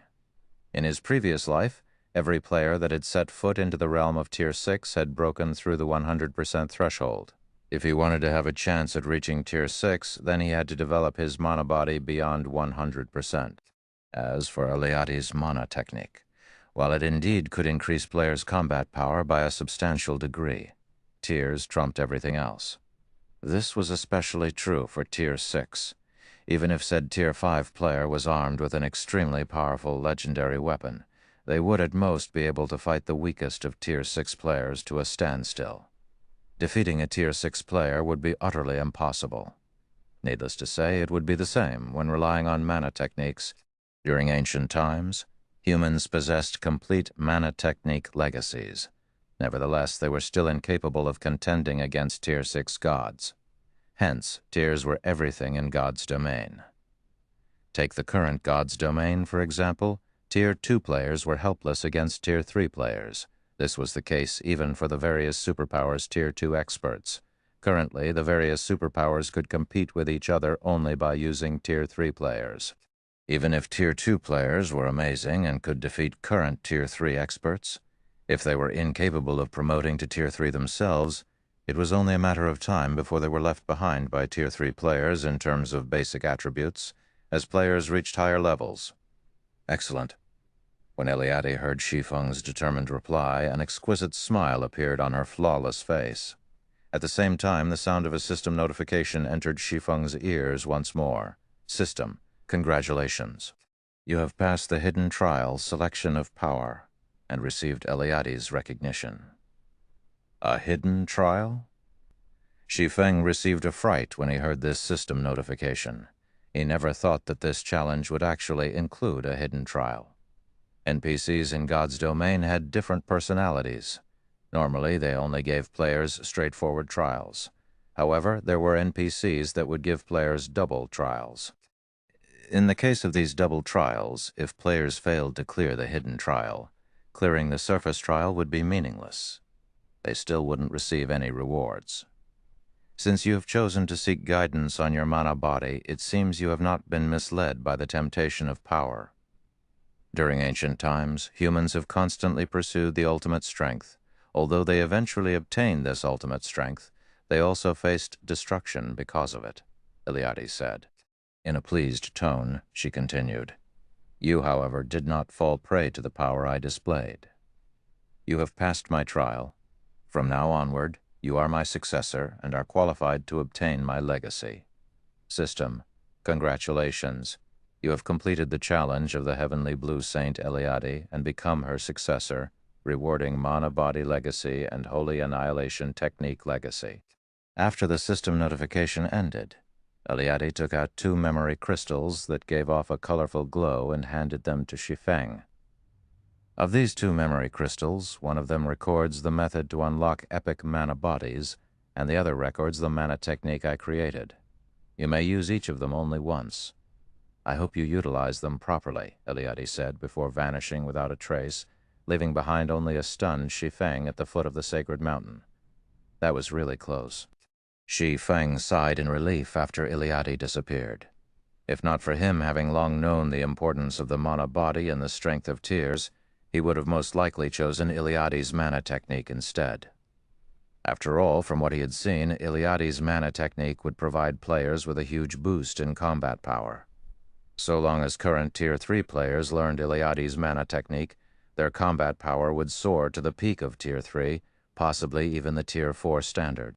Meanwhile, if one possessed Tier 4 combat power at this stage of the game, they would definitely be invincible among players. Who could possibly resist such a temptation?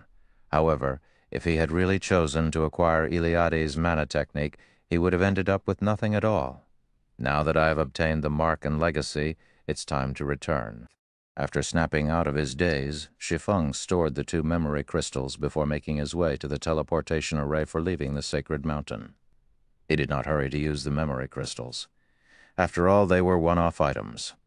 How much knowledge he could absorb from them would depend entirely on himself.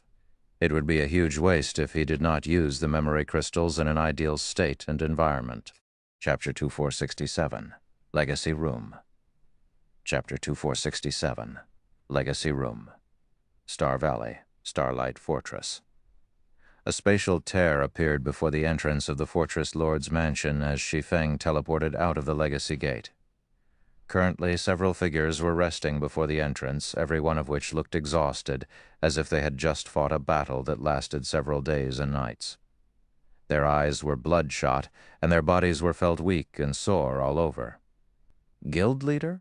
A trace of surprise flashed in Kola's eyes when he saw Shi Feng coming out of the spatial tear. Aside from Kola, Shadow Sword, Turtle Dove, Alluring Summer, and Yi Luo Fei, who sat beside him, were similarly stunned by this scene. They knew what the situation inside the Legacy Gate was very clearly. Out of their team of 10, the one with the highest chance of clearing the first level was undoubtedly Shi Feng. Now, however, Shi Feng was actually the 6th person to come out of the Legacy Gate. This development boggled their minds, after all. In terms of combat standards and basic attributes, Shi Feng was the strongest among them. Even the standard of his mana body was unmatched. Theoretically, even if Shi Feng failed to conquer the Sacred Mountain's first level, he still should have been the last one to come out of the Legacy Gate. Ignoring the strange gazes Kola and the others were giving him, Shi Feng asked, "Only the 5 of you have come out?" "Mm-hmm. Big Sis Fire and the others are still inside." Kola nodded stiffly. They made such huge improvements during this period. Shi Feng was surprised by this situation. The fact that Fire Dance and the others remained inside the Legacy Gate until now meant that they were close to clearing the Sacred Mountain's first level already, the first level of a Gold Gate's Sacred Mountain. Shi Feng had personally experienced the difficulty of the Gold Gate's trial.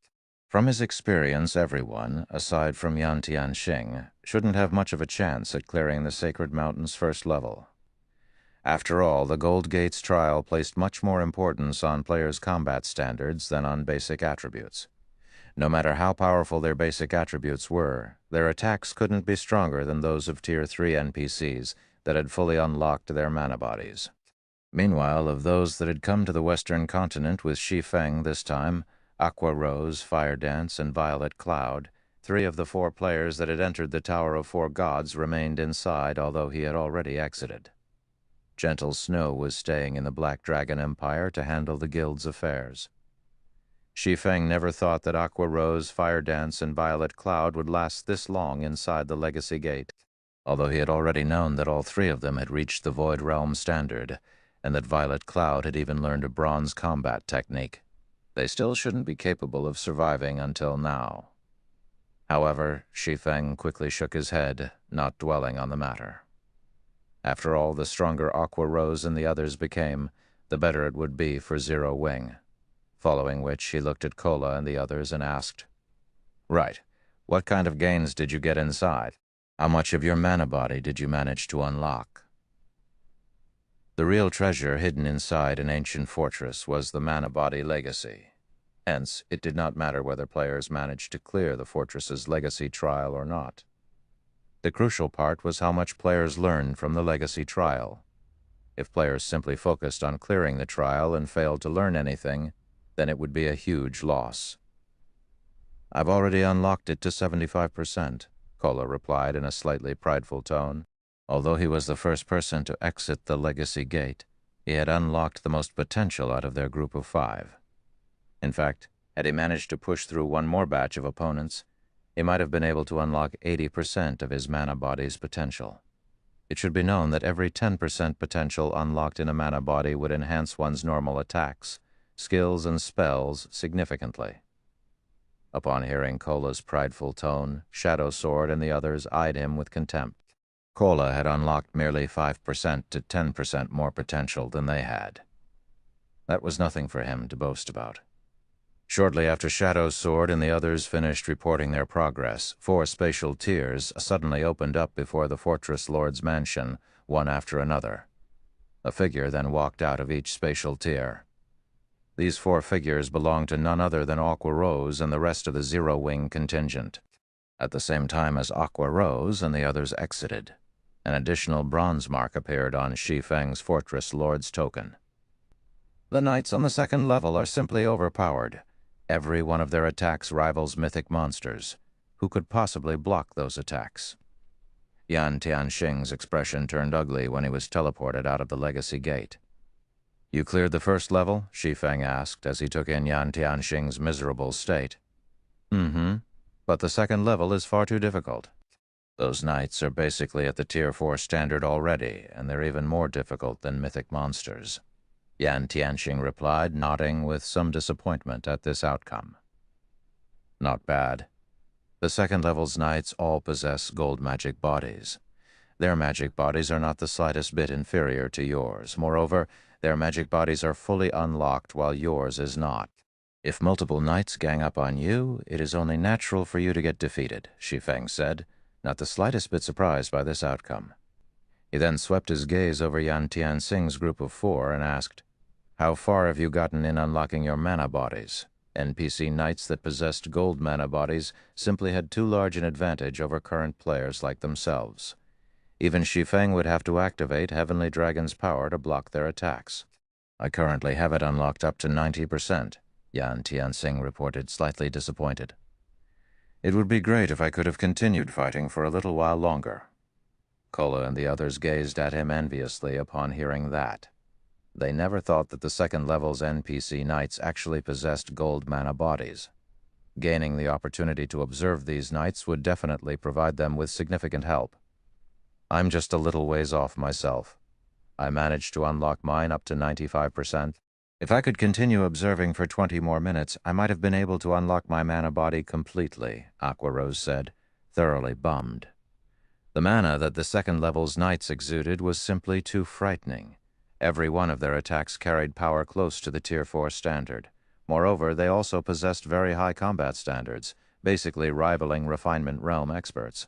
Worst of all, her ability to wield mana was restricted due to the harsh environment. Fire Dance and Violet Cloud similarly shook their heads in frustration. Although both of them had unlocked 95% of their mana body's potential, they still couldn't contend against the second level's knights. "Right. Guild leader, Divine Tribe contacted me previously. They said that there is something they need to discuss with us. However, as we were still inside the Legacy Gate, I told them that we had some urgent matters to deal with and had them rest inside their temporary residence for now," Aqua Rose suddenly said. "That isn't an urgent matter," Shi Feng said, chuckling. "It'll be the same if we go after all of you have fully unlocked your mana bodies." "Unlock our mana bodies?" Aqua Rose was puzzled by Shi Feng's words. They had just come out of the Legacy Gate. Without the help of the Legacy Gate, it would be incredibly difficult for them to make any more progress. Fully unlocking their mana bodies might even take up to a fortnight. An ancient fortress's Legacy Gate is indeed the fastest place for players to unlock their mana bodies. However, the Fortress Lord's Mansion has something called a Legacy Room. Although its training effects aren't as excellent as the Legacy Gates, it allows players to experience a fully unlocked mana body for 3 minutes. "I believe this experience should be of significant help for you all," Shi Feng said, nodding.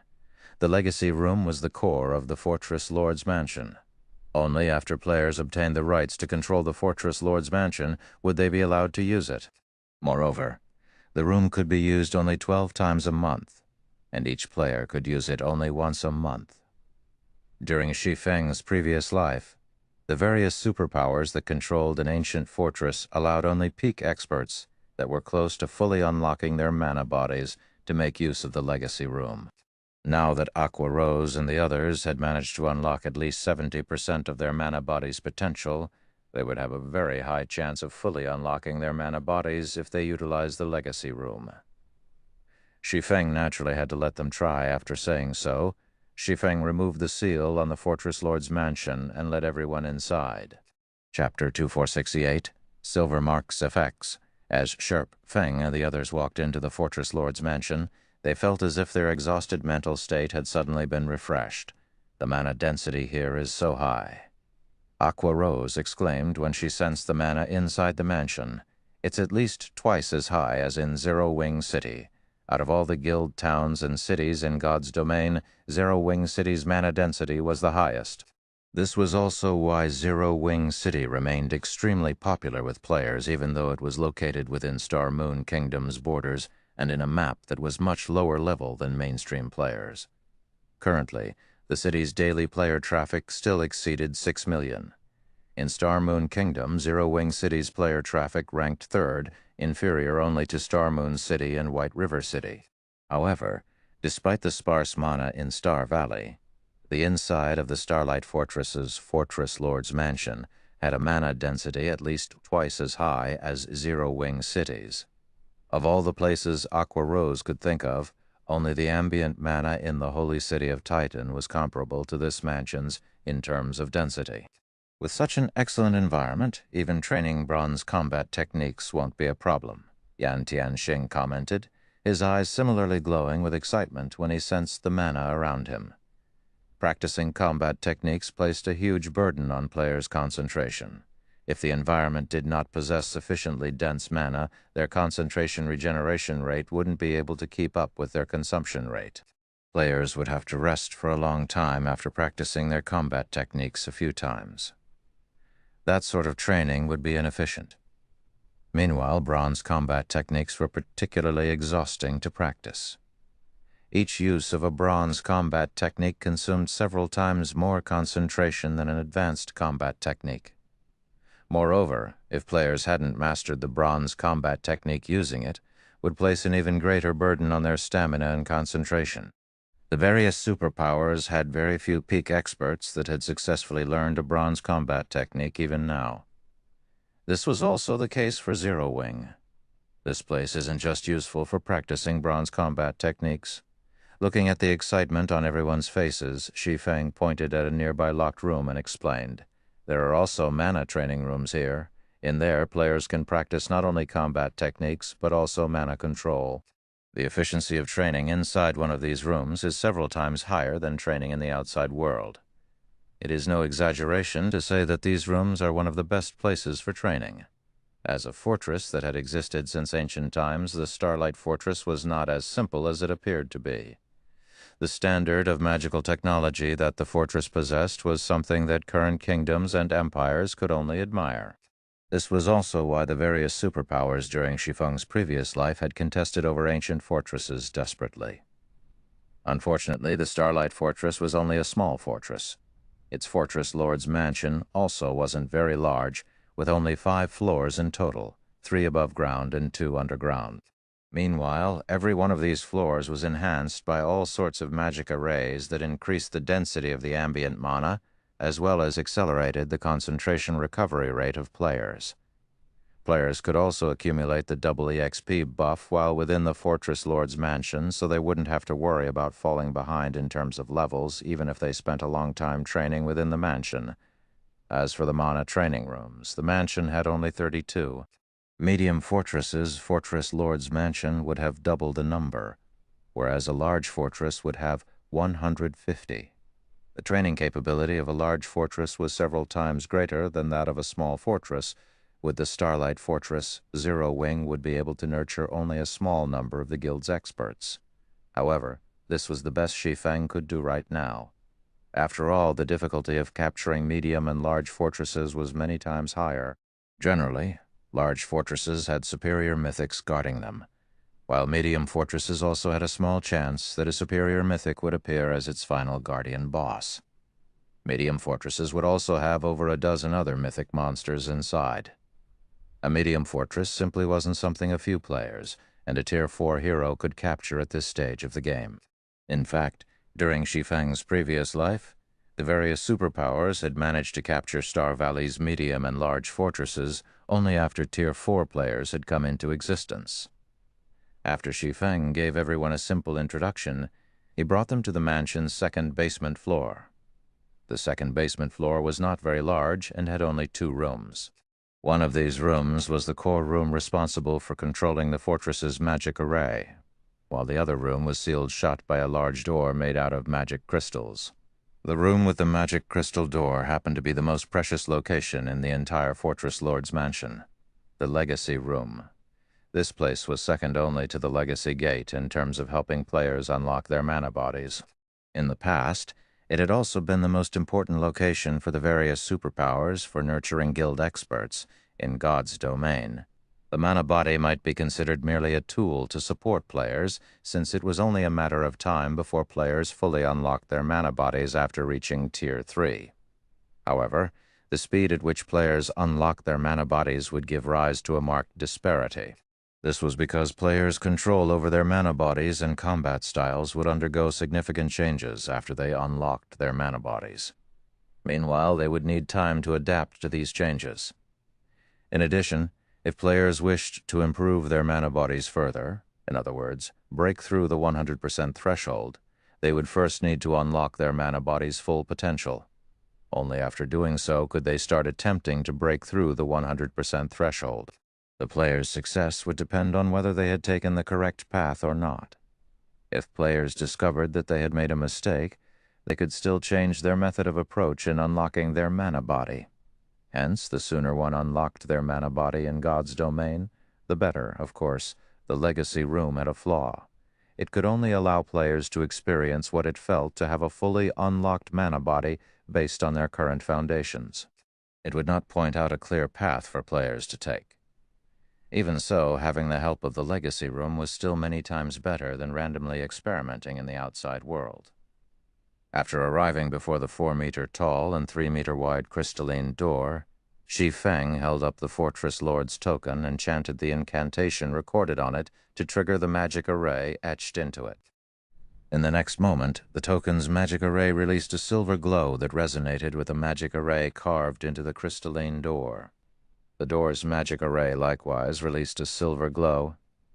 Immediately afterward, the tightly shut door started opening, and everyone instantly felt mana of much greater density flowing out of the legacy room. When bathed in this mana, everyone felt their mind clearing up, invigorated like never before. At the same time, the sound of a system notification entered Shi Feng's ears. System: you have activated the Silver Legacy Room. This room can be used only 12 times a month, and only one player may enter each time. Players will be able to experience what their current mana body feels like at 100% potential for 5 minutes. Once the session ends, players will not be allowed re-entry into the Legacy Room for 1 natural month. The silver mark also provides such a benefit? Shi Feng gazed at the token in his hand in astonishment. The difference between 3 minutes and 5 minutes might not be very long, but being able to experience the sensation of a fully unlocked mana body for even a second longer meant that players could better familiarize themselves with that feeling. Meanwhile, the silver mark had nearly doubled the duration that players could inside the legacy room. At this moment, Shi Feng more or less understood why the various superpowers had desperately invested into a select few peak experts and continuously had them challenge the legacy gate of the fortresses they controlled. They hadn't done so just to unlock more of their fortress's functions, but to better develop their guild experts. After all, guild experts were the capital of guilds. Everything else was secondary. All right, which one of you will enter first? Shi Feng asked as he turned around to look at Aqua Rose and the others. Upon hearing Shi Feng's question, Aqua Rose and the others exchanged glances, unsure whether they should enter the legacy room or not. Shi Feng had already told them that this opportunity was available to them only once a month. If they did not grab a hold of it properly, they would have to wait another month to experience what fully unlocking their mana bodies felt like. At that time, everything would be too late already. "I'll go first, then," Fire Dance said after giving the matter some thought. "All right. Just walk straight into the room. Once you're inside, focus all your attention on your mana body and try your best to adapt to the sensations you feel," Shi Feng advised as he pointed into the legacy room, which was the size of half a basketball court. The situation inside the legacy room was the complete opposite of the situation inside the legacy gate. Instead of a sparse mana environment, the legacy room's environment abounded with mana. While standing inside such a room, players would find it practically impossible to perceive the flow of mana inside their own bodies clearly.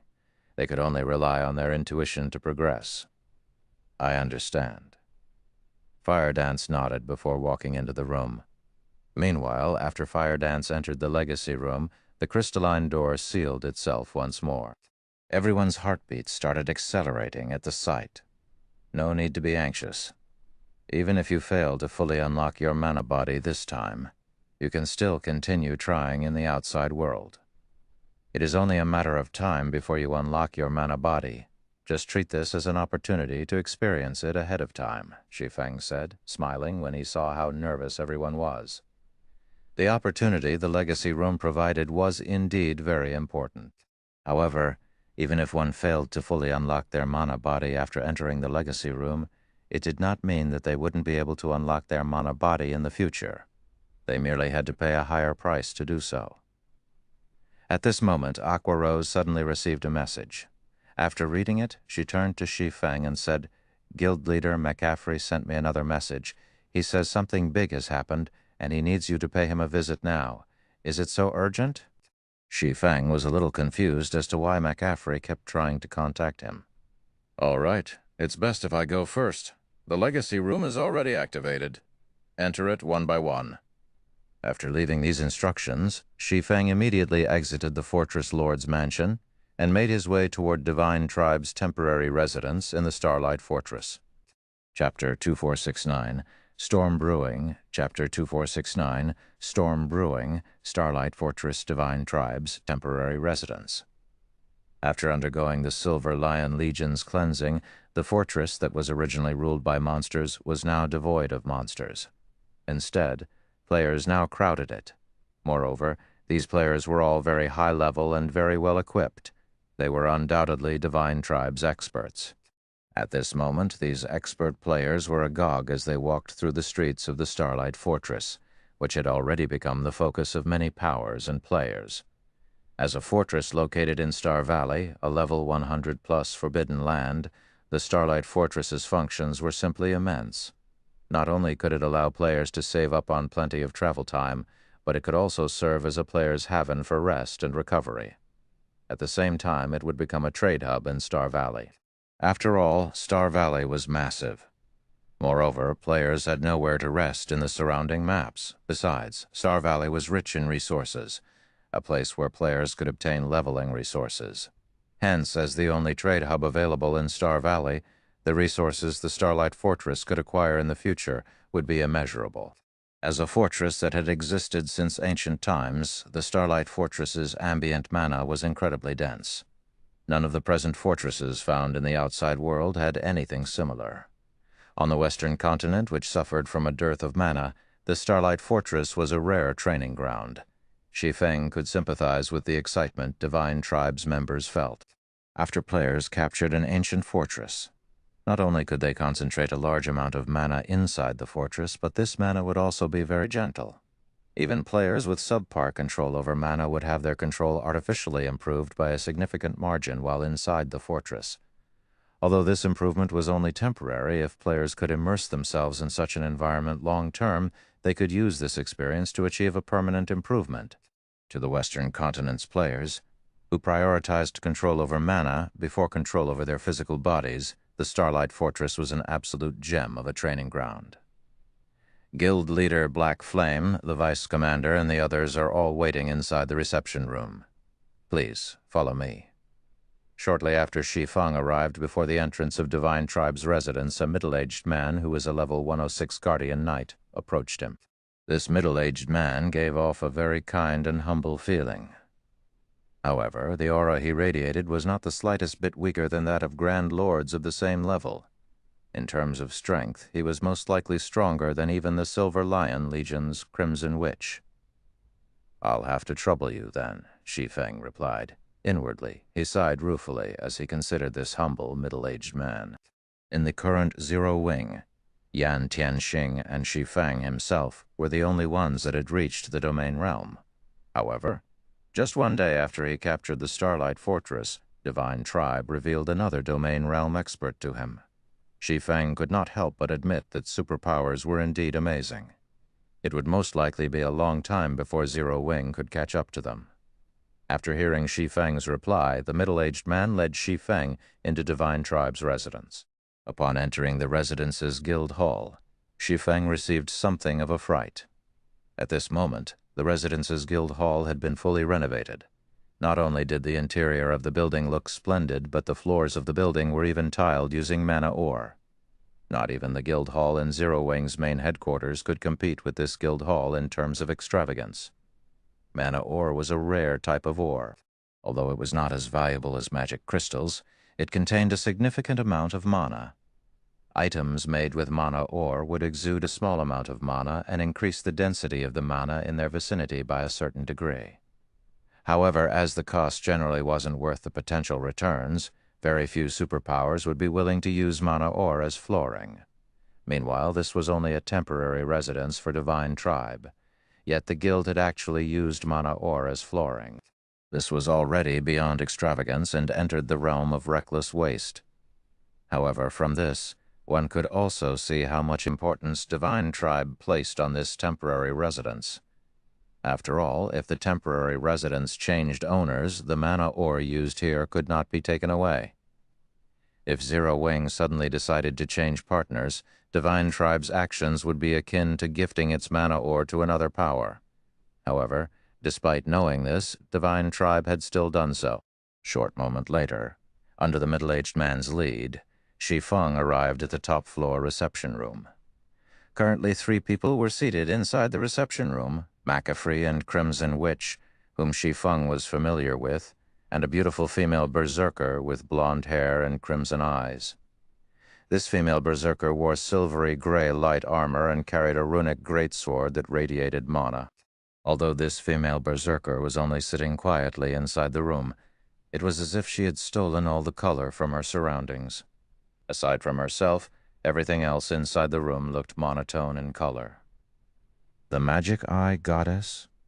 Why is she here? Shi Feng was stunned when he saw this female berserker. This was because he was even more familiar with this woman than with McAfee and Crimson Witch. She was one of the few Tier 6 God-ranked experts in his previous life, the wielder of Eternal Sin, a legendary weapon. In the past, she had ranked high even among Tier 6 experts. She had also managed to develop the guild she established herself into a super first-rate guild, becoming a legend in God's domain. Meanwhile, because of the peak hidden class Magic Eye Hunter she obtained, she was also nicknamed the Magic Eye Goddess. Currently, however, this Magic Eye Goddess was wearing Divine Tribe's guild emblem. This situation was completely different from what Shi Feng knew. Guild leader Black Flame, are you two perhaps acquainted with each other? McAfee asked curiously when he noticed the change in Shi Feng's expression.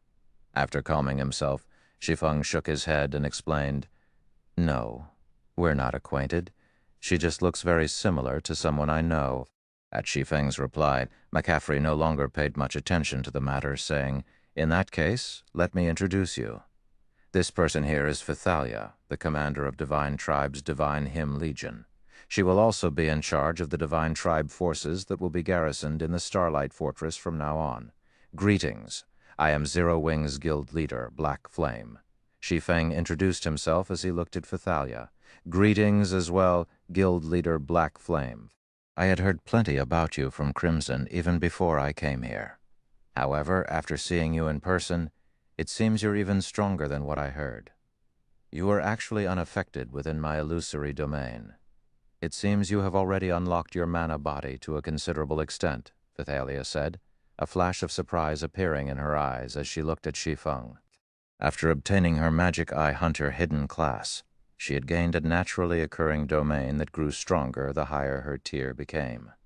After she reached Tier 3, even Crimson Witch, who possessed a peak gold mana body, was not immune to the effects of her illusory domain. Within her illusory domain, not only would players' control of their own body's mana decline significantly, but players would also lose the ability to control the mana around them. At this point, only experts that had unlocked their mana bodies by a certain extent were capable of resisting the effects of her illusory domain. "You have started unlocking your mana body already?" Crimson Witch blurted out when she heard Vithalia's words. She had been researching how she could unlock her mana body's potential all this time. However, even now, she still hadn't found any concrete information. She had never imagined that Shi Feng had actually unlocked a portion of his mana body's potential already. "It's just a portion. I'm still far from fully unlocking it," Shi Feng admitted truthfully.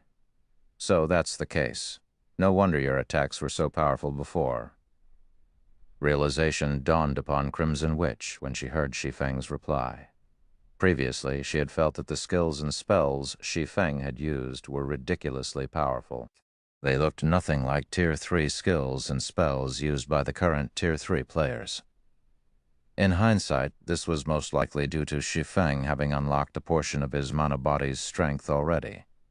Hence, his skills and spells were a lot more powerful than the average Tier 3 players. Suddenly, she felt that she had a chance to catch up with Shi Feng. Although she hadn't started unlocking her mana body yet, she did have a few leads. She was confident she could unlock a portion of her mana body's strength in a few more days.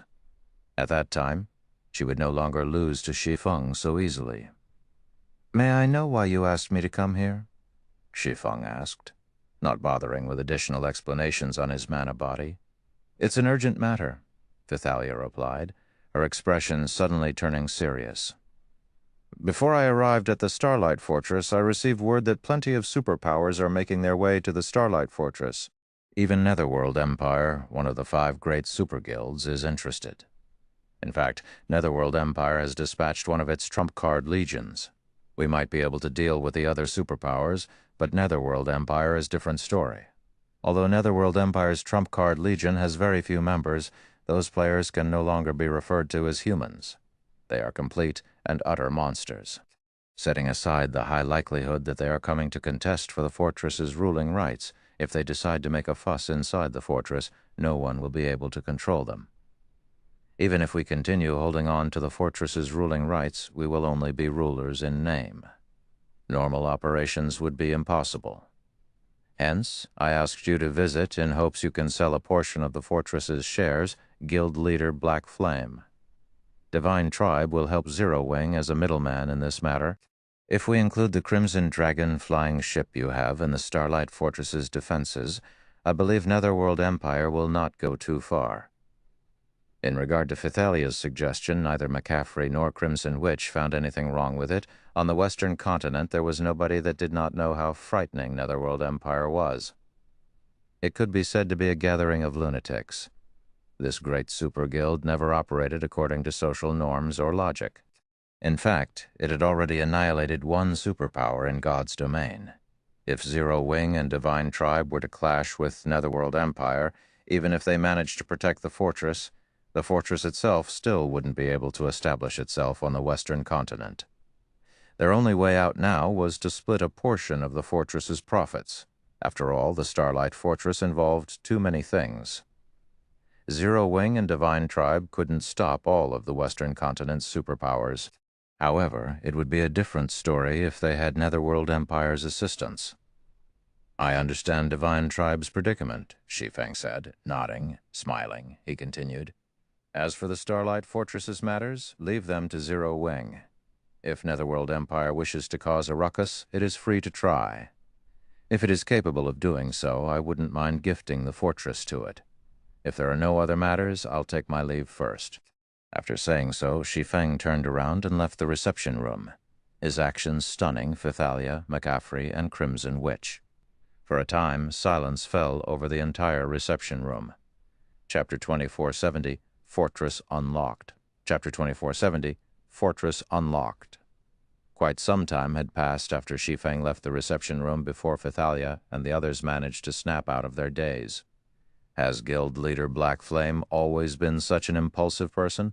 Vithalia could not help but ask as she turned to look at McCaffrey and Crimson Witch. Her mind couldn't keep up with Shi Feng's pace at all. When fighting over interests, superpowers rarely started with a declaration of war. They would generally choose to settle things with discussions. Only if negotiations broke down would they take action. After all, a war between 2 superpowers was no trivial matter. Regardless of the outcome, both sides would end up suffering significant and even irreparable losses. Meanwhile, she had merely proposed to negotiate with Netherworld Empire and asked Shi Feng to prepare to make some minor concessions, yet Shi Feng had flat-out rejected her proposal and decided to clash with the Great Super Guild to the very end. This simply wasn't a decision a guild leader would make. Only a fool would do so. Of course, she also found Shi Feng's decision understandable. Zero Wing had gone to great lengths to capture the Starlight Fortress. However, just as it was about to start harvesting its profits, a bunch of people suddenly appeared to claim a share of these profits. Any normal person would get enraged by this matter. However, such a situation frequently occurred in both the real world and the virtual world. In a situation where one was weaker than the other party, opting for a frontal clash was an extremely unwise decision. This was especially true now that more than a dozen superpowers were targeting the Starlight Fortress. So long as one of these superpowers took the lead, they would attack the Starlight Fortress without hesitation. At that time, even if these superpowers failed to capture the Starlight Fortress, they would still cripple its operation. Unlike other fortresses, the Starlight Fortress did not have any NPC soldiers to assist in its management. Players had to rely entirely on themselves. Moreover, the ruling power would have only partial authority over the fortress, and was incapable of prohibiting entry to certain players by manipulating the fortress magic array. If the ruling power wished to prevent entry to certain players, it would have to rely on its own players to do so. This was also the case when it came to settling fights that occurred within the fortress. Meanwhile, over a dozen superpowers were targeting the Starlight Fortress, including Netherworld Empire. So long as these superpowers dispatched experts to cause a ruckus inside the Starlight Fortress, stopping them would be impossible with the manpower and strength Zero Wing and Divine Tribe possessed. In fact, Zero Wing and Divine Tribe wouldn't even be able to stop the various superpowers from entering the Starlight Fortress. If this situation persisted, who would dare visit the Starlight Fortress? Guild leader Black Flame is indeed a very straightforward person. However, even I did not expect him to be so resolute in his stance that he won't even negotiate, McCaffrey said. Likewise, Shi Feng's decisive response exceeded his expectations. Commander Fithalia, what should we do next? There is no room for discussions on Zero Wing's side. Are we really going to clash with the various superpowers? Crimson Witch asked worriedly. After partnering with Zero Wing, Divine Tribe had invested a huge amount of resources into developing its temporary residence in the Starlight Fortress. Divine Tribe had even drafted a series of plans around the Starlight Fortress and invested a large portion of the Guild's resources into these plans. If the Starlight Fortress really became a no-man's land, then Divine Tribe's investments would come to naught. I am familiar with Hellrush, the commander of Netherworld Empire's trump card legion. Since he is personally leading the legion over, I will try to negotiate with him, Fithalia said, chuckling when she saw the worried expression on Crimson Witch's face. Moreover, we still haven't reached that point yet. Once the various superpowers and Netherworld Empire's members arrive, Guild leader Black Flame might realize how unwise his decision is. At that time, we might be able to turn things around. She had seen plenty of people like Shi Feng before. After all experts were very arrogant. Not to mention, Zero Wing had managed to capture the Starlight Fortress, something none of the Western continent's superpowers had managed. It was only natural for him to have confidence in his guild's strength and not be afraid to fight the various superpowers. However, once the various superpowers experts gathered and Shi Feng personally experienced the strength of these superpowers, it wouldn't be strange if he changed his mind. After all, he had just arrived on the Western continent recently and did not understand just how powerful the superpowers here were. He also wasn't aware of just how formidable Netherworld Empire was. While Fithalia and the others were discussing how to deal with the various superpowers, Shi Feng arrived at the main office on the Fortress Lord's Mansion's third floor to assume control over the entire Starlight Fortress. Previously, although he had unlocked the magic array sealing the Fortress Lord's Mansion, and even allowed Fire Dance and the others to enter the mansion's legacy room, he still hadn't gained control over the Starlight Fortress. This was because an ancient fortress's Fortress Lord's token did not automatically confer the ruling rights to the fortress on its holder. Players still needed to go through a simple takeover procedure. When Shi Feng opened the doors to the main office, he was greeted by the sight of an elderly man in butler attire standing inside the old and obsolete office. Although this elderly man was only a phantom and radiated no aura, he was a near-invincible existence while inside this Fortress Lord's mansion. At the same time, he was the true ruler of the entire Starlight Fortress. Wielder of the Fortress Lord's token, I am Osit, the Starlight Fortress's administrator. How may I be of service? Osit asked respectfully when he saw Shi Feng enter. I wish to receive control over the Starlight Fortress, Shi Feng said, declaring his intentions. Ancient fortresses were different from other fortresses. All authority over the fortress was vested in the administrator. Hence, ancient fortresses would always remain in a semi-controlled state. If players holding the Fortress Lord's token wished to gain any control over the ancient fortress they captured, they had to get it from the fortress's administrator.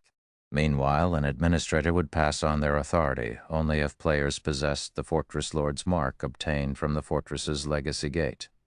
Otherwise, they would only be a fake Fortress Lord who could be replaced at any given time. Before players gained authority from the fortress administrator, the entire fortress would acknowledge only the Fortress Lord's token and not its holder.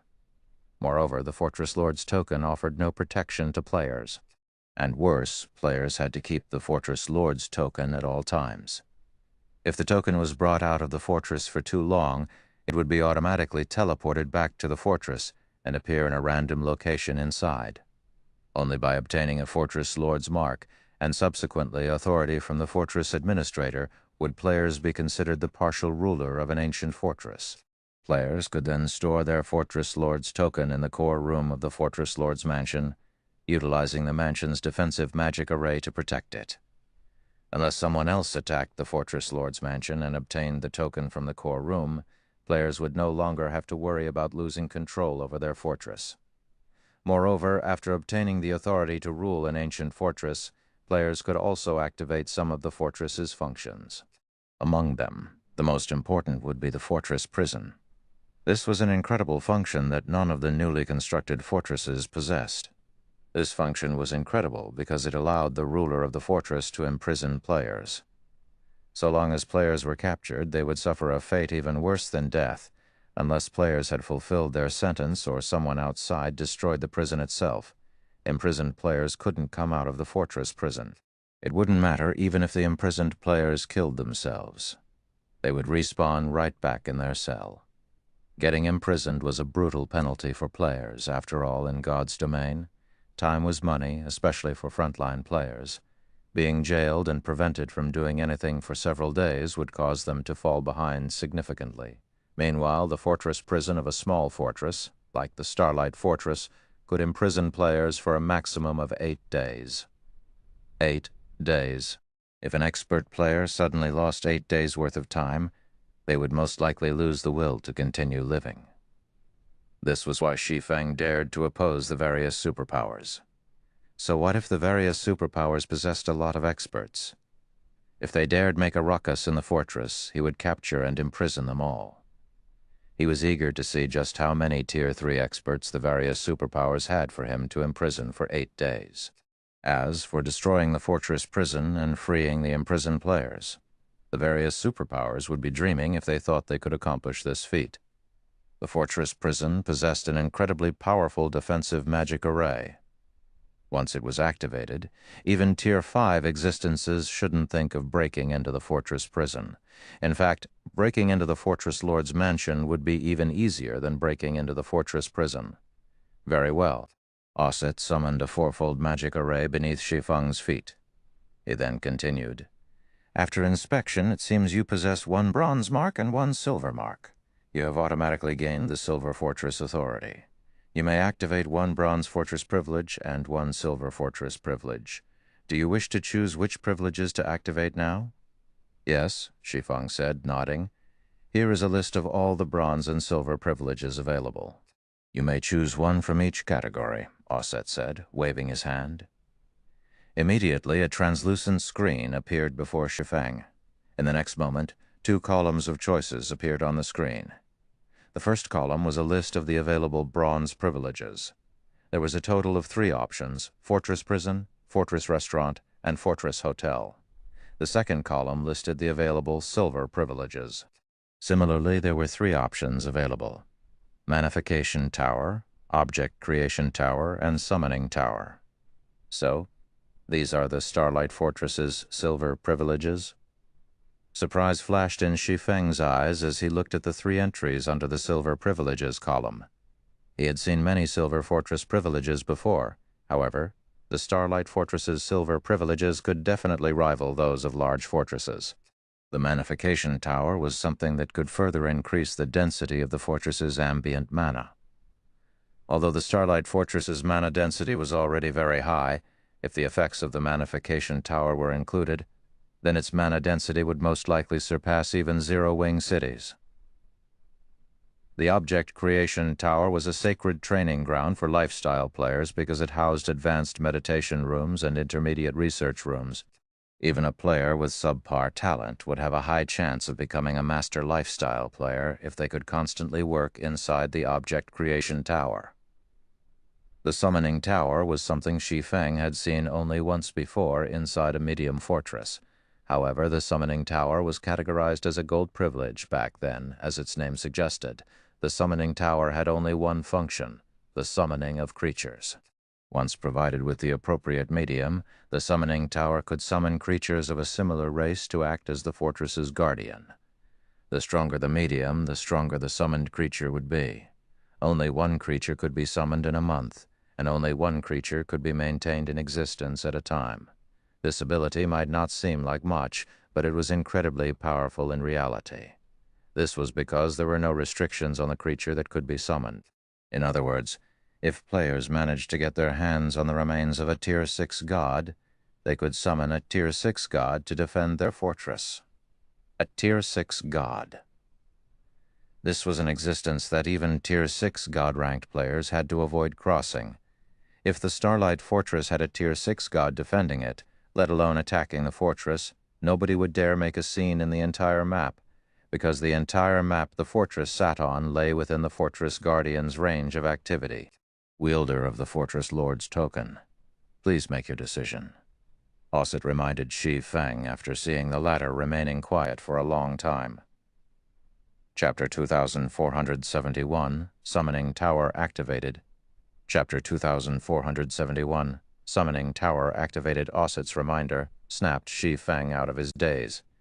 I choose the Fortress Prison and Summoning Tower. Shi Feng immediately answered. Of the bronze privileges available, the Fortress Prison was mandatory in Shi Feng's mind. Without this function, he couldn't deter his enemies from causing trouble within the fortress. As for the silver privileges, the Manification Tower and Object Creation Tower would increase the ancient fortress's value and make it more popular among players. However, the Starlight Fortress was the only captured fortress in Star Valley, and as such, had no competition. Any player that wanted to develop in Star Valley would have no choice but to visit the Starlight Fortress, which made both towers unnecessary. The Summoning Tower, on the other hand, was a different story. Of the 3 silver privileges, only the Summoning Tower would grant Zero-Wing more control over the Starlight Fortress, which is what the guild needed more than anything right now.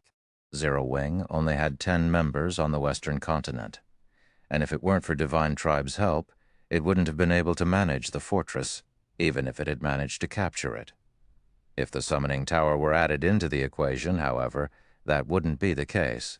As long as Zero-Wing summoned a sufficiently formidable creature, it'd be able to hold the fortress even with almost no members. The summoned creature would follow the basic behavioral conditions players set.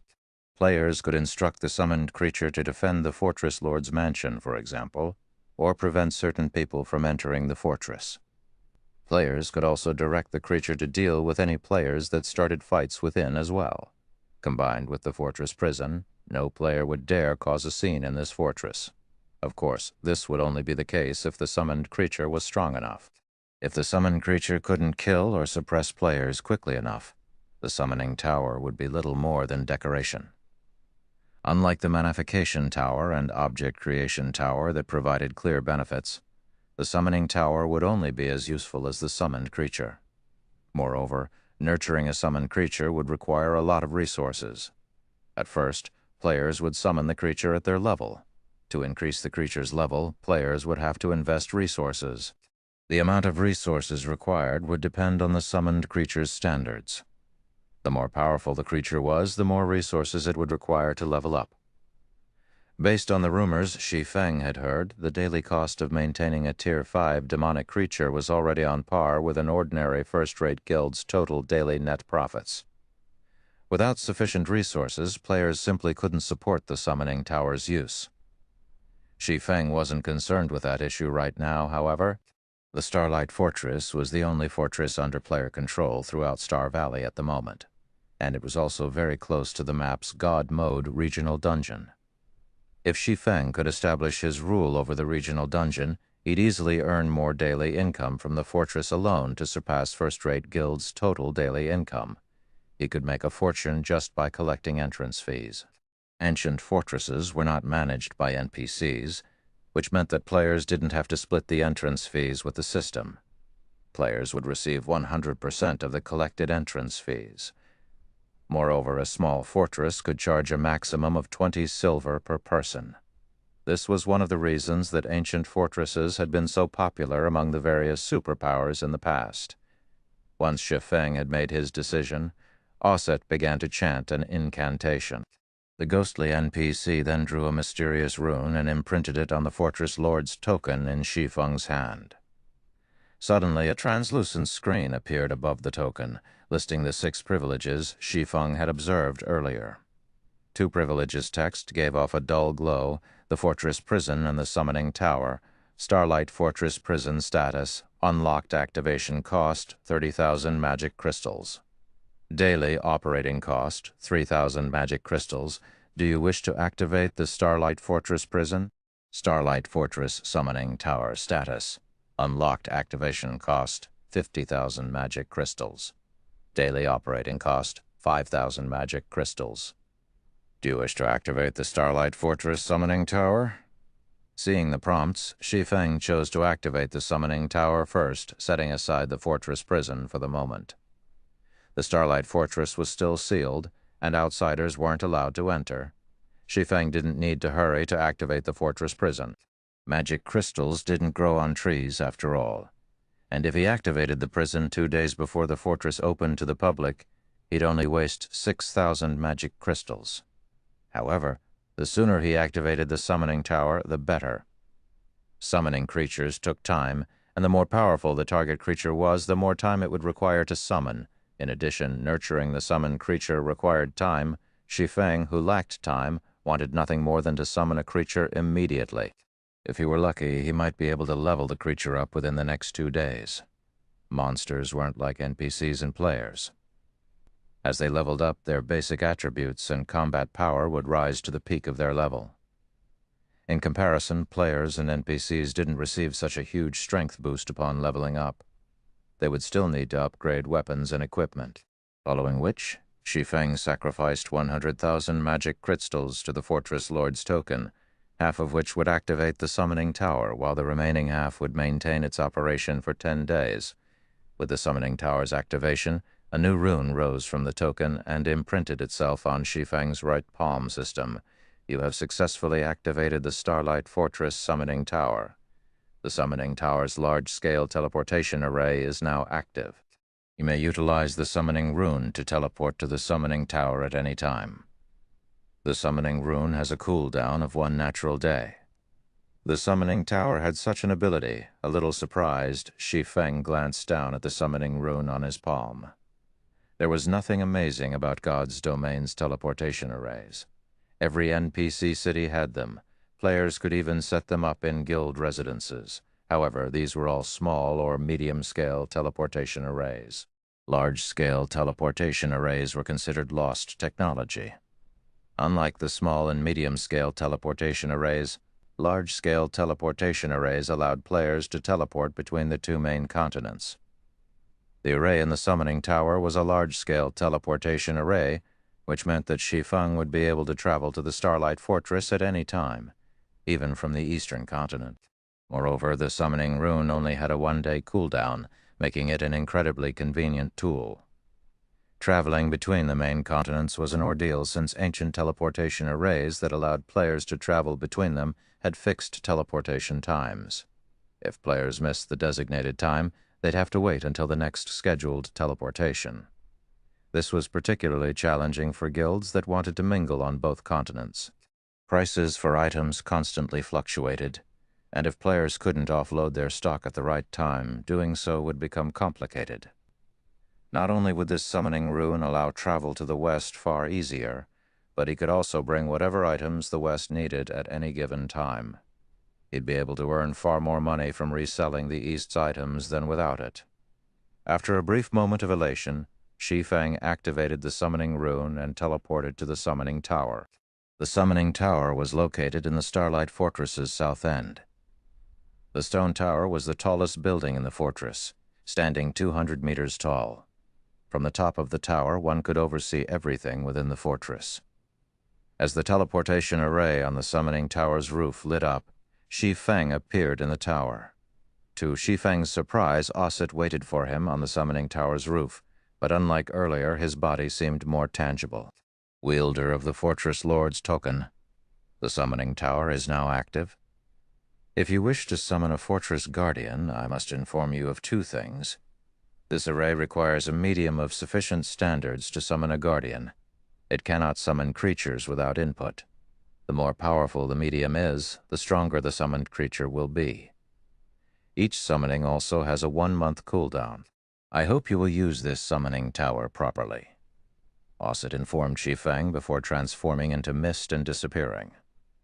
Of course, Shi Feng had already known these factors. This information was precisely the reason he had chosen the summoning tower. This should be the place. After approaching the summoning altar on the roof, Shi Feng pulled a claw the size of an adult human from his bag, placing it on the altar. This claw had once belonged to the ice dragon, Heathwaite, and it was one of the only 2 legendary materials Shi Feng had on him. Initially, Shi Feng had wanted to use the ice dragon's claw once he had obtained an epic weapon design, but summoning an ice dragon wasn't a bad second choice. His summoned creature would protect the Starlight Fortress, and an ordinary monster simply wouldn't be up to the task. Although he could summon the Starlight Behemoth with the Behemoth's Starlight Scales, that monster wasn't nearly as formidable as an ice dragon. As soon as Shi Feng rested the claw on the altar, he heard the sound of a system notification. System: the summoning altar has discovered the ice dragon's claw. Do you wish to analyze this medium? Begin. Taking a deep breath, Shi Feng made his decision. Not all mediums would work. If the selected medium didn't have enough energy, the summoning wouldn't happen. He already felt the painful sting of losing the ice dragon's claw. He didn't want to sacrifice 2 of them. Doing so would mean throwing away 2 epic weapons. As the altar began its analysis, dark purple smoke emerged from the summoning altar to envelop the gigantic claw. As the seconds passed, Shi Feng grew more nervous. If one ice dragon's claw weren't enough to summon an ice dragon, he'd have to summon the Starlight Behemoth with the Starlight Scales instead. The scales were inferior legendary materials, and he had a total of 5. They would certainly be more than enough to summon a Starlight Behemoth. While Shi Feng considered using the Starlight Scales as a replacement, he heard another system notification. System: medium's energy completion rate is at 89% and has met summoning requirements. Do you wish to summon the Guardian? Summon. Chapter 2072, Silver Divine Dragon. Chapter 2072, Silver Divine Dragon. Once Shi Feng agreed to begin the summoning, the purple smoke around the ice dragon's claw acted like a hungry wolf that had just found food. In no time, it devoured the stone-like claw. After devouring the claw, the intensity of the smoke's aura skyrocketed like a beast that had just woken from a long sleep. The frightening aura was so powerful that Shi Feng struggled to move. The aura was almost even stronger than that of a Tier 5 NPC. If a Tier 2 player stood in his place, they might have collapsed under the mighty pressure. As the purple smoke's aura grew stronger, the pressure Shi Feng felt increased as well. Just as he was about to fall to his knees, the purple smoke flowed into the summoning altar's ancient magic array. Boom! The instant the purple smoke merged with the magic array, space exploded, forming countless tiers around the array. It was as if the surrounding space couldn't endure the power contained within the magic array. After several seconds, space in the center of the altar began to crumble, revealing a dark void. The void grew, and in the blink of an eye, it had swallowed nearly half of the altar. Just before the void reached Shi Feng, the magic array engraved on the summoning altar flashed with a silver light that instantly suppressed the void. It stopped the growing darkness at the edge of the altar, preventing its further expansion. However, due to the void's presence, the mana density around Shi Feng steadily decreased. A void land? Shi Feng stared at the black hole before him, astonished. What is going on? The summoning tower used a sacrificial medium to open a portal to another world, from which players could guide their target creature. Naturally, the magic array would use stronger mediums to open stronger other worlds. Yet, after devouring the ice dragon's claw, the summoning altar had opened a portal to a void land. A void land was a land of death, in which very few creatures in God's domain could survive. Void lands didn't even contain a trace of energy, much less mana. As Shi Feng stared, confused, the sound of a system notification reached his ears. System, you have triggered the epic quest, Void Cage. Quest content, release the silver divine dragon that is imprisoned deep in the void land. We're words unknown. There is no penalty for failing this quest. Do you wish to accept this quest? A silver divine dragon? Shi Feng's astonishment only grew when he heard the notification. He had only used an ice dragon's claw as a medium. He had never expected it to trigger a portal to a silver divine dragon's location. Dragons were the apex race in God's domain. Any random adult dragon had tier 5 strength, and they were known as invincible among beings of the same tier. Not even human heroes. Individuals who had received God's blessings were a match for dragons of the same tier. However, not all dragons were equal. Divine dragons were dragons with the primeval dragon bloodline. Rather, they had a significant fraction of the primal dragon's bloodline. Normal dragons only had negligible traces of the primal dragon's bloodline. The difference between a divine dragon and an ordinary dragon's strength was on par with the difference between an archaic species and an ordinary monster. The two were on completely different levels. At most, ordinary dragons were invincible among creatures of the same tier. Divine dragons, however, could transcend tiers. Everyone in God's domain showed the proper respect before divine dragons. No one wanted to offend one. Shi Feng doubted that even the jealous witch, who was as devastating as a natural disaster, was a match for a tier 5 divine dragon. With almost no hesitation, Shi Feng accepted the epic quest. Although there were no penalties for failing or refusing the epic quest, Shi Feng would have to abandon this summoning attempt by refusing it. If he did, he'd have to wait another month before he could attempt to summon another guardian, and he couldn't afford to do that. Moreover, encountering another opportunity to summon a divine dragon would likely be impossible, and if he could complete the quest, he'd hit the jackpot.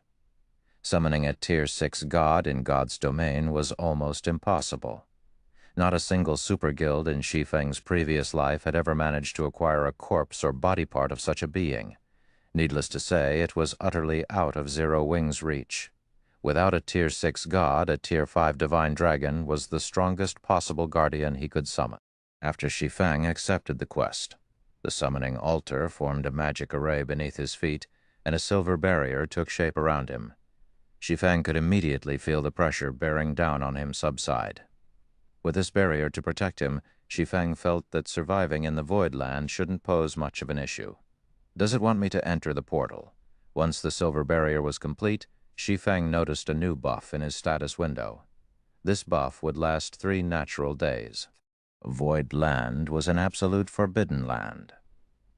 Aside from gods and void souls, creatures born in void lands, surviving in a void land was nearly unheard of. Even with this magic barrier, he'd be lucky to exhibit 30% of his usual combat power. Void lands contained no mana, and Shi Feng hadn't fully unlocked his mana body yet. If he encountered a void soul in his state, he'd die.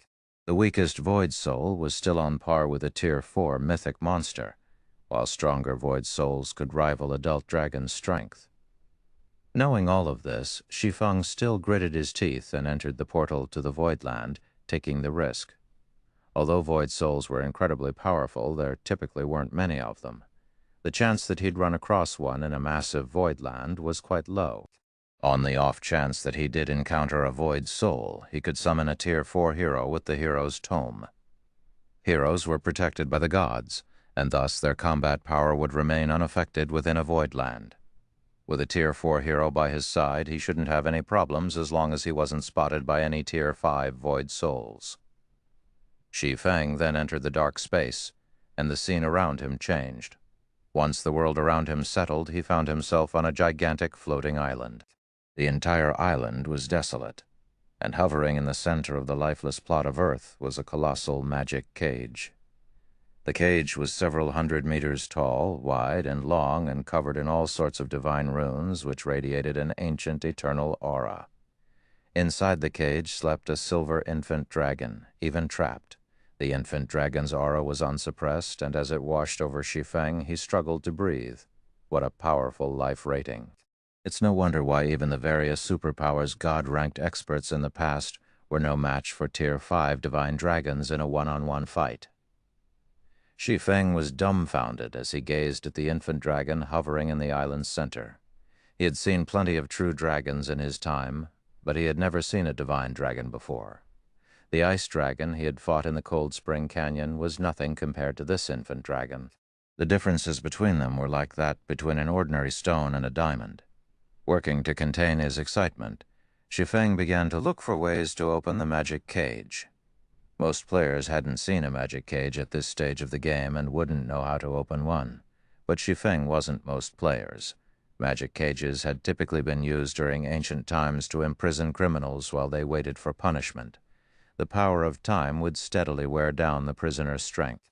This was why God's domain had so many epic quests that required players to slay these criminals, finally meting out justice. To end these criminals' long, miserable lives, players would have to release the seal on the prisoner's magic cage. Shi Feng had never opened a magic cage before, but based on what he had learned from others, one first had to locate the core magic arrays which were located in the outside world. Players could then destroy or decode the arrays to unlock the magic cage. Shi Feng spent the next dozen or so hours searching, during which he found a total of 7 magic arrays around the desolate island. Every one of the arrays was incredibly complex, and that wasn't a result of the level of design. Rather, their complexity was a result of the frightening number of elements to each array. Even as a master magician, Shi Feng felt a headache brew as he examined the magic arrays as vicious. Did they have any intention of letting the divine dragon free?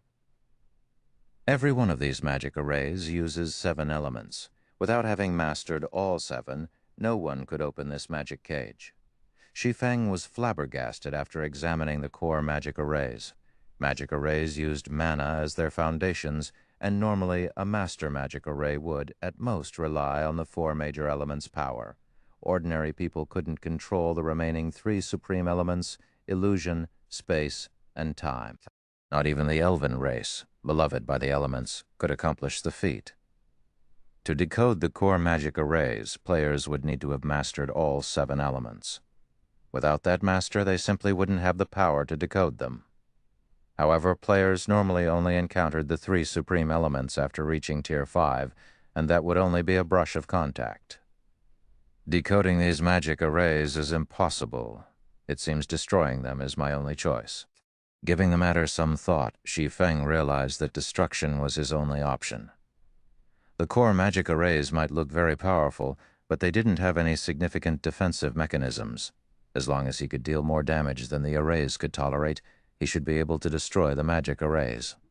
Shi Feng then retrieved the Crimson Dragon flying ship and attacked one of the arrays with the ship's magic elven cannon.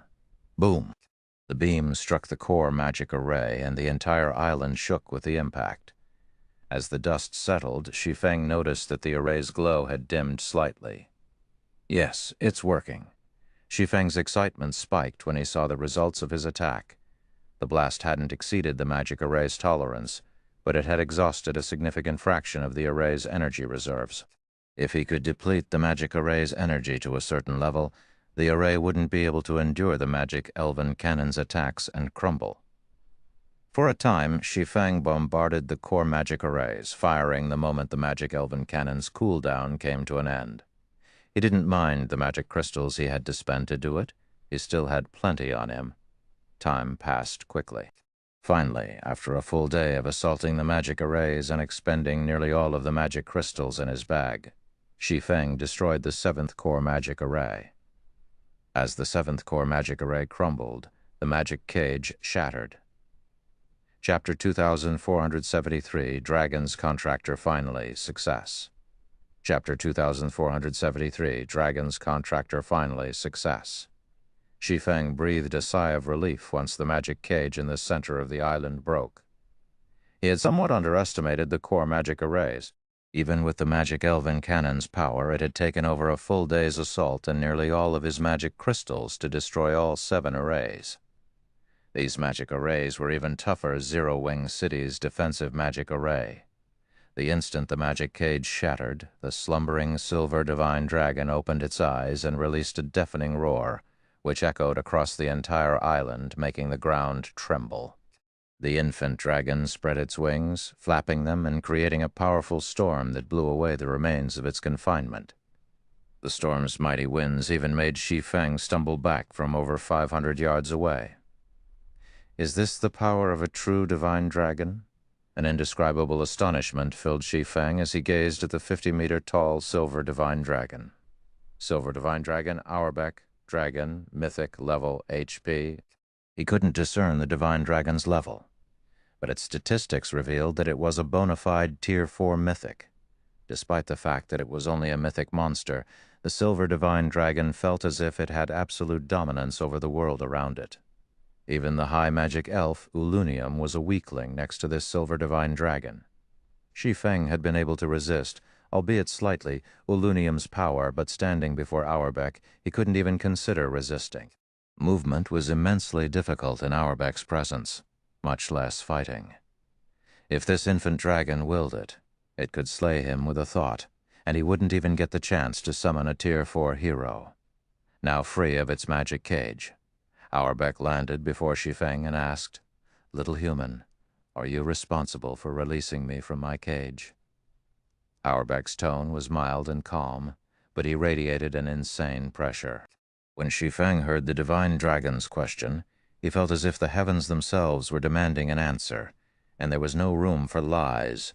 "Yes, Lord Divine Dragon, I destroyed the magic cage's core magic arrays and freed you," Shi Feng replied, his tone neither too humble nor too arrogant as he suppressed his building anxiety.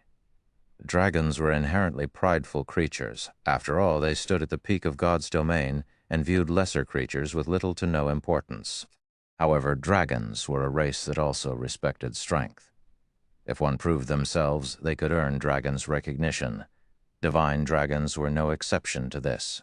If he groveled before the silver divine dragon, Auerbach would look down on him, and his reward might be even less than if he had performed badly. "You have truly surprised me.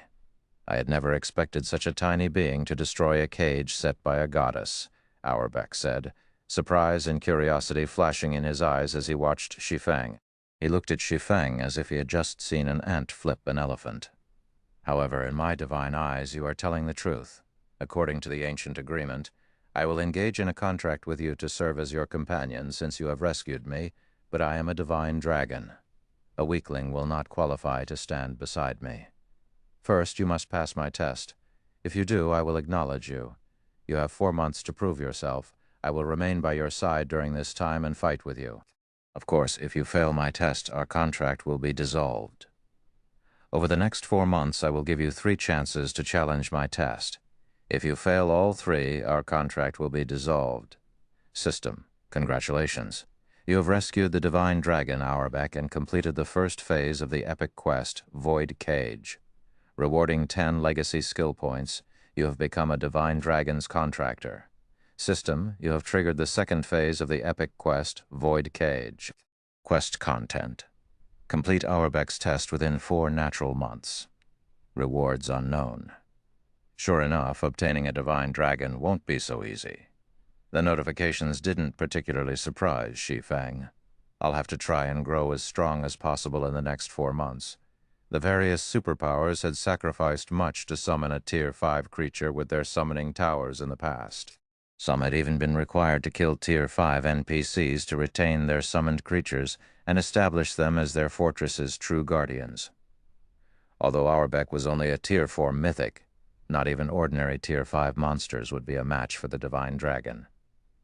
It would be odd if no trial existed to retain control over such a creature. Fortunately, as far as Shi Feng was concerned, 4 months would be more than enough time for Shi Feng to prove himself a strong enough companion for Auerbach.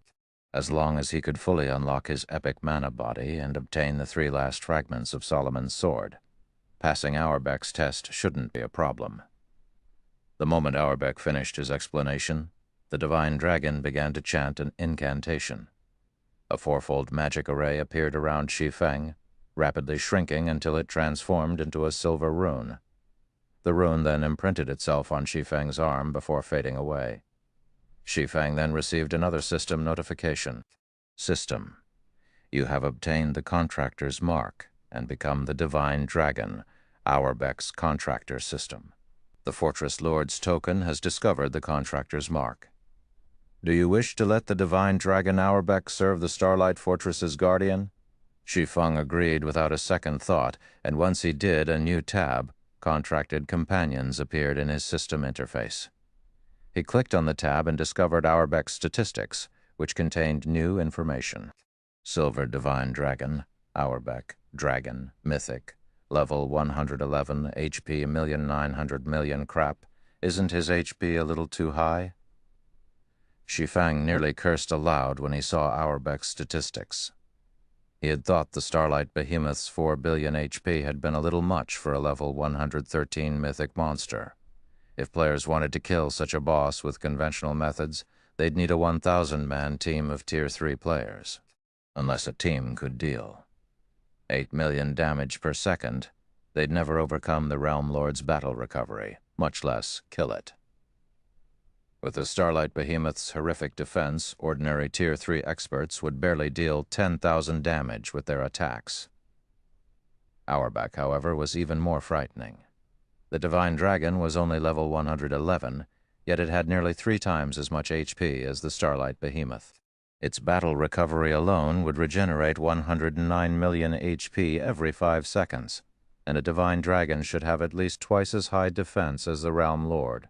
Staring at Auerbach's statistics, Shi Feng doubted that even Tier 4 players could kill it, not to mention new Tier 3 players.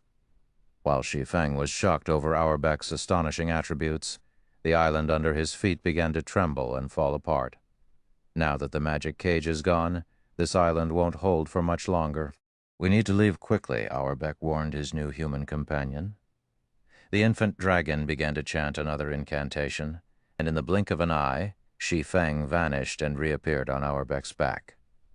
The silver Divine Dragon then spread his wings and, with a flap, transformed into a streak of light, flying toward the spatial tear the summoning tower had opened and leaving the void land. Meanwhile, Divine Tribe's members were hard at work repairing the Starlight Fortress's infrastructure. They'd also begun constructing hotels and shops to better manage the fortress. Divine Tribe had sent over 100 Tier 3 personal guards to garrison the fortress, all of which were tasked with patrolling the streets and protecting the fortress's various establishments. While Thalia and the other Divine Tribe upper echelons planned the patrol routes for the personal guards, something odd happened to the summoning tower in the south end of the fortress. Divine runes began to appear around the lightless tower, illuminating the structure with a dazzling glow. Suddenly, an intense aura washed over the Starlight Fortress, and every player within felt stifled, struggling to move. Where is this aura coming from? What is going on over there? Did we miss a guardian boss? Everyone turned toward the brilliantly lit summoning tower, growing anxious. Even Thalia and the guild's other upper echelons, who met in their temporary residence, wore grim expressions. None of the guardian bosses they had faced had such a powerful aura, yet Divine Tribe's team had still relied on a Tier 4 hero summoning scroll to defeat them. Even then, the Silver Lion Legion had suffered significant losses. Now that the Tier 4 hero they had summoned had gone, they didn't have a Tier 4 combatant in the fortress. If another guardian boss had truly appeared, the consequences would be dire. They had already invested a considerable amount of resources into repairing a portion of the Starlight Fortress. If they had to fight in another huge battle, everything they had worked for would crumble even before the various superpowers experts arrived. Quick, look. Something's above the summoning tower. Isn't that a spatial tear? Why is there a spatial tear over the tower? The fortress's players recognized the dark tear for what it was immediately, and as it grew, they were overcome with curiosity and confusion. Suddenly, a streak of light flew from the spatial tear, and a figure appeared before them all. As they got a clearer look, what they saw rendered them all dumbfounded. A dragon? Chapter 2474, Fortress Startled. Chapter 2474, Fortress Startled. Translator, Exodus Tales. Editor, Exodus Tales. Why has a dragon appeared? Phythalia's expression darkened when she saw the divine dragon, which was over 100 meters long, in the sky.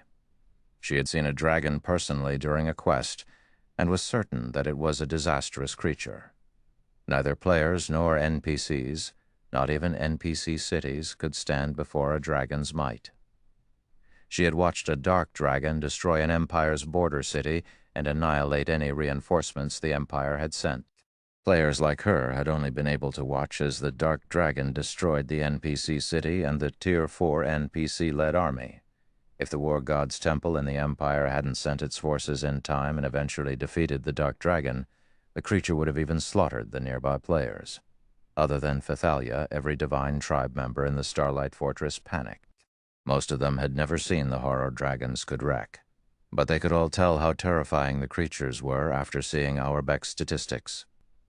Auerbach's level of 111 wasn't anything special, but how did it have 10 billion HP?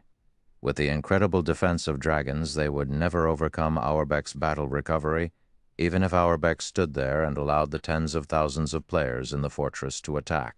Compared to Auerbach's insane HP, the pressure the dragon radiated was nearly fatal to Divine Tribe's members.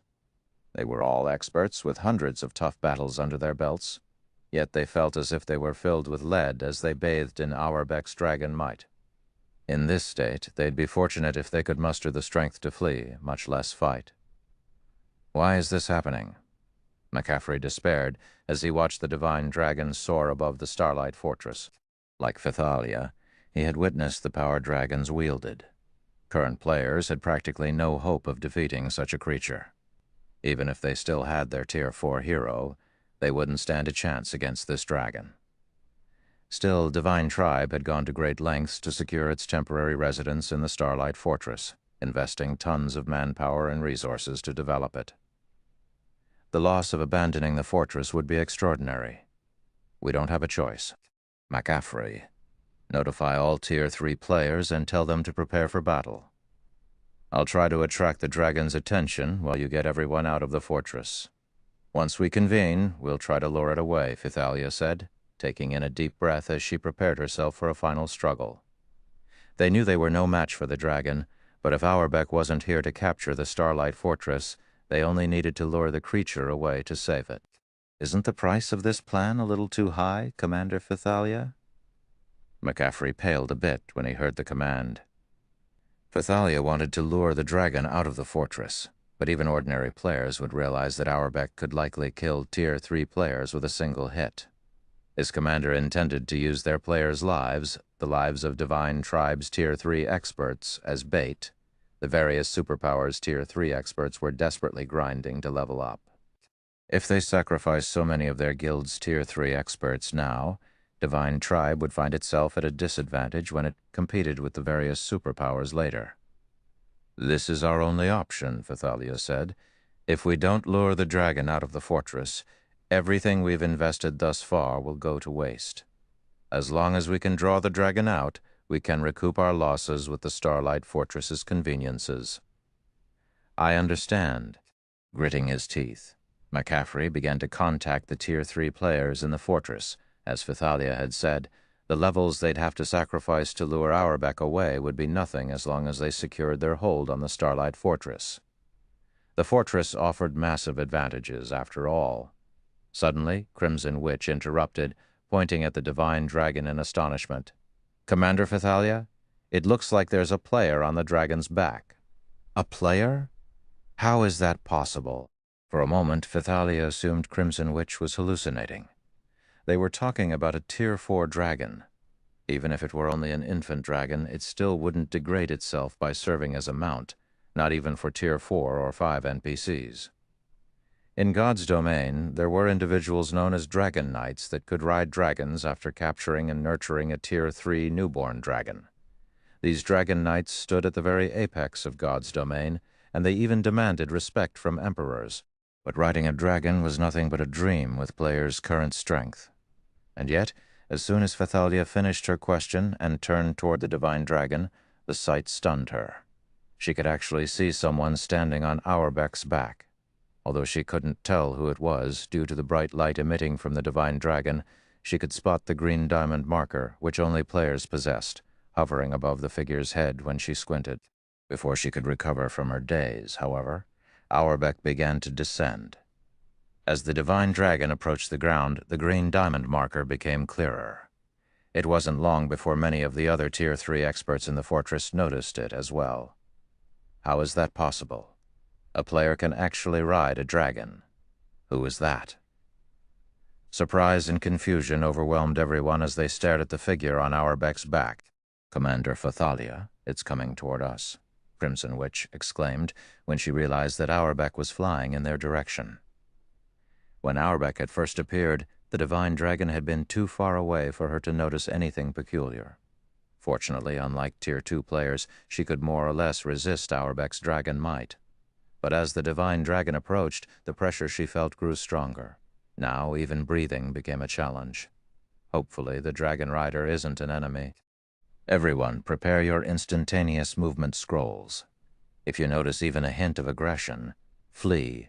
Every life we can save matters, Vithalia reminded her comrades in a grim tone. If they had merely faced a wild dragon, they would at worst lose the Starlight Fortress, abandoning it and allowing the creature to destroy it. If the divine dragon were under a player's control, however, they had a much bigger problem. If that player wanted to, they could command their dragon to massacre every divine tribe member in the area. All of the guild members in the fortress were divine tribes experts, including the guild's 2 trump card legions. If they were annihilated, the consequences would be unimaginably dire. Everyone around Vithalia did as they were told, pulling instantaneous movement scrolls from their bags. Gwyn Witch and the guild's other upper echelons all retrieved Tier 3. Instantaneous movement scrolls, trump cards the guild had prepared for them as a protective measure. These scrolls were incredibly rare, only obtainable by luck. While divine tribes members in the temporary residence prepared to flee, Auerbach arrived above the building. The divine dragon's speed caught everyone off guard. Crimson Witch and the others were racked with hopelessness, realizing that they couldn't actually activate the scrolls in their hands. Worse, the instantaneous movement scrolls weren't the only thing that had abandoned them. They felt as if space itself had left them to die, siding with the divine dragon hovering above them. Spatial imprisonment? How is this happening? Astonished, Vithalia could do nothing but stare at the divine dragon as it began to land. Spatial imprisonment was a move only the strongest Tier 4 NPCs could use. No monster should be capable of mastering the skill. Yet this dragon had a naturally occurring domain that included the spatial imprisonment's effects. Now they had no hope of escape. This stranger held their lives in his hands. As Vithalia and her comrades' anguish reached its peak, a familiar voice reached their ears. "I was hoping to find you. I'm glad you're all here." As the dragon's rider spoke, he jumped down from Auerbach's back. Seeing the player up close, everyone was stupefied. Guild Leader Black Flame? Chapter 2475, All Sides Shaken. Chapter 2475, All Sides Shaken. When they realized that the figure riding Auerbach had been Shi Feng, silence fell in Divine Tribe's temporary residence as everyone stared at the swordsman. McCaffrey and Crimson Witch in particular watched Shi Feng walk toward them with dropped jaws. They both felt as if they were looking at a monster with limitless strength. Whenever they thought that they had seen the depths of Shi Feng's, they soon learned that all they had seen was a fraction. Shi Feng's crimson dragon flying ship, for example, and the domain tools he had used to suppress the Starlight Behemoth and strengthen the Silver Lion Legion. The various superpowers coveted these items, yet they couldn't get their hands on them. Shi Feng, on the other hand, had them all. Moreover, Shi Feng had successfully captured the Starlight Fortress, a feat none of the various superpowers could accomplish at this stage of the game. And now, Shi Feng even had a dragon. Dragons were creatures of ultimate destruction in God's domain. Even the various NPC kingdoms and empires got headaches whenever one showed up, and yet Shi Feng had one under his control. Even if Auerbach were only a Tier 4 infant dragon, it would be more than enough to deter the various superpowers from attacking the Starlight Fortress. So this is why he's so confident. Realization dawned on Phythalia when she glanced at the divine dragon standing silently behind Shi Feng. She now had an inkling of why Shi Feng had rejected her proposal after learning that the Western continent's superpowers might band together to target his fortress. With Auerbach here, the superpowers experts would have to be suicidal to cause a ruckus in the Starlight Fortress. They wouldn't even have the chance to escape if Auerbach set his sights on them. Shortly after Shi Feng had arrived at Divine Tribe's temporary residence with Auerbach, some of the various superpowers' spies reported the situation to their superiors. "Impossible! You're talking about a dragon. How can a player possibly control such a powerful monster?" When the various superpowers' upper echelons read the reports, they assumed their subordinates had turned traitorous, trying to trick them with false information to prevent them from assaulting the Starlight Fortress. However, as these upper echelons continued to receive similar reports from other spies in Divine Tribe, they couldn't deny the truth. There was no way all of their spies had turned against them at once. To gain more information and a better understanding of the situation in the Starlight Fortress, they had secretly paid a huge price to turn some of Divine Tribe's members in the fortress to their side. Naturally, they had ensured that none of the bribed players knew about each other to prevent these players from collaborating to provide false information for Divine Tribe's benefit.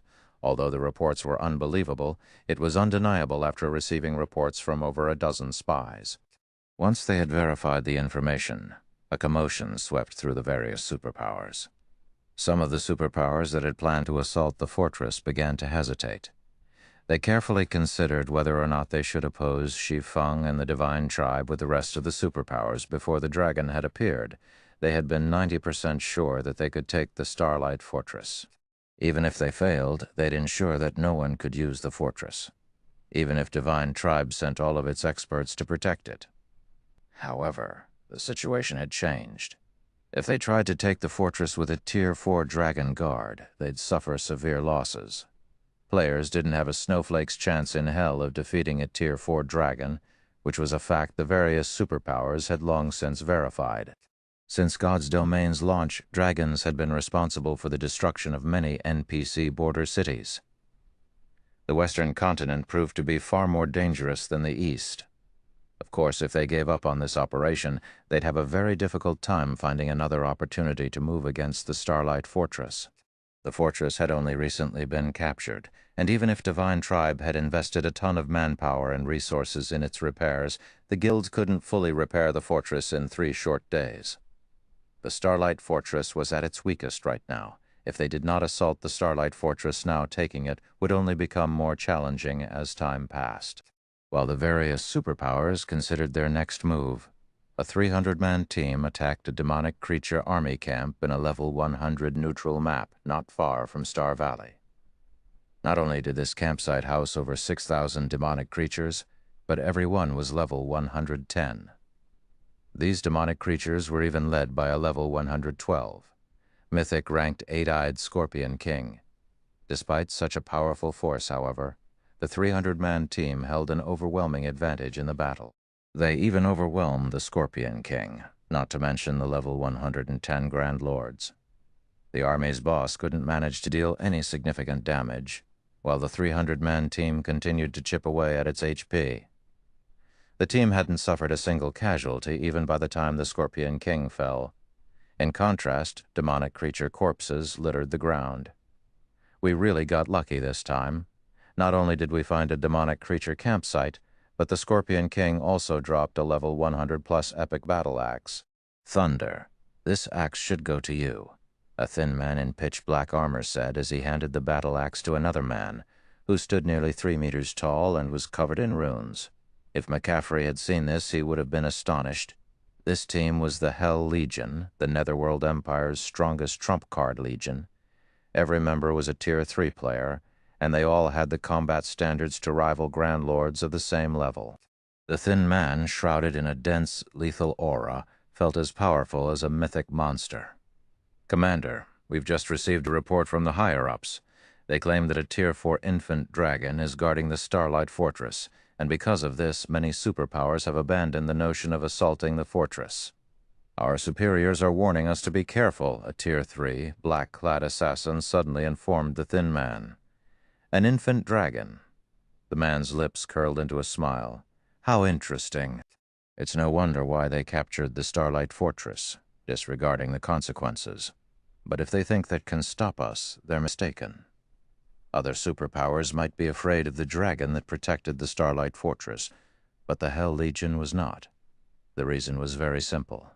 There was only one dragon in the fortress, while the Hell Legion had 300 players. If the Hell Legion went on a rampage inside the fortress, they could slay hundreds or thousands of players before the dragon would reach them.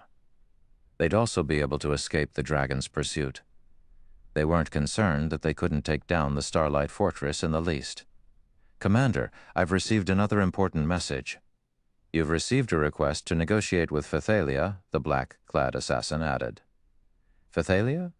The thin man smiled when he heard the name. "Since an old friend has so graciously invited me, I must show her the proper respect. Pack up, everyone. We're heading to the Starlight Fortress." Chapter 2476, Frightening Divine Dragon. Chapter 2476, Frightening Divine Dragon, Star Valley, Starlight Fortress. With Hell Rush in the lead, the Hell Legion finally reached the Starlight Fortress after more than 5 hours of continuous fighting. The fortress had already undergone 2 days of repairs and looked nothing like it had. Not only did the fortress have a new physical look, but its magic array was now fully active as well. A layer of mana enveloped the fortresses, creating an oasis in the Star Valley's mana-thin environment. Moreover, a faint layer of mist surrounded the fortress walls, adding hints of mystery and solemnity. This ancient fortress is amazing. Its mana is so dense. If we could train in the fortress long-term, our mana control would improve significantly. That's not all. If we can live and train here, we could even improve our combat standards. It's no wonder why the higher-ups asked us to take action. If we can take this fortress, we could boost our internal and core members' development speed. We wouldn't have to compete for entry slots to the demonic Mist Secret Land every week. When the Hell Legion members saw the Starlight Fortress in the distance, their eyes glowed with excitement. The Western continent lacked mana, which was why areas with high mana density became targets for the various superpowers players. Could improve their mana affinity when in those areas, and they'd have a clearer mind while training. This would be of great help as players tried to gain more control over mana. Because of this, whenever a player discovered a mana-dense area, a war between guilds shortly followed. Even the various superpowers participated. Of the mana-dense environments the Hell Legion's members had experienced thus far, none could hold a candle to the Starlight Fortress. The fortress's mana was dense enough that it would even be extremely helpful to experts of their caliber. "Commander, Divine Tribe is behaving strangely. They've only sent one party to guard the front gate. They didn't even bother to send a Tier 3 NPC. Aren't they afraid that players will barge in?"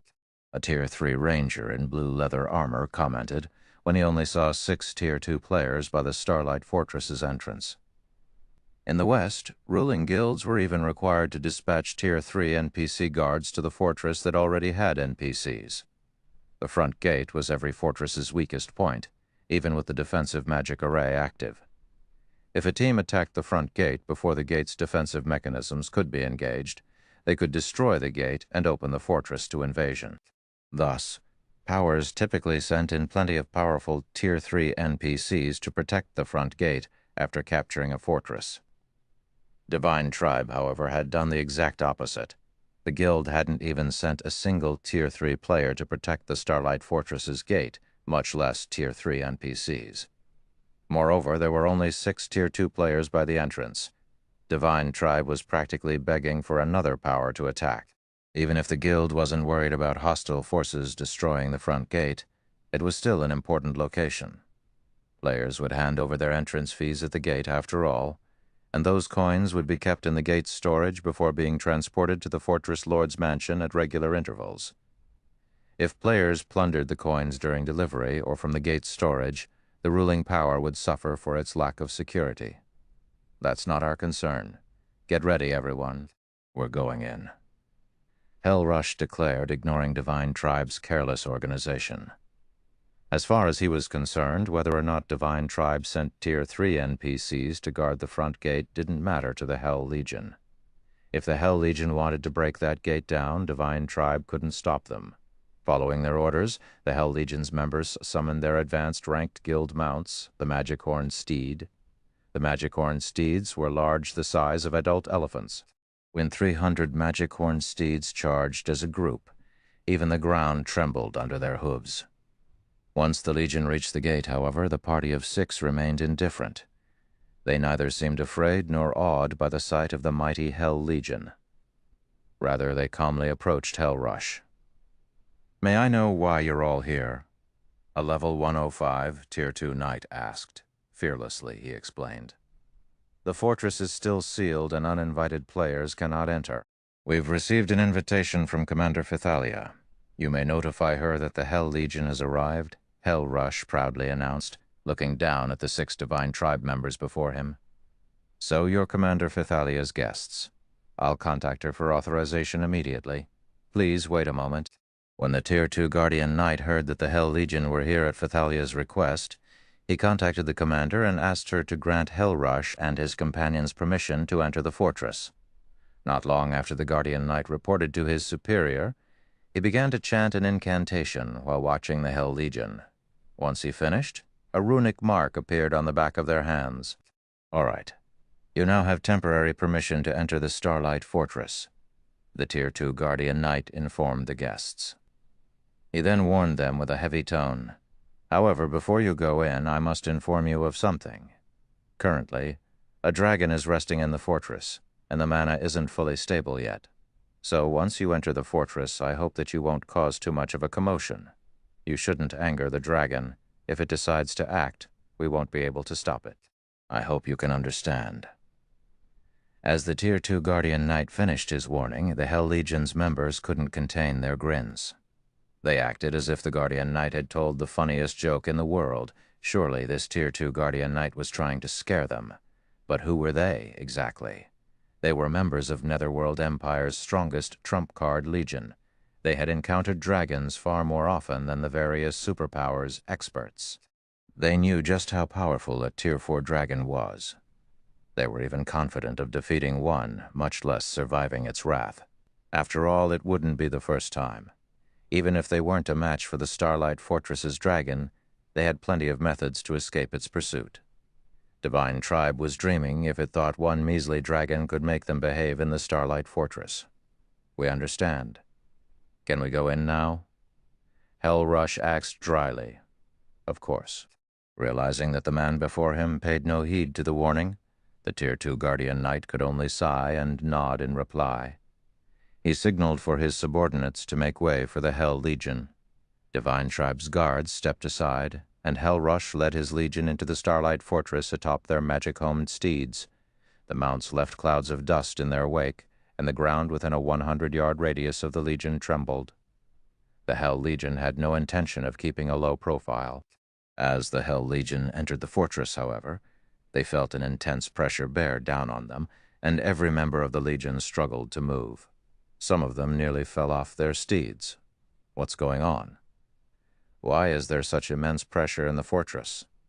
Questions filled the Legion members' minds as they fought through the stifling pressure. Before they could find an answer themselves, however, a gigantic figure descended from above. Not only did this figure's wings blot out the sky, but it also made the magic-horned steeds kneel and tremble. The mighty mounts were no longer under the Hell Legion's control. This colossal figure was none other than the silver divine dragon, Auerbeck. The instant Auerbeck landed before the Hell Legion, the Legion's members realized something that left them shaken. Spatial imprisonment? But how? The Hell Legion's members sensed that space around them had seemingly frozen, and they couldn't help but gasp. At the same time, their expressions turned indescribably grim. Chapter 2477, Heaven-Defying Capabilities. Chapter 2477, Heaven-Defying Capabilities. The Hell Legion members had heard of spatial imprisonment before. In fact, they were very familiar with the ability. Quite a few special regions on the Western continent were affected by spatial imprisonment, in which players couldn't use any tools. It wasn't an uncommon effect. However, sensing the spatial imprisonment here had a different meaning here. It was one of the dragon's passive abilities. Crap. How are they so blessed by the system? Not only did it give them such a powerful dragon, but the dragon can even use spatial imprisonment. Who could possibly stop that? Thunder Beast, a primitive man that stood at nearly 3 meters tall, cursed as he lost his earlier complacence. The Hell Legion knew how powerful dragons were. Not only had they encountered multiple dragons in the past, but they had also clashed with a few of them. This was why they had dared to venture to the Starlight Fortress, even after learning that a dragon guarded it. Of all the dragons they had come across, however, none came close to comparing with the Silver Divine Dragon standing before them. It was only a Tier 4 infant dragon, yet the dragon might Auerbach radiated made it difficult to move. Not even the Tier 5 dark magic dragon they had met could do this. To make matters worse, Auerbach had mastered spatial imprisonment, which only a few Apex Tier 4 NPCs could master. The Hell Legion had no chance against such a foe. Once he landed, Auerbach quietly observed the Hell Legion, and its members froze under the dragon's gaze. Auerbach then approached the Legion as they watched his every step.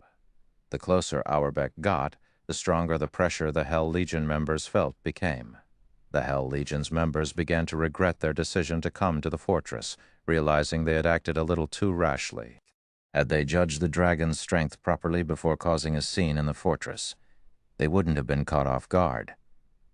"Wolf, your group will activate the mana barrier." Hell Rush shouted at the Tier 3 ranger beside him after seeing his teammates' growing despair. "The rest of you will use that chance to retreat." Auerbach was far stronger than he had expected, but Divine Tribe was dreaming if it thought it could corner the Hell Legion with one dragon. If any other superpower's trump card legion stood in the Hell Legion's place, they'd be helpless. But the Hell Legion wasn't just any legion. No ordinary superguild could match the legacies and ancient technology Netherworld Empire had obtained. The blue-clad ranger, Black Wolf, and the several players beside him gritted their teeth as they each pulled a dark gray crystal from their bags. They then began to chant an incantation. Dense mana radiated out from Black Wolf and his comrades. It formed a pitch-black barrier that swallowed the Hell Legion. Once the magic barrier had taken shape, the Hell Legion members were freed from Auerbach's spatial imprisonment. Hell Rush released a held breath in a deep, relieved sigh. He then commanded, "Good, everyone, use your return scroll and retreat." The mana barrier was Netherworld Empire's greatest creation. This barrier couldn't suppress their enemies, but it would create a domain for a short time, freeing the players within from any restrictive effects. With the help of the mana barrier, players could even use return scrolls in areas that prohibited their use. Moreover, the defensive barrier would prevent anything from entering once active. The mana barrier was the best life-saving and defensive tool currently available in God's domain.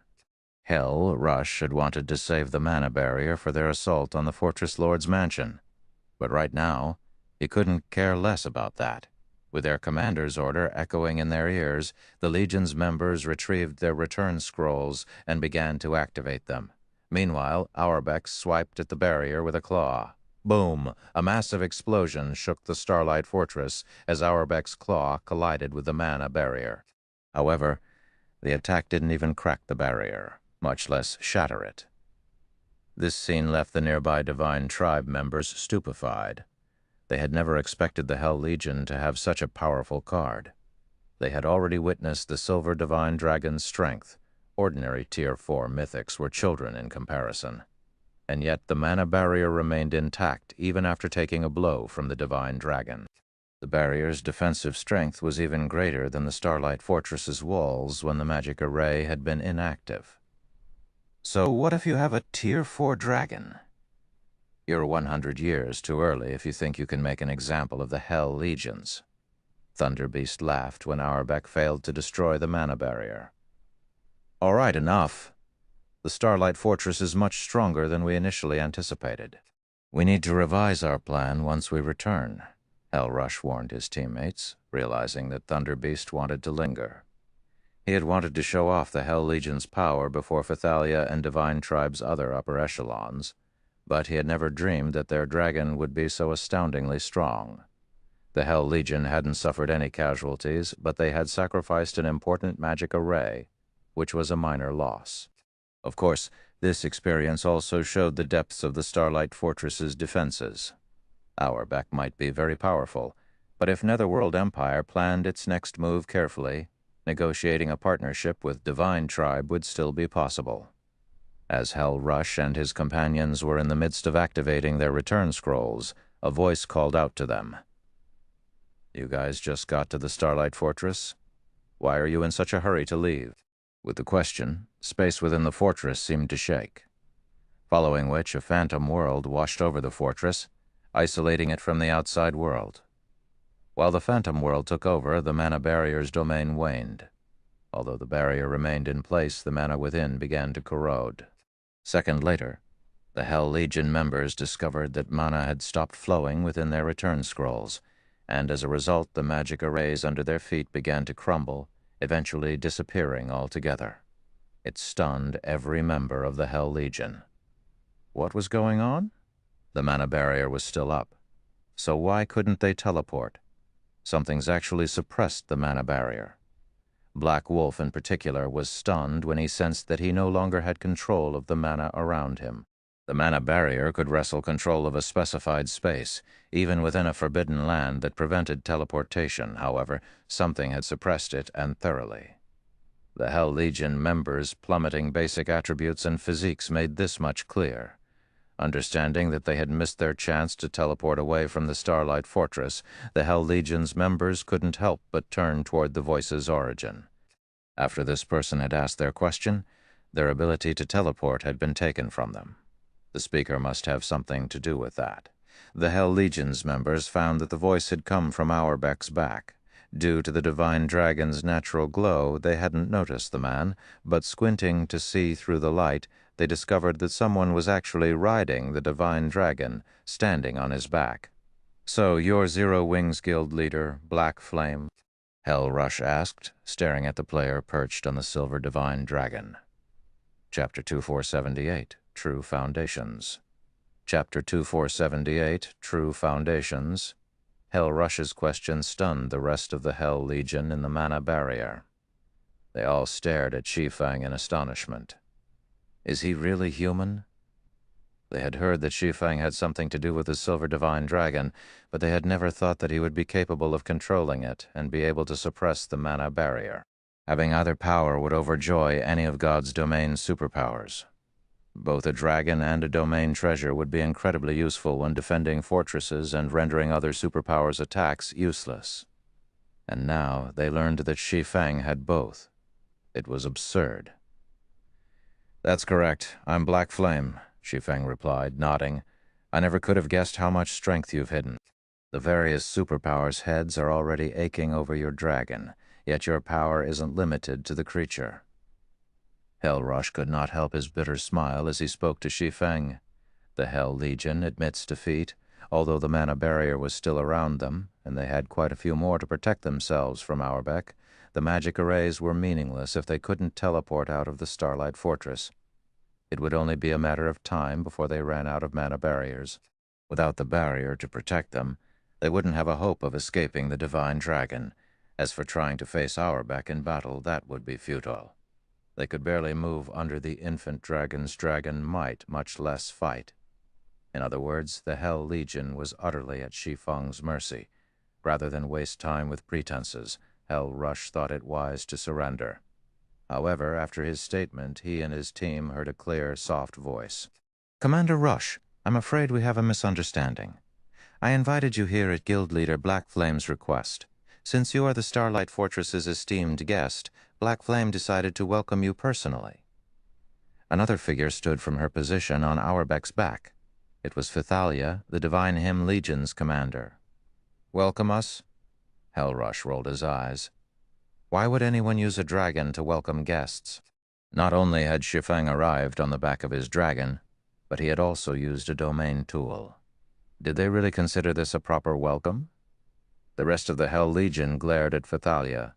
Even a fool would recognize this display as a warning. However, they had no choice but to endure the act. "This isn't a suitable place for our conversation, Commander Rush. Let's continue inside the Fortress Lord's mansion," Shi Feng said, unconcerned with whether Hellrush believed Thalia or not. He then leaped off of Auerbach and canceled Miniature World before leading his guests toward the mansion. The Hell Legion's several vice commanders looked toward their leader, wondering how Hellrush would respond. "Since we're already here, we might as well talk." Hellrush muttered to his vice commanders. He couldn't tell what Shi Feng was after, and the swordsman currently held the Hell Legion's fate in his hands. Hence, he decided to concede. Hellrush then followed Shi Feng to the Starlight Fortress's Fortress Lord's mansion. Meanwhile, his vice commanders instructed the rest of the Legion's members to find a place to rest before they followed. When Hellrush and his entourage walked toward the Fortress Lord's mansion, located in the fortress's core, they were shocked. As they grew closer to the mansion, they could feel the mana growing denser.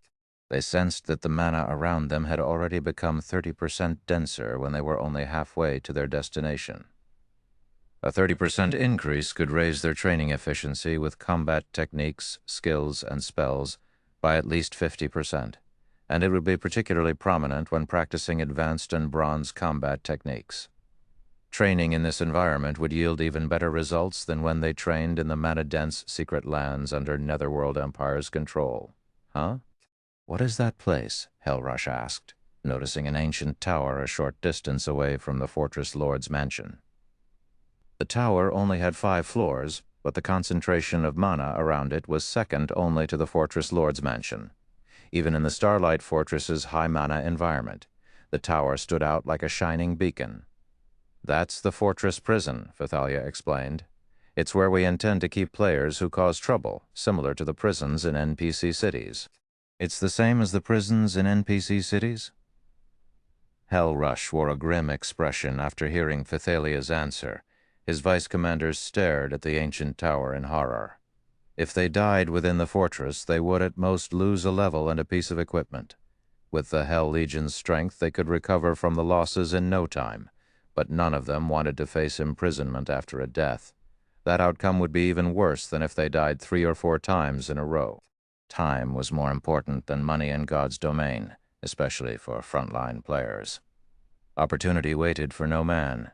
They would only have the highest chances of growing stronger by maintaining their positions at the forefront of the game's player base, and they might even find a rare opportunity that could change their fates. If they were stuck in jail for 5 or 6 days, however, they'd fall behind, and catching up would be insanely difficult. A dragon? A domain tool? Those were insignificant compared to the fortress prison. Auerbach might be able to annihilate the Hell Legion with the help of a domain tool, but the Legion's members would recover to their peak in 3 or 4 days. They might even become stronger than they had been. Spending a handful of days in the prison, on the other hand, would cripple the Legion. Catching up would take at least 1 to 2 months. The fortress prison alone was more than enough to deter any power from assaulting the Starlight Fortress. While Hellrush and his vice commanders secretly plotted to investigate the fortress prison, they arrived at the mansion. The Fortress Lord's mansion was now fully repaired and looked like a castle from a fantasy novel. An ancient, mysterious aura surrounded the castle, and the ambient mana within its vicinity was mesmerizing. There was simply no comparison between the mana here and the mana in the rest of the fortress. For a moment, Hellrush and the others even had the urge to stay for the rest of their lives. Guild leader Black Flame, "May I know what business you have with us? If you'd like to discuss something, please get to the point. I'm not fond of posturing and word games," Hellrush told Shi Feng seriously. Hellrush now had a good understanding of the Starlight Fortress's situation. In his opinion, capturing or causing a ruckus in the fortress was simply impossible for the various superpowers, including Netherworld Empire. He couldn't think of a reason that Shi Feng would specifically invite the Hell Legion to talk. Now that you've seen the Starlight Fortress for yourselves, I'm sure you're quite interested in the fortress. I've asked you here to negotiate an alliance. Although I can't offer a temporary residence, I would like to offer Netherworld Empire's members a 40% discount on all basic expenditures within the Starlight Fortress, Shi Feng explained, chuckling. 40%? Are you serious? The offer instantly tempted Hell Rush. Star Valley was a forbidden land far away from civilization, and travel to the map was incredibly inconvenient. This was precisely the reason that Netherworld Empire wanted the Starlight Fortress's sole temporary residence. If his guild could secure a residence within Star Valley, Netherworld Empire's members could teleport to the Forbidden Land, saving plenty of travel time and coins. Although not having a temporary residence would be inconvenient, a 40% discount on all basic expenditures within this fortress would allow Netherworld Empire to save a ton on development costs. Basic expenditures weren't limited to facilities such as hotels. Entrance fees would be included as well, which players had to pay every time they wanted to enter the fortress.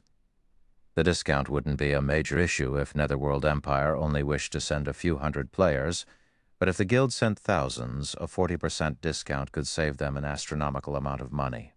Of course. Shi Feng nodded. What do you need us to do? Hell Rush asked. With the fortress prison, the Starlight Fortress's operations would be unshakable. Logically, Zero Wing and Divine Tribe shouldn't need Netherworld Empire's help to safeguard the fortress. I wish to borrow the entire Hell Legion for a mission, Shi Feng declared. Borrow the Hell Legion? Hell Rush stared at the swordsman in confusion. What do you want us to do? Zero Wing had already allied with Divine Tribe, which was a super first-rate guild and even stronger than some super guilds. It was no exaggeration to claim that Divine Tribe could deal with most matters in the West with relative ease. Zero Wing shouldn't need the Hell Legion's strength for anything. It's nothing major. I only wish to enter Star Valley's God Mode regional dungeon to retrieve an item, Shi Feng stated calmly. Chapter 2479, Starlight's Shocking Transformation. Chapter 2479, Starlight's Shocking Transformation. Everyone was stunned when they heard Shi Feng's goal. None of them had ever thought he'd be crazy enough to enter Star Valley's God Mode regional dungeon.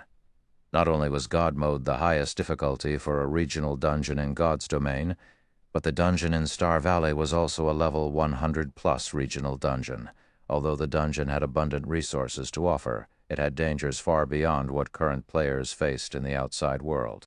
Few superpowers had sent Tier 3 teams into the dungeon not long ago, but in the end they had been forced to retreat after less than 30 minutes inside and lost half their members. After those losses, the various superpowers temporarily gave up on the dungeon. The dungeon wasn't only dangerous because of the extremely powerful monsters within, but because of its harsh environment. Once in the regional dungeon, players would face a much higher gravitational force. Even Tier 3 players struggled to move under such pressure. To make matters worse, the monsters that called the dungeon home had high combat standards.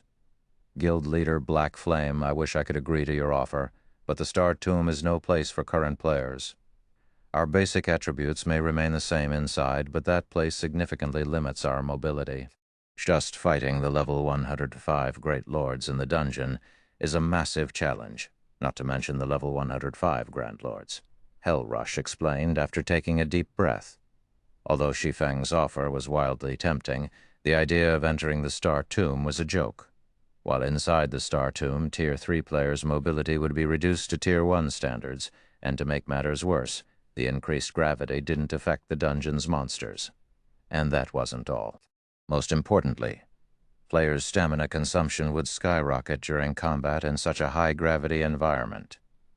If players ventured too far into the Star Tomb, they could lose their lives due to stamina depletion.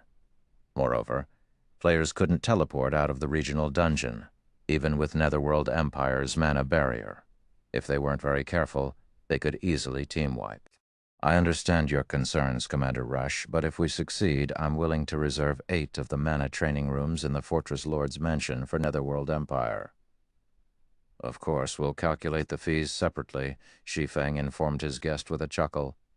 I'm sure you've sensed how dense the mana is in the mansion, but the mana training rooms have even denser mana. Aside from securing various rare materials, there was another reason that Shi Feng had traveled to the Western continent. He wanted the Star of Light. Without the Star of Light, he had no chance of revitalizing the Tree of Life's withered main branch. The Star of Light was a legendary material that was only available on the Western continent. To be precise, it could only be found within the Star Tomb. Based on the information he had from the past, 3 of the Star Tomb's Stars of Light had dropped while players had explored the regional dungeon for the first time. With the Star Tomb untouched, this was the perfect opportunity to secure one for himself. If he missed this opportunity, his chances of obtaining the legendary material would be miserably low by the time he organized another expedition to the west. To enter the regional dungeon, players had to have reached Tier 3 at the very least. Players couldn't enter until then. Moreover, a 100-man team wouldn't be nearly enough to explore the dungeon. Shi Feng would need at least 500 players to pull off his plan. Unfortunately, organizing a team of 500 Tier 3 players would be incredibly difficult at this stage of the game. Thus far, only the 5 great super guilds could manage it. Hence, Shi Feng had asked Thalia to invite Hellrush to negotiate a deal. The mana training room? Hellrush's eyes glowed when Shi Feng offered the additional benefit.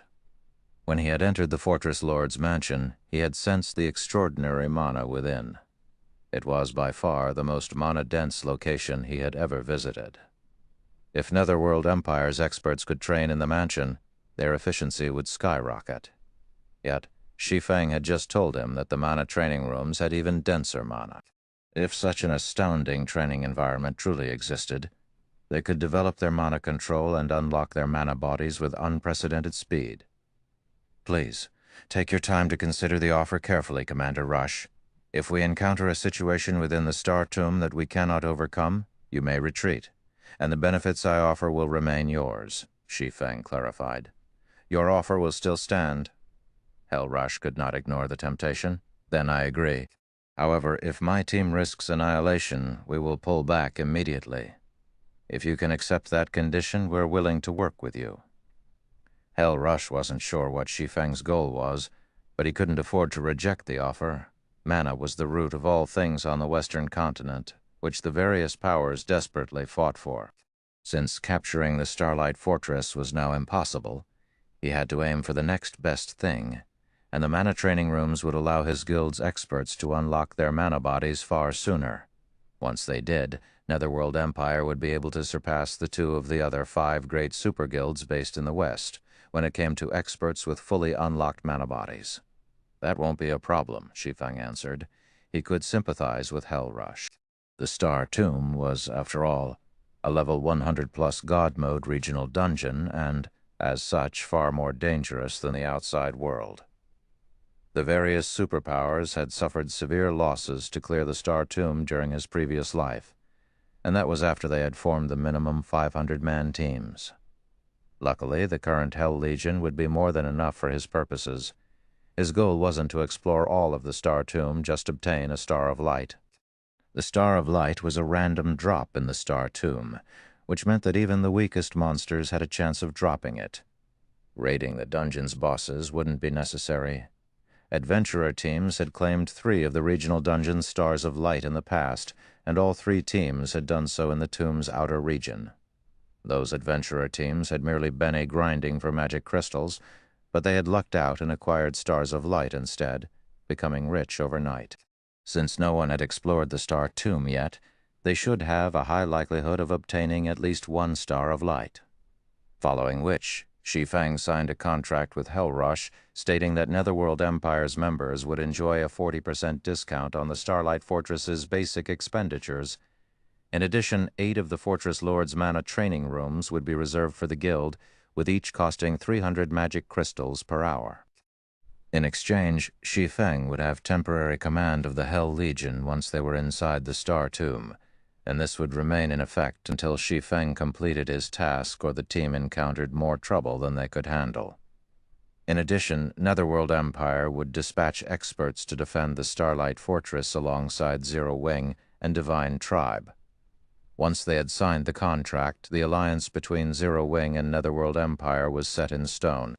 Not long after, news of their partnership spread like the plague, reaching the various superpowers in no time at all. This ignited a commotion among the various superpowers that had aimed to take the Starlight Fortress. Chapter 2480, Starlight Fortress Unsealed. Chapter 2480, Starlight Fortress Unsealed. What did you say? The Hell Legion agreed? Impossible. The Hell Legion has 300 Tier 3 experts, and every one of them is a lunatic. When the various superpowers received news of the Hell Legion's decision, they found it hard to believe. They had assumed the Starlight Fortress was doomed once the Hell Legion had gotten involved. Even if they didn't capture the fortress, they were sure to leave it in ruins. They were all familiar with what kind of team the Hell Legion was. It was a team of madmen. The Starlight Fortress might be impressive for its dragon guard, but after all was said and done, it only had one dragon. One dragon wasn't nearly enough to keep all 300 Hell Legion members in check. They weren't ordinary Tier 3 experts, and as long as they had a chance of victory, they'd repeatedly resurrect their members and assault the Starlight Fortress until only one side remained. This was why the various superpowers were so afraid of the Hell Legion, and yet the situation had developed in such an unexpected way. The Hell Legion hadn't even started a decent battle, much less taken the fortress. The Legion had actually allied with the ruling power after a short discussion. Moreover, the Hell Legion had agreed to a partnership that didn't include shares of the fortress. The various superpowers' upper echelons even wondered if the reports were about the Hell Legion they knew so well. While the news spread, the various superpowers who had been preparing to assault the Starlight Fortress hesitated. They had only dared to target the Starlight Fortress because Netherworld Empire had expressed interest in capturing it. But now that the Super Guild had joined the fortress's ruling power, the situation had become disastrous for the various superpowers. These superpowers weren't afraid of Divine Tribe. The Guild only had a few more Tier 3 experts than the rest of them. If they joined forces, however, they could easily outnumber Divine Tribe. And since the Starlight Fortress only provided players partial authority, capturing it would be child's play. But now that Netherworld Empire had allied with Divine Tribe, causing a scene in the fortress would be difficult and dangerous. Aside from the Legion members' individual strength, the Hell Legion had enough Tier 3 players that it could rival the total number in several superpowers. Including the dragon, how were the various superpowers supposed to cause enough chaos to take the fortress from Divine Tribe? Of course, these superpowers weren't willing to give up just yet, although they knew that securing a share of the Starlight Fortress's profits was no longer possible. They still sent a large number of experts to investigate the situation within. The fortress benefits were related to too many of their interests, and they would jump at any opportunity to gain a fraction of what the Starlight Fortress had to offer. Meanwhile, in the Azure Chamber of Commerce's distant demonic silver mine, even the Hell Legion has failed? Yan Xiaoqian muttered, stunned after reading her subordinate's report. She had already been astonished to learn that Shi Feng and Divine Tribe had cooperated to capture the Starlight Fortress. Then she had heard about the fortress's draconic resident, and now even the fearsome Hell Legion had compromised. If she hadn't known anything about Shi Feng's group, she would have assumed they belonged to some hidden superpower that developed in the Western continent's shadows.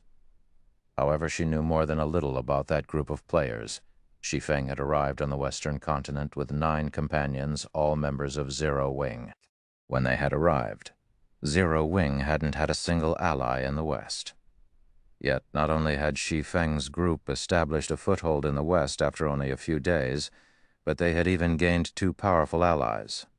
The Azure Chamber of Commerce had spent over a month establishing itself in the East.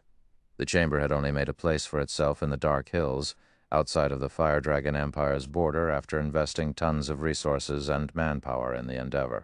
Moreover, the Azure had only accomplished its goal because it had gathered players and secured connections on the Eastern continent early in the game. If it hadn't, securing a foothold in the East would have taken much longer. Shi Feng, however, had secured the Starlight Fortress in less than 4 days, driving the Western continent's various superpowers crazy. Young miss, we don't have much time left before the competition between families. The family has already ensured that you'll have use of the trial grounds. They hope you will cherish the opportunity and restore the reputation the family lost during the prior competition. Please don't let other matters distract you, an amiable old man advised, sitting next to Yan Shaoqian in one of the mine's lounges. I understand Zero Wing merely has a foothold in the West and access to more resources now. It still isn't nearly powerful enough to help Silent Wonder win the family's annual competition, Yan Shaoqian said, nodding. Once she had calmed her flustered heart, her confidence returned. Zero Wing might now have a place on the Western continent, but whether or not it could develop in the West was a different matter entirely. The Guild's greatest enemy wasn't the Western continent's various superpowers, but the demonic creature armies. As a forbidden land, no kingdom or empire protected Star Valley. In other words, the Starlight Fortress would face the full brunt of the demonic creature armies without NPC help. It was easy to imagine how much danger the fortress was in. Even if Divine Tribe and Netherworld Empire cooperated, they couldn't necessarily protect the fortress from the demonic creature's invasion. Even if Zero Wing defended its hold on the Starlight Fortress, that had nothing to do with helping Silent Wonder. The Guild's foundation in the West was newborn, and the Western continent's training grounds were superior to those in the East. In that case, young miss, we should go, the old man insisted. She nodded in response, but she couldn't help but gaze toward Star Valley. Just you wait. I will not let Silent Wonder defeat me in this competition. Yan Shaoqian inwardly swore, recalling Shi Feng's utter disregard for her and Azure before leaving the demonic silver mine. Her family had paid a huge price to get her access to the trial grounds. This was an opportunity that few in God's domain could enjoy. As long as she could complete the trial, she could even defeat Shi Feng, let alone Silent Wonder. While Yan Shaoqian left the demonic silver mine atop her flying mount, Shi Feng led the Hell Legion to Star Valley's inner region. Even Tier 3 players could lose their lives in the Star Valley's outer region, to say nothing of the level 100+ Forbidden Lands inner area. The lowest-leveled monsters in the inner region were level 110, and they generally moved in groups with Grand Lord leaders. Each of these groups consisted of over 1,000 monsters, with some of the larger groups having 2,000 or 3,000. They were practically roaming armies. If a 100-man Tier 3 team encountered these monsters, the slightest mistake could lead to a team wipe. Fortunately, the Hell Legion's members were extraordinarily strong, and there were 300 of them. They could venture through the inner region in relative safety, although their progress was incredibly slow. After more than 10 hours of travel, Shi Feng and his team reached the inner region's boundary. They could see a gigantic mountain not far from their position on the inner region's border. The mountain's aura felt boundless, and those who approached could feel their bodies grow heavier. The closer one got to the base of the mountain, the stronger the sensation became. This was none other than Star Valley's God Mode regional dungeon, the Star Tomb. Consider this carefully. Guild leader Black Flame. Do you really want to go in there? Once we're inside, leaving will be a challenge, and if players die, they won't resurrect outside of the dungeon. Hell Rush warned Shi Feng as he stared at the mountain before them. The Star Tomb was a very special location. When players normally died, they'd resurrect in the nearest NPC town or city, but that wasn't the case in the Star Tomb. No matter how many times players died, they'd only return to life within the dungeon. I understand. Let's head in. Shi Feng was quite familiar with the Star Tomb's peculiarities, yet he walked into the regional dungeon with no hesitation. Hell Legion's members only glanced at each other before helplessly following the swordsman. Shortly after Shi Feng and his team entered the Star Tomb, the Starlight Fortress in Star Valley's outer region lit with a bright glow as the seal was finally removed. The Starlight Fortress had opened to the public,